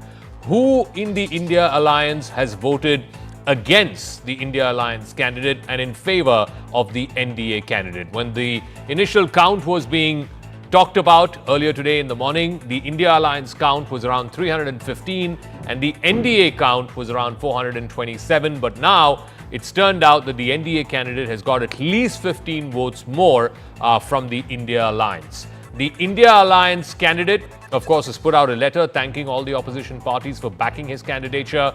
Within the next hour, we are expecting the new Vice President of India, Mr. CP Radhakrishnan, who is going to be at the residence of Union Minister Prahlad Joshi. The Prime Minister is expected to arrive there as well, and there's already celebrations that have started at the residence of the Union Minister in anticipation for the big crowning of the Vice President, the next Vice President of India.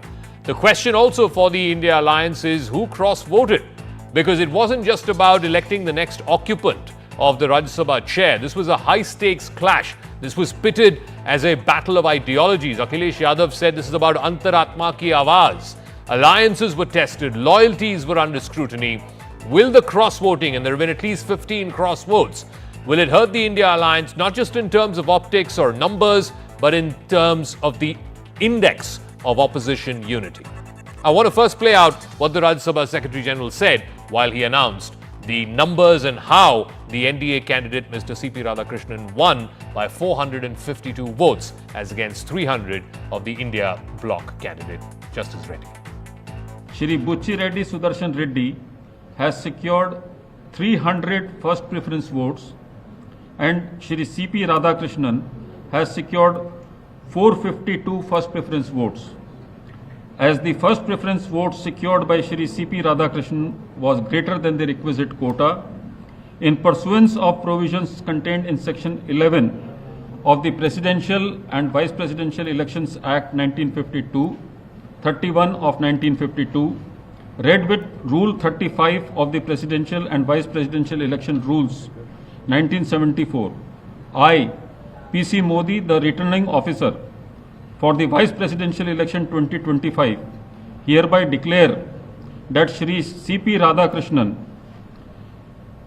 Jal Bhushan, Raj Bhavan, Balkeshwar Road, Malabar Hill, Mumbai, has been duly elected to the office of Vice President of India. All right, I want to go across to our reporters first. Aman Sharma, our political editor, joining us. Pallavi Ghosh, Arun Dhanta is joining us from Prahlad Joshi's residence where the celebrations are already underway. Aman, so at least 15 cross votes from the India Alliance, which went in favor of the NDA candidate. Obviously, there'll be a lot of post-mortem and analysis as to who these 15 were.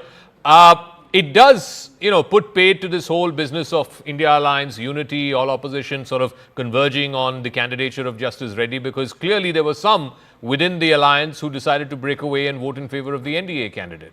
Well, clearly, Zaka, I think there are two big game changers in the vice president election. Look at the figures first. NDA was at 427.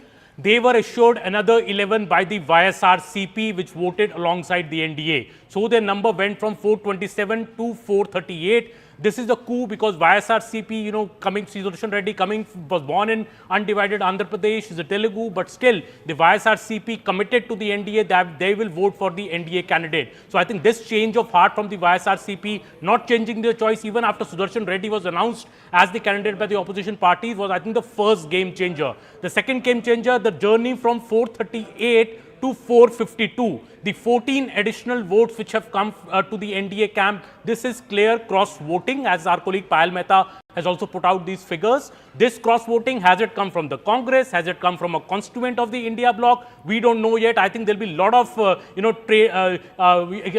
allegations exchanged now inside the India bloc that where did this 14 votes go away to the NDA camp? And I think Jairam Ramesh tweet, where he put out a couple of hours ago that all 315 votes of the India bloc were cast.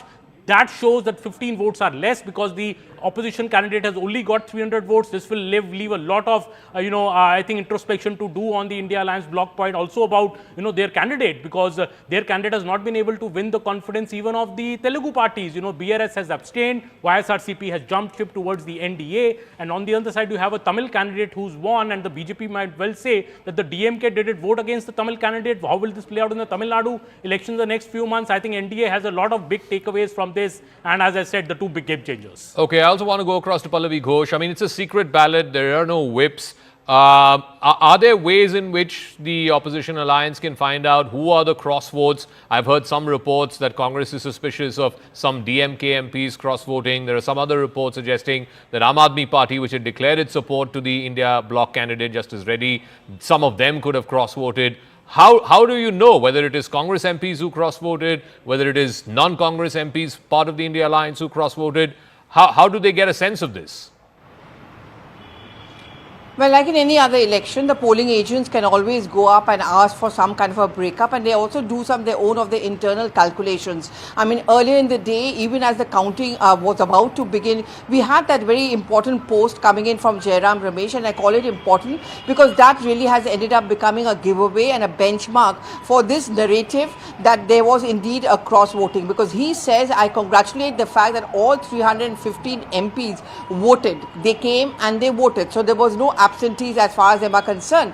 There are 15 invalid votes, but there are also 15 gap between the numbers who turned up to vote and the final vote, first preference votes as far as Sudarshan Reddy is concerned. So who are those 15 people? And even those invalid votes, was it deliberately done? Because there have been several elections when we have been privy to it, when we've covered elections both inside and outside Parliament. And I would say I remember the Women Reservation Bill, the one which was brought in by the UPA government under Sonia Gandhi. I remember at that point of time, there were deliberate mistakes which were made so that the vote becomes becomes invalid because they didn't want the fact to be exposed that they were not in favor of the women reservation bill. So these things do happen, but these things will happen and come out in the post-mortem. Prima facie, when I did speak to the top Congress sources, they said we were feeling all along there could be a certain amount of cross-voting which takes place, maybe possibly a couple from the DMK, also coming in from the Aam Aadmi Party, and they're also going to cross-check whether the AIMIM indeed ended up voting for Sudarshan Reddy or not.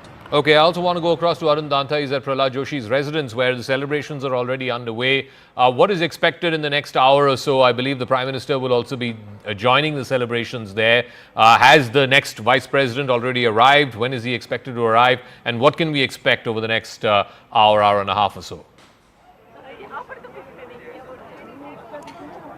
Well, Zaka, the celebrations have already started here, and laddu distribution is also taking place. We're given to understand that all the BJP MPs will be coming here at Prahlad Joshi's residence in a short while from now, and CP Radhakrishnan, of course, will be meeting them and thanking them for their support. And Prime Minister Modi, we're given to understand, is reaching here somewhere around 9:15, 9:30. Let me quickly give you a glimpse that how they are prepared here. There are three this kind of stages been made outside the residence of CP Joshi, on which you will be seeing, of course, traditional dance being performed, and as and when you will see activity, the MPs and the ministers start coming here, you will see all of them getting into the groove and just start celebrating here, as Prime Minister Modi and BJP, of course, is expecting that all their 427 including NDA MPs have voted, and they all are valid, because Prime Minister Modi's message, Zaka, was very clear yesterday in that 2 days workshop of BJP, that we'll have to ensure, though we know that CP Radhakrishnan is going to win, but still we'll have to ensure that every vote is valid, and therefore they have to ensure this, because if even a single vote is invalid, then you have a different talks started happening around that. So we'll have to ensure that every vote is valid, and that's what government is saying at this point, that their 427 MPs voted and all of them are valid. So therefore, if you go by that calculation, then probably there'll be 14 who cross-voted. Who were they, from which party? That's something which we'll get to know. But of course, here outside the residence of Prahlad Joshi, everything is decked up. Now we will be seeing in a short while from now MPs and senior ministers reaching here, and then of course Prime Minister Modi. Okay, we'll leave it at that. Thank you very much, Arun Danta, Pallavi Ghosh, Aman Sharma, for joining us. I want to open this up to our guests who are joining us tonight. Look, the numbers were never really in contention, in as much as this was going to be a clean and straight win for the NDA candidate. Even if only NDA MPs voted, at the very least he would have got 427. Now he's ended up with 452. Which means some degree of support has come from other parties, including parties in the India Alliance, or at least individual MPs within the India Alliance. So who did the cross-voting? And this whole campaign that we've seen over the last many weeks and months about vote chori and all of that, what happens to that? Because these were not conducted on EVMs. There's no election commission here. These were ballot paper elections, old-fashioned ones, and yet 15 people who belong to the India Alliance have cross-voted. So let's find out. Aditya Khera is a spokesperson of the BJP. Matthew Antony, spokesperson of the Congress Party. Smita Prakash, editor of ANI, is joining us. Smita, like I said, it's not just about optics or numbers. The numbers were clearly in favor of the NDA candidate. But the fact that the India Alliance candidate got 15 votes less than what their own leaders were claiming, that is something that will be a matter of introspection. But can they really find out? And how will they find out? Who are these cross-voters? Well, I think it's supposed to be a secret ballot, of course, but these political parties have means to figure out as to what happened actually. I think the BJP, as usual, they managed the outcome skillfully. They deployed political negotiations as a tool. Several regional parties that are not formally part of the NDA, which your reporters pointed out, BJD, YSRCP, Akali Dal, they chose to abstain. But so when you choose to abstain, what happens is that it lowers the threshold of the required votes that the BJP needed, their candidate needed. But the interesting part which you point out is the invalid votes, which is so strange. What happened? The ink dried up or something? There were these courses which were conducted, or did the consciousness come into play, this antaratma come into play? What was the cross voting for? Interestingly, the BJP framed the election less as a contest of ideology and more as parliamentary efficiency, persuading the fence sitters, avoiding open confrontation, and the opposition, despite what Mr. Jairam Ramesh says, they just failed to mount a sustained campaign. Pallavi has been talking about that in all your bulletins. There was disunity, maybe not regarding the choice of candidates, but just, lethargic interest in the candidate. It was left to him to call up the Dravidian parties and tell them that, vote for me, I'm from the south, galvanize support. It was a limited outreach to regional parties. Besides that, it was just lethargic. The entire campaign the leader of the opposition was missing from action in the past few days in the run-up. So, it was all left for the BJP to dictate the terms, and it exposed once again that, the opposition is unable to translate the outrage it has into some kind of an effective strategy to win. I want to ask Matthew Anthony, the candidate, this whole thing about, Telugu pride, therefore we'll get TDP to vote for him. All three Telugu parties, BRS abstained, YSRCP voted in favor of the NDA candidate, TDP also voted in favor of the NDA candidate. It's probably the first time that, two parties that are so bitterly at loggerheads with each other voted for the same candidate.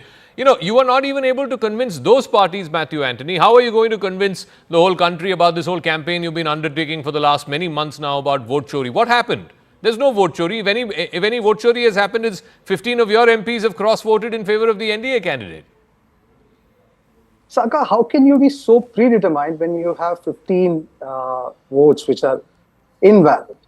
So we don't know the facts right now. We got 315, we got 300 out of that, and 315 is there. There is 15 votes which are invalid. We actually don't know. We need to find out. So you can't be so predetermined. No. One second. No. The numbers are. Jairam Ramesh claimed 315 of the opposition MPs have shown up, and they've all voted. Now, your candidate did not get 315. Your candidate got only 300. The 15 invalid votes are outside of those, which means those 15 invalid can come from NDA also, can come from neutral parties also, can come from India Alliance also. That's outside of the 15 less that your candidate has got. Your candidate has got 15 less, which means where did those 15 go? No, do you have that information where the 15 invalids are from all other ones? No. One second. Again, don't confuse our viewers. There were 15 others that are invalid, which is not the same 15 that your candidate did not get. Your candidate got, we do know, your candidate got 15 less than what your own leaders claimed. See, that's what I'm saying, to the records. I don't know who they have voted for. That's exactly what I'm saying. Some of your folks have voted for the other guy. They have voted for somebody else, and I'm saying there are 15 invalid ones. So we don't have a clear information about it. So how can you say that the whole 15 is not ours? Or the whole 15 is ours? How can you make a claim that? Because that would mean if all 15 invalid are yours, then the other 15 should have come to your kitty. The other 15 did not come to your kitty. So where is that other 15? I don't know at this point of time. See, that's what I'm saying. Analyze the numbers. We're going to analyze the numbers. I don't know at this point of time because the results came out just now, 10 minutes back or 15 minutes back. Anyway, my point is simply this: you pitch this whole thing as an ideological fight. The word that Akhilesh Yadav used this morning when Pallavi spoke to him is "Ye antaratma ki ladai hai."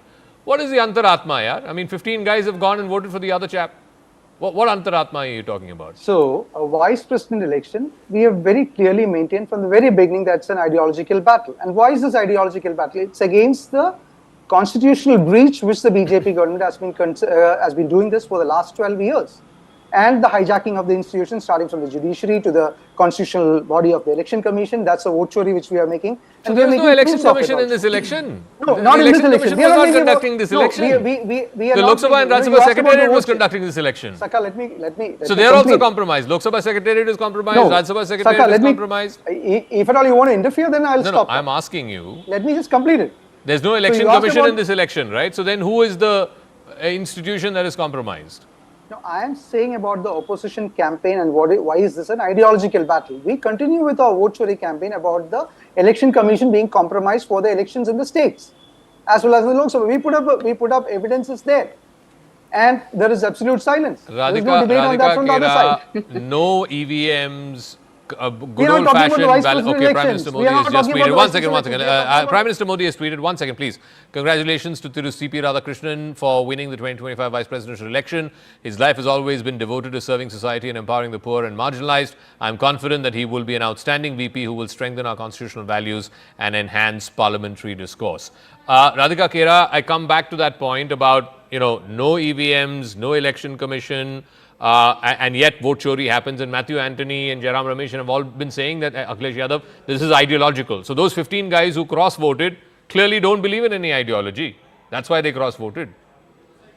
Jai Hind. First of all, let me extend my congratulations to Shri C.P. Radhakrishnan ji on this emphatic victory as the Vice President of India. Winning with 452 votes against 300 is not just a margin, it's a mandate, and one that speaks volumes about the strength and unity of the NDA. Now, like you were talking over here, that they could not convince the others. Well, Zaka, they couldn't convince their own. 15 have either cross-voted or something has gone wrong. They couldn't even keep their own tabar together. Now, if you see, they've made this entire drama for the past 11 years. They said EVM chori ho gaya. They said vote chori ho gaya, vote chor gaddi chor. Now they will start crying that MP chori ho gaya. Fact is that their own people, unki antaratma jaag gayi, and there were certain MPs also from the India Alliance, who I think even Pallavi spoke to, and lots of people spoke to, and they said that हम मन की बात सुनते हैं. सबने अपनी मन की, maybe there were those 15 only जिन्होंने मन की बात सुनी. But having said that, if you see the entire day today, the India Alliance MPs, one thing that I noticed, Zaka, today, that the India Alliance MPs were going on, whether it was the AAP MP, whether it was from the MPs from Shiv Sena, they were all talking about Nepal and all warning that this could be happening in India. Well, Nepal actually happened in the India Alliance today. They could not keep their own people together, and we've seen that whether it is the India Alliance people, whether it is those who are not a member of the NDA. So I have the breakup. And I want our guests to pay attention to this and our viewers to pay attention to this. Out of the 15 invalid votes, the breakup is as follows. 10 of those 15 invalid votes were NDA, and 5 of those invalid votes were that of the opposition, which means that the opposition had 5 invalid, the NDA had 10 invalid. Had Mr. Radhakrishnan got these 10 more, his tally would have been 462 instead of 452. And Mr. Justice Reddy's tally would have been 305 instead of 300. So which means this whole idea that the 15 who cross-voted are not necessarily the cross votes, there could be invalid votes, that has been negated, Matthew Antony. Out of the 15, 10 invalids were NDA, 5 invalids were opposition. And by the way, our reporters are also saying that the assessment seems to be, both from the government side and from the Congress side, that there could be 1 or 2 MPs from DMK, Shiv Sena UBT and Aam Aadmi Party who cross-voted. That's how it adds up to 15. And the invalids, as you said, are not all yours. In fact, it's almost a 2:1 ratio. 10 invalid from NDA and 5 invalid from the opposition. So there you go, Mr. Matthew Antony. Can I come in, Saka? Yes, please. So, first of all, I didn't say that the entire 15 is ours. I said no, we don't know. Even the numbers which you're saying right now is quoted from sources. We don't have an official. These are all kind of sources which are saying. I don't know whether you have an official information from the Rajya Sabha election office of this. So we are speculating these numbers. We are speculating the sources. I don't want to qualify these comments on that. No, 1 second. No, there will be no official this thing on it because this is a secret ballot. No, you Exactly. can't say So MP X or MP yeah, Y so or I MP said Z. no, that no, neither you nor me No, cannot it's claim. calculations made by political parties, including your own, Mr. Anthony. Yes, I agree. Congress sources have told Pallavi Ghosh that they suspect 1 or 2 MPs from Sena UBT, DMK and AAP possibly cross-voted. Sources may have given it out, but let it come officially. As a spokesperson, I am sitting here and I'm not saying that, no, I don't have any official information on that one. Okay. And I have to qualify the official statements on that. We have the President's tweet as well. Congratulations to Shri C.P. Radhakrishnan being elected as the Vice President of India. Your decades of rich experience in public life will contribute significantly to the nation's progress. I extend my best wishes to you for a successful and impactful tenure. No, Radhika Khera, again, Congress... I have a question. Yeah, yes, please. I have a question. I have a tweet here of Ms. Supriya Shunait, who's the social media head of the Congress. It's right here. And she's tweeted the photo of Prime Minister voting in the presidential elections and saying, ye chune ballot paper se. So inka chunav ballot paper se kyo nahi? So I would like to ask the Congress spokesperson, you just lost an election to the ballot also. You've lost elections to the EVM. You've lost elections to the ballot. Now, what are you going to cry? How do you want the next elections to be? If EVM, you're losing. Ballot, you're losing. You're not able to keep your MPs together. जो भी हुआ है 15 vote तो आपकी कम हुई हैं. The fact is that you people, your own people are not believing in you. Your alliance is not together, and you are going and fighting and blaming the Bharatiya Janata Party and the NDA, and you are degrading the post of the Prime Minister by again and again saying vote fundamentally, I said this in the morning, and I say this again, Smita Prakash. I think the opposition is missing a trick by picking up an issue which no one's saying it's not a serious issue. Of course, it's a serious issue. We all need clean electoral rolls. They are the foundation of any integral election process. But that's not the point. The point is it a livelihood issue? Is it an issue that has resonance with people's livelihoods? Jobs are, inflation is, unemployment is. All of these are issues that affect people's lives. I'm not sure that SIR and people being deleted from voter rolls is exactly something that every person feels so passionately about that you think it's a vote determinant issue. Is it a vote determinant issue? I don't know. I really don't think it's an issue that moves the needle. But the Congress has been going on and on and on about it. That even Rahul Gandhi led that 15-day, 16-day Padyatra. The entire thing was on SIR. But is it really moving the needle in Bihar? I don't know. Smita Prakash. We won't know, right? They picked up Rafale, if you remember, about the Rafale aircraft. Did it matter to people because you buy an aircraft if there's corruption? So, you really don't know what actually moves people. But this election, of course, we're a country which is obsessed with elections. So whether it's a constitutional club election or this election, it will be, vice presidential election, it will be discussed threadbare as to what went wrong. I'm sure these invalid votes in the NDA will have Mr. Amit Shah's team working very hard overnight as to that despite having these classes which they had to explain, workshops to explain how to vote, in spite of that there have been these invalid votes. So why?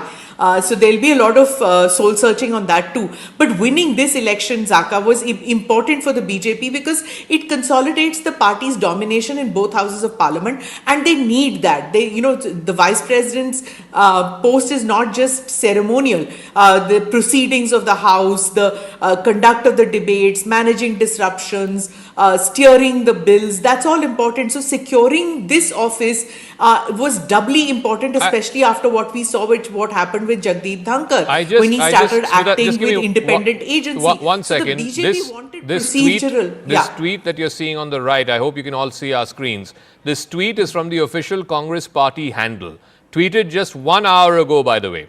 Just 1 hour ago, just moments before the results came, and it says Man Ki Baat. It has a picture of the Prime Minister behind a bunch of curtains trying to come out, and it says fill in the blanks, main vote dash hoon. Obviously, they are hinting at vote chor hoon. Now, please tell me, kisne vote chori ki, Matthew Anthony? Who stole 15 votes? I mean, who cross-voted 15 votes? So, Saka, first of all, I'm kind of a bit shocked about a leading journalist talking about that, the vote chori is not a matter of a concern for the countrymen. But it's not something which affects. What we are saying is the fundamental aspect of the vote. Did I say that? I'm sorry. Please don't misrepresent.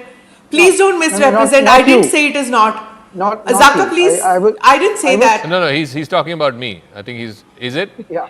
Yeah, Yes, okay. I'm talking about you, sir. No, Not about I you, sir. continue to maintain that. But anyway, go ahead. Yeah. So I'm saying that, when we are sitting in good AC offices and, very comfortable life, and then our right is being kind of taken away, and it is being manipulated, and that is used for a dictatorship, an undeclared emergency, that is a cause of concern. And that is for a political party, for an ideological battle to fight for the constitution of this country. And, that is really shocking to see from a very senior journalist like you to say that it is not concerning. One second. My point was, okay, 65 lakh names have been deleted from Bihar, right? That's the official tally from the Election Commission.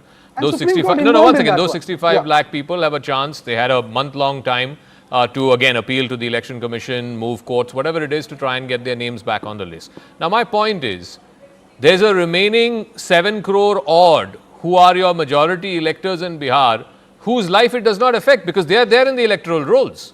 For them, this is not an issue. Nobody is taking away their votes. So you have basically made the number one issue in this election an issue that concerns less than 10% of the electorate of Bihar who are not on the voter rolls, and the remaining 90% who are on the voter rolls don't care about this issue because it does not affect their lives. Their names are there in the list. That's what I meant. You've picked up an issue that does not matter to 90% of the electorate of that state. I'm coming to you. So, you're speaking specifically about Bihar. We are speaking about a country-wide hijacking of the electoral rolls. We spoke about a specific constituency in Karnataka. Then we spoke about Maharashtra earlier. We are coming to speak about Haryana later. So we are saying that the election commission, the electorate role of the election commission is being hijacked. That's exactly, and that's a concern. Anyway, Radhika Kera, go ahead. We have also addressed the GST issue. The conflation of, let's take the Mahadevpura example, right? Rahul Gandhi's contention was 1 lakh extra voters have been added. Fake voters, absentee voters, all kinds of voters. That is one thing to allege, but to say that extra 1 lakh all voted for the BJP is completely, completely jumping the gun. But anyway, Radhika Kera, final word. Let me respond to two things very quickly. Quickly. First, the Congress spokesperson is talking about an undeclared emergency. Well, sir, after the tweet that the Congress just did with the Prime Minister's photo, after the tweet of Supriya Shene, if this was the emergency of Indira Gandhiji's time, both would be in jail, and so would be the man who called for Boti of the Prime Minister, who's an MP who works with Priyanka Vadra ji, and also all those MPs who sat outside the Indigo plane and said ki Modi teri kabar khudengi. Having said that, second thing, you're talking about vote chori in Haryana. Boss, you haven't even elected your leader of opposition in the last 11 months. 11 months ho chuke hain chunav hue hue. You don't have a leader of opposition and you're talking about vote chori. Your minister, Mr. Rajanna, was removed from power because he exposed Rahul Gandhi's claim that all this was during the Congress government, and it is the Congress to blame for this. So this is the real emergency which continues, the same emergency mindset within the Congress. I got to leave it at that. I got to leave it at that. I want to go to the other story, which is a huge story happening right in our neighborhood, and it has huge ramifications for us here in India as well. There were fairly unprecedented scenes in Nepal over the last couple of days, but today was something astounding. A Gen Z revolution, as they're calling it. These were protests that were led by young people over a host of issues. There was corruption, there was unemployment, there were these political Nepo kids, as they're known. The trigger, of course, was the social media ban, which then was later revoked. Earlier this morning, the Nepal government revoked that social media ban, but eventually these unprecedented protests have taken down not just the current Prime Minister, KP Sharma Oli, who was forced to resign. It has also targeted all the prevailing figures of the political establishment of the day, whether it's former Prime Ministers like Mr. Dioba, Mr. Prachanda, etc. In fact, the Finance Minister in Mr. Oli's government was chased down in the road outside his house. He was chased down and attacked. A former Prime Minister's wife was burned to death inside her own house. There was palpable anger on the streets of Kathmandu and other cities at this social media ban, which was a very inept and a ham-handed move to do by the KP Oli government. And then they withdrew that given the kind of unprecedented sort of protest that we saw. But I think the real tipping point, and no one expected this, was the killing of the 19 children, the 19 students. Many of them, and we spoke to eyewitnesses who said that many of those kids were minors, they were wearing school uniforms, and they had their ID cards out. And yet, the police, the law enforcement shot them dead and 19 of them died. That had become a complete turning point in these protests, because up until then it was about social media, it was about corruption, it was about a whole bunch of things, whole bunch of grievances. But when those kids were killed, it became that this government has to go. The political establishment has to go. And today the anger that started from the killing of those students, it felled a 4-term Prime Minister in Mr. Oli. The army chief will be addressing the nation. He's asking for peace and calm. There could likely be some kind of an interim caretaker government, and eventually there will be elections. But we have seen this script play out. We saw this in Colombo 2 years ago. We saw this in Dhaka last year. And now we're seeing this in Kathmandu. The question is, what happens next? But I want to play out some of the pictures, some of the most dramatic pictures that happened today. And I want to go across to our video wall. First, there was arson at Mr. Kanal. He's a former Prime Minister, his residence.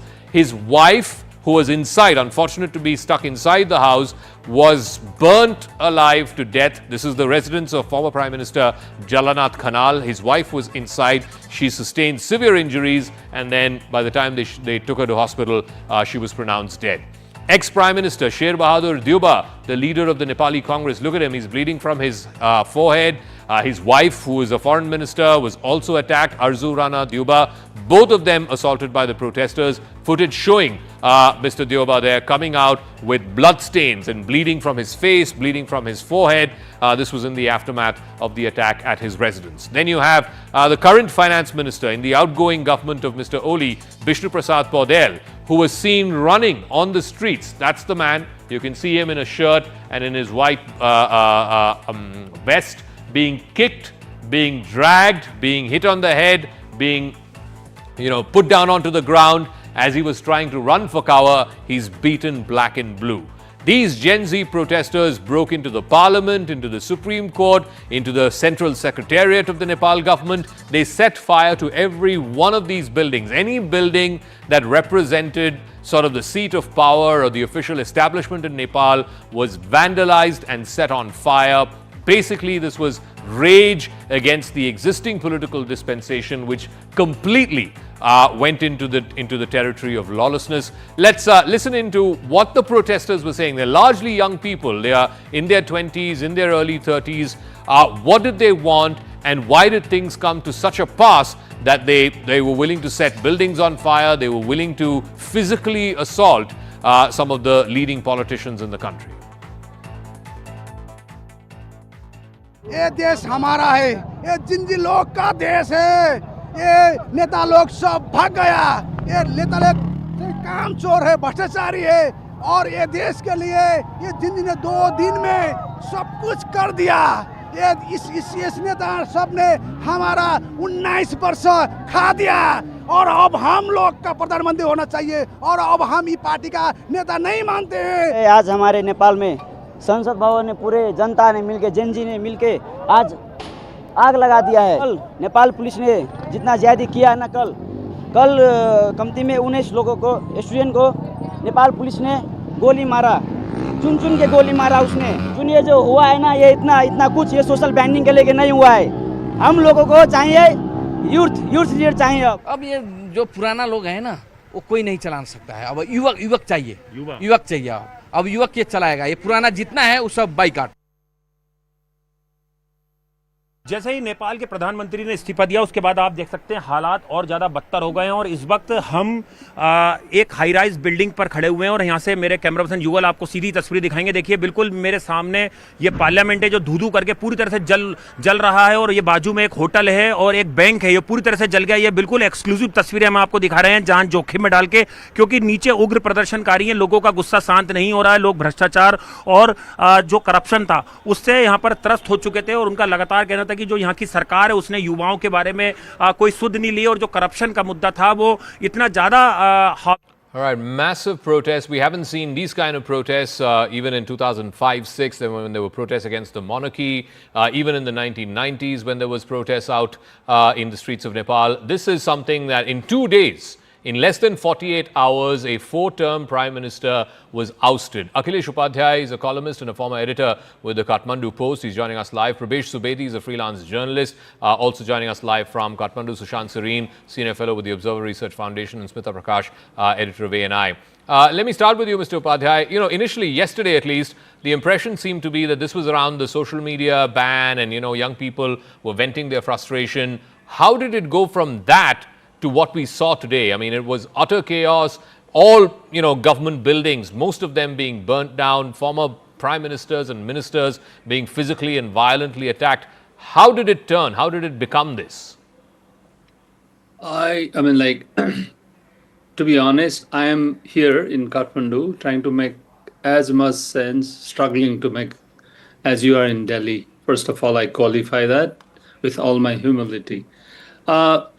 I don't know. I mean, like, one of the things that perhaps happens in these times of utter changes, not just in Nepal historically, is people go from one extreme to another. Don't forget all the social media platforms were shut off. I mean, until yesterday?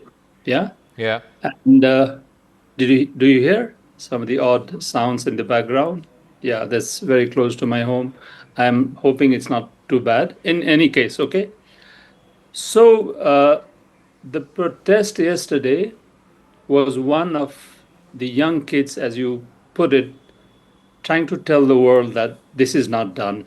This is extreme political nepotism, corruption, and also extreme neglect of the common man, And there was hope that as they went to bed in the night, these students or kids or young protesters, Gen Z, that some calm would return in the morning. At least the party bigwigs must have thought along those lines or hoped along those lines. It didn't quite happen that way.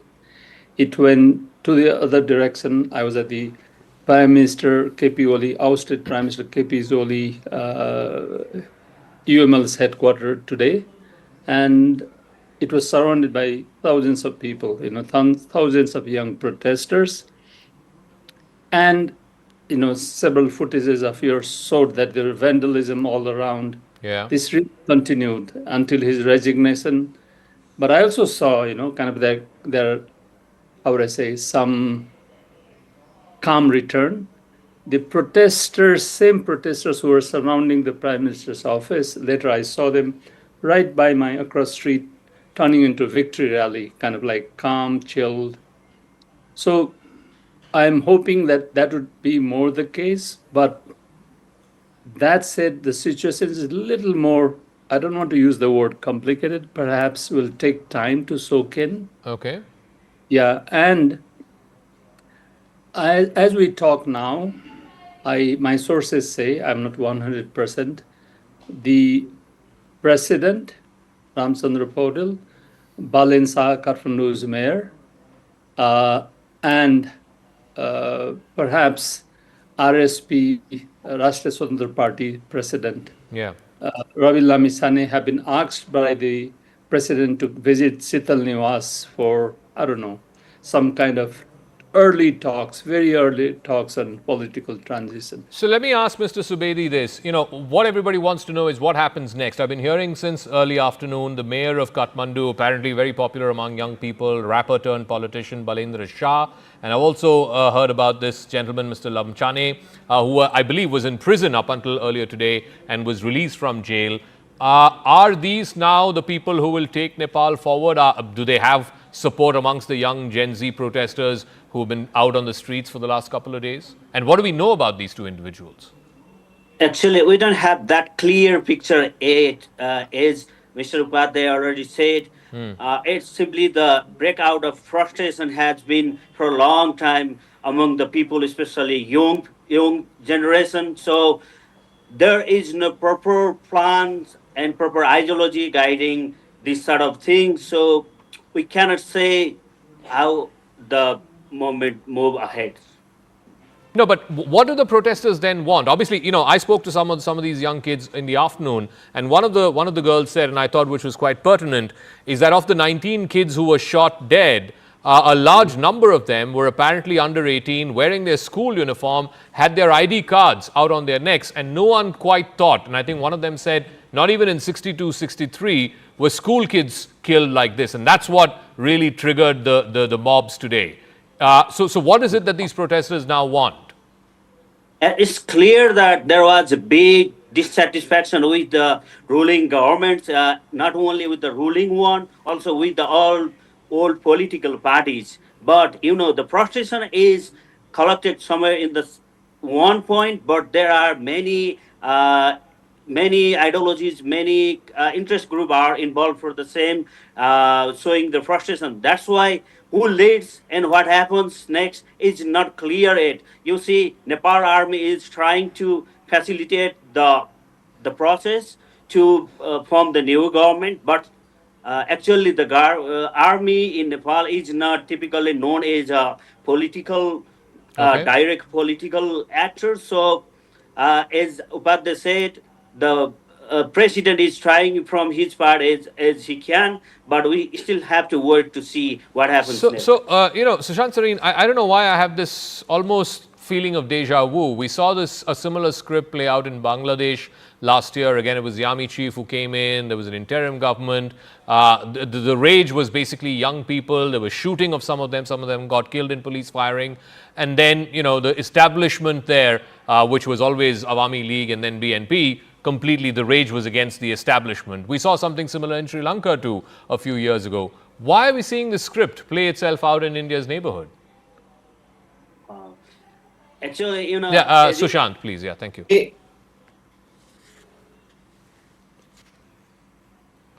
Oh dear, we've lost the audio with Sushant. We'll try and fix that in just 1 second. Smita, you want to take that? Yeah, so I get what you're saying, but what we have seen in the past 30 years is protest and instability, and this time it does seem that it is organic in nature. But you can't deny that what one of the persons that you spoke in from Nepal, who said that there are several interest groups involved out here.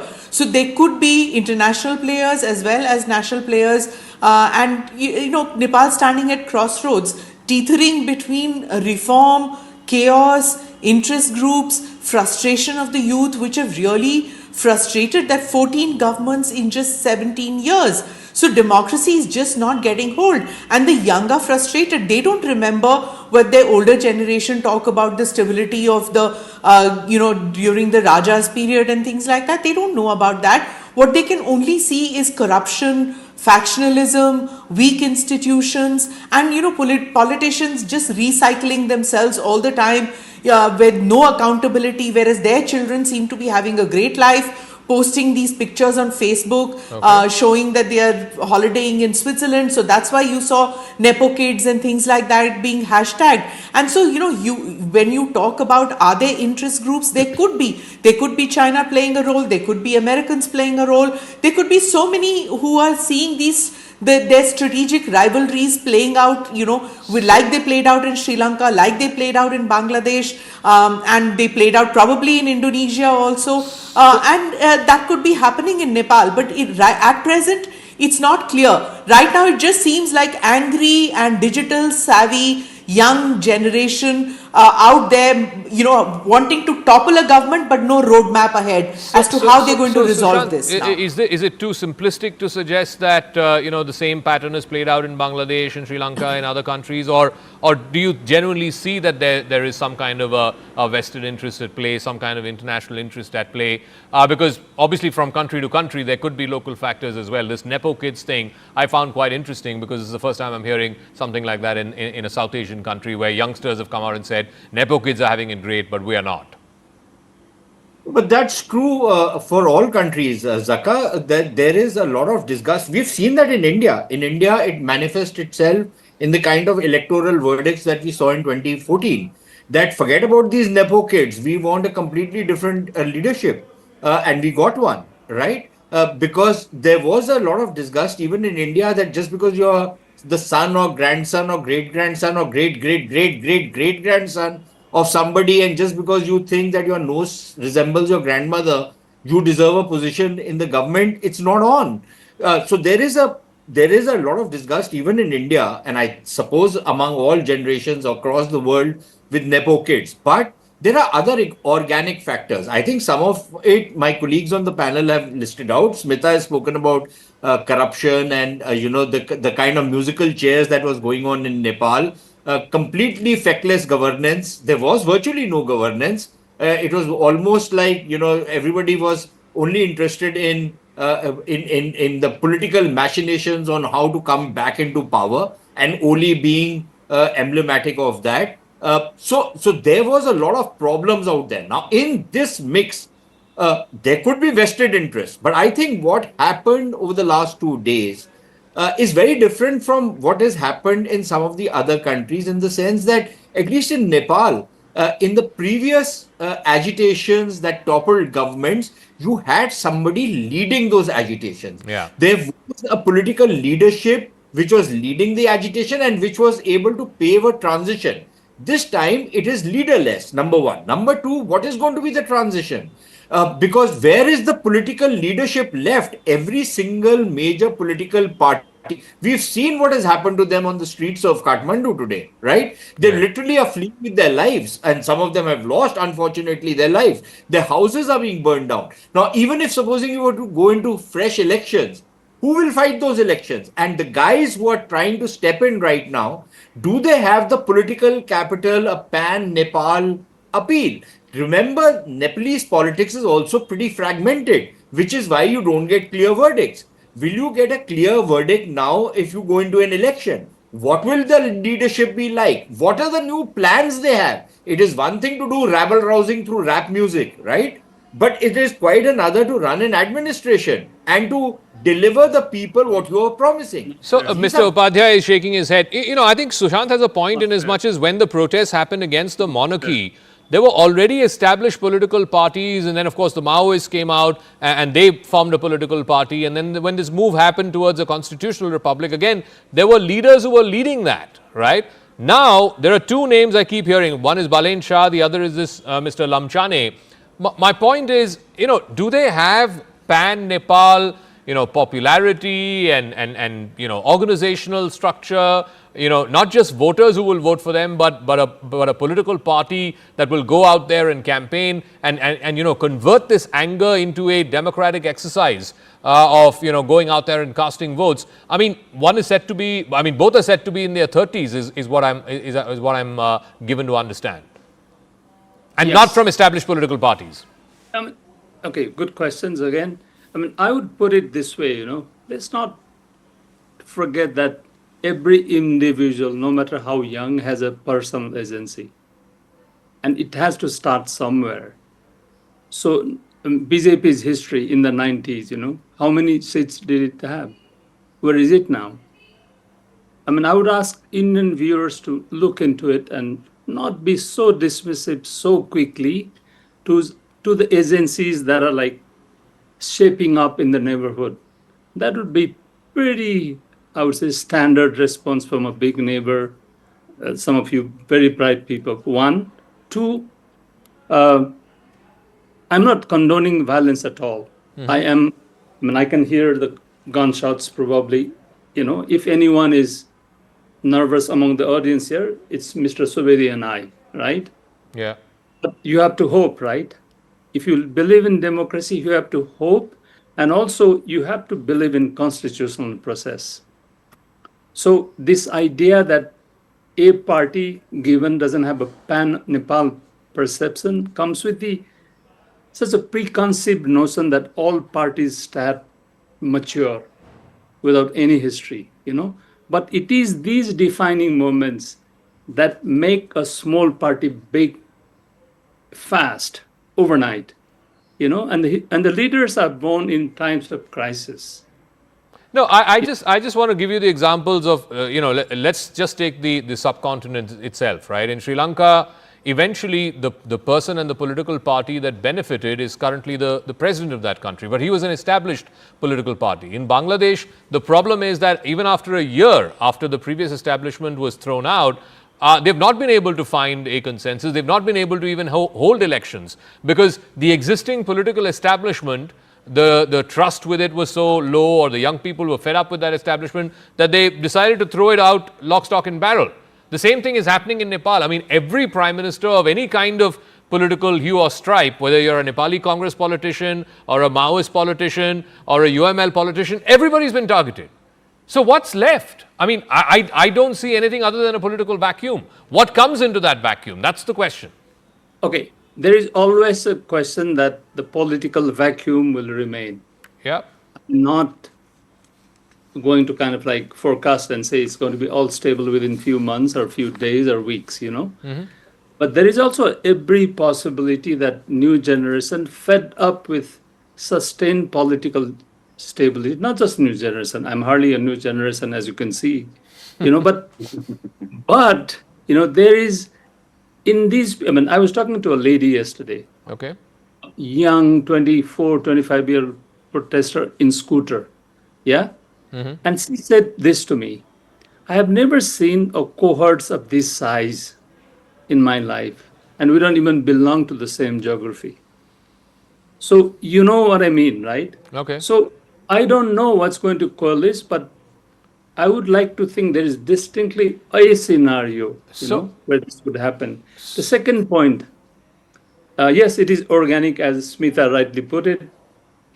There is a possibility that there are vested interest groups in this, like such a large-scale protest. Points taken.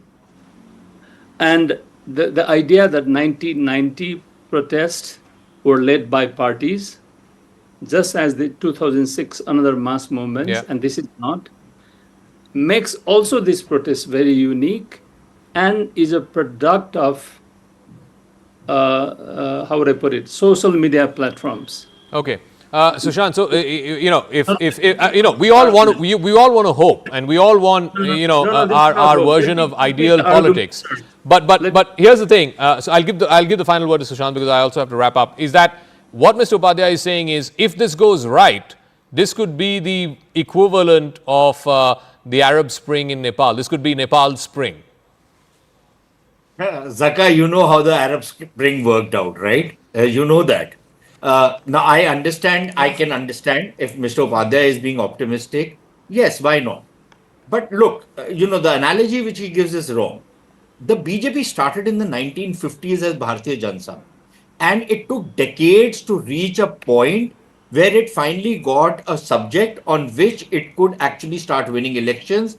And even then, it took them about 12 years to win elections. The only closest example we have is a party like Aam Aadmi Party, which took about 2 or 3 years. And look, you know what a hash they have made of things, especially in Punjab, and not that they did a very good job in Delhi. I think the best chief minister Delhi had was Sheila Dikshit. So there is certainly that problem out there. And the problem is also going to be that even I am 25 years old, right? Mr. Upadhyay might be very old, but I consider myself to be 10. But the fact of the matter remains that, you know, running an administration is a very complex task. And it is one thing to have a lot of passion and a lot of jazba to do the right thing and want the right thing. But wanting the right thing and being able to manage the right thing are two completely different things. All right, I'll wrap up. I'll wrap up with, I think it was Obama who said, you campaign in poetry and you govern in prose. That's where the problem is. When you start governing and you don't have any experience of governing, that's when the infinite hope that people like these young politicians are sort of reviving in Nepal, that suddenly sours. Anyway, we'll leave it at that. Thank you very much. It's a fascinating story, and as neighbors, we should be paying attention to it. We should be observing it, and we should be watching what's going on in Nepal without preconceptions or judgments, as it were. Thank you for tuning in to Brass Tacks. Thank you for watching from our CNN News 18 Primetime Studio, presented by Schneider Electric Smart Home Solutions.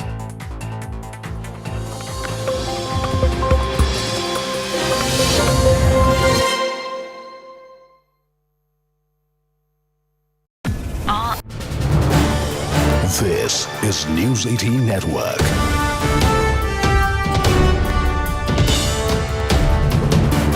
India's largest news network. Joining us here on CNN News 18, huge story breaking in the neighborhood. The Nepalese Prime Minister KP Sharma Oli, who's been a sort of a semi-permanent fixture in Nepali politics over the last 30 years, he has now tendered in his resignation. His current government, I think this is his third stint in power, his current government, which was an uneasy coalition between him, the Nepali Congress, and a section of the Maoist party. It was an uneasy coalition that had been in power for the last year or so now, and now, given these massive scale protests that we've seen, led by young people, the trigger being, of course, the social media ban, but it goes far beyond that. Issues of corruption, unemployment, privileges, dynastic politics, curbs on young people speaking their mind, all of this sort of came into a deadly cocktail. It came into a deadly combination, which finally ended up consuming the current Prime Minister, Mr. Oli, who has tendered in his resignation. The latest information that we have is that Mr. Oli has been given safe escort by an army chopper. Him and his immediate family members have been taken to an army barrack where they will be kept for some time. CNN News 18 broke this story first to you. We were the first ones to tell you that Mr. Oli has put in his papers. He has officially sent in his resignation to the Nepalese president, Mr. Paudel, whose resignation has now been accepted. At 12:05 p.m. we told you about Mr. Oli planning to step down. It was clear earlier this morning itself. The RSP party quit, 4 ministers quit. The writing on the wall was clear as day to the Nepalese Prime Minister that he's fast losing support and he needs to step down. At 2:16 p.m. officially, KP Sharma Oli, Prime Minister of Nepal, put in his papers and stepped down as Prime Minister after being given safe passage by the military, an assurance of safe passage by the Nepal Army Chief. Let me go across to Darshan, who's a Nepali journalist, who is joining us live from Kathmandu. Darshan, so Mr. Oli, the long-serving Prime Minister of Nepal, has finally quit. Do we know where he is? He's apparently been taken in an army helicopter to some safe passage. And what happens next, Darshan? Who becomes the next Prime Minister? What is the next government going to be like? Is there any word about what is happening? So there is a lot of protest right now. Like though I'm in a safe place right now, I can hear a lot of screaming and the cloud which is filled with the smoke. So I'm not sure which are the buildings that has been into fire, but yeah, the PM Oli finally resigned. But it's not about a new government. It's a generational war. Like I mentioned earlier, Gen Z are like crazy, and there is also a lot of riots that's happening. And there is no one to take a lead at this time. But Gen Z are also, looking after Balin to come forward to control this chaos. Because right now there are protesters inside parliamentary building, inside the Singha Darbar, where all the ministries used to handle their places, and there are also many data centers that have very critical information. And right now there is no presence of the government in the street. Nepal police and APF have already said that the situation is not in our control. So it's scary. News 18 Primetime Studio, presented by Schneider Electric Smart Home Solutions.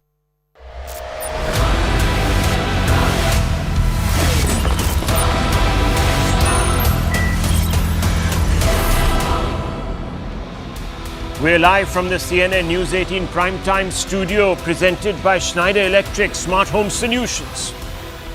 Viewers, it was all over in less than 48 hours. Mobocracy.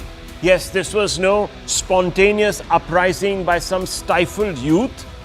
This is a lynch mob that accounted for another government in the subcontinent. Over the last 48 hours, viewers, these mobsters who have banded together under the moniker Gen Z have rampaged, forcing Nepal's communist Prime Minister KP Oli to resign. Now, viewers, a lot more has happened. And these are not any cool students, viewers, as they are being called by the entire liberal Western press, starting with some of the most famous ones, viewers. These are brigands. These are, viewers, the militia of some sort of organization that has penetrated the country. And while Oli is being reportedly sheltered by the military, even as he plans his exit out of the country, his colleagues, viewers, in government haven't been so lucky. Some cabinet ministers were chased by mobs. Look at that, viewers, to the right of your screens. That man who's being kicked around, he's the finance minister of Nepal. The finance minister of the country chased through the streets like a common criminal. He may be one. Try him in a court. Not on the street. And at one point, he was stripped of his clothes and chased down a shallow stream caked, soaked in blood, viewers. This man. The wife of a former prime minister burnt alive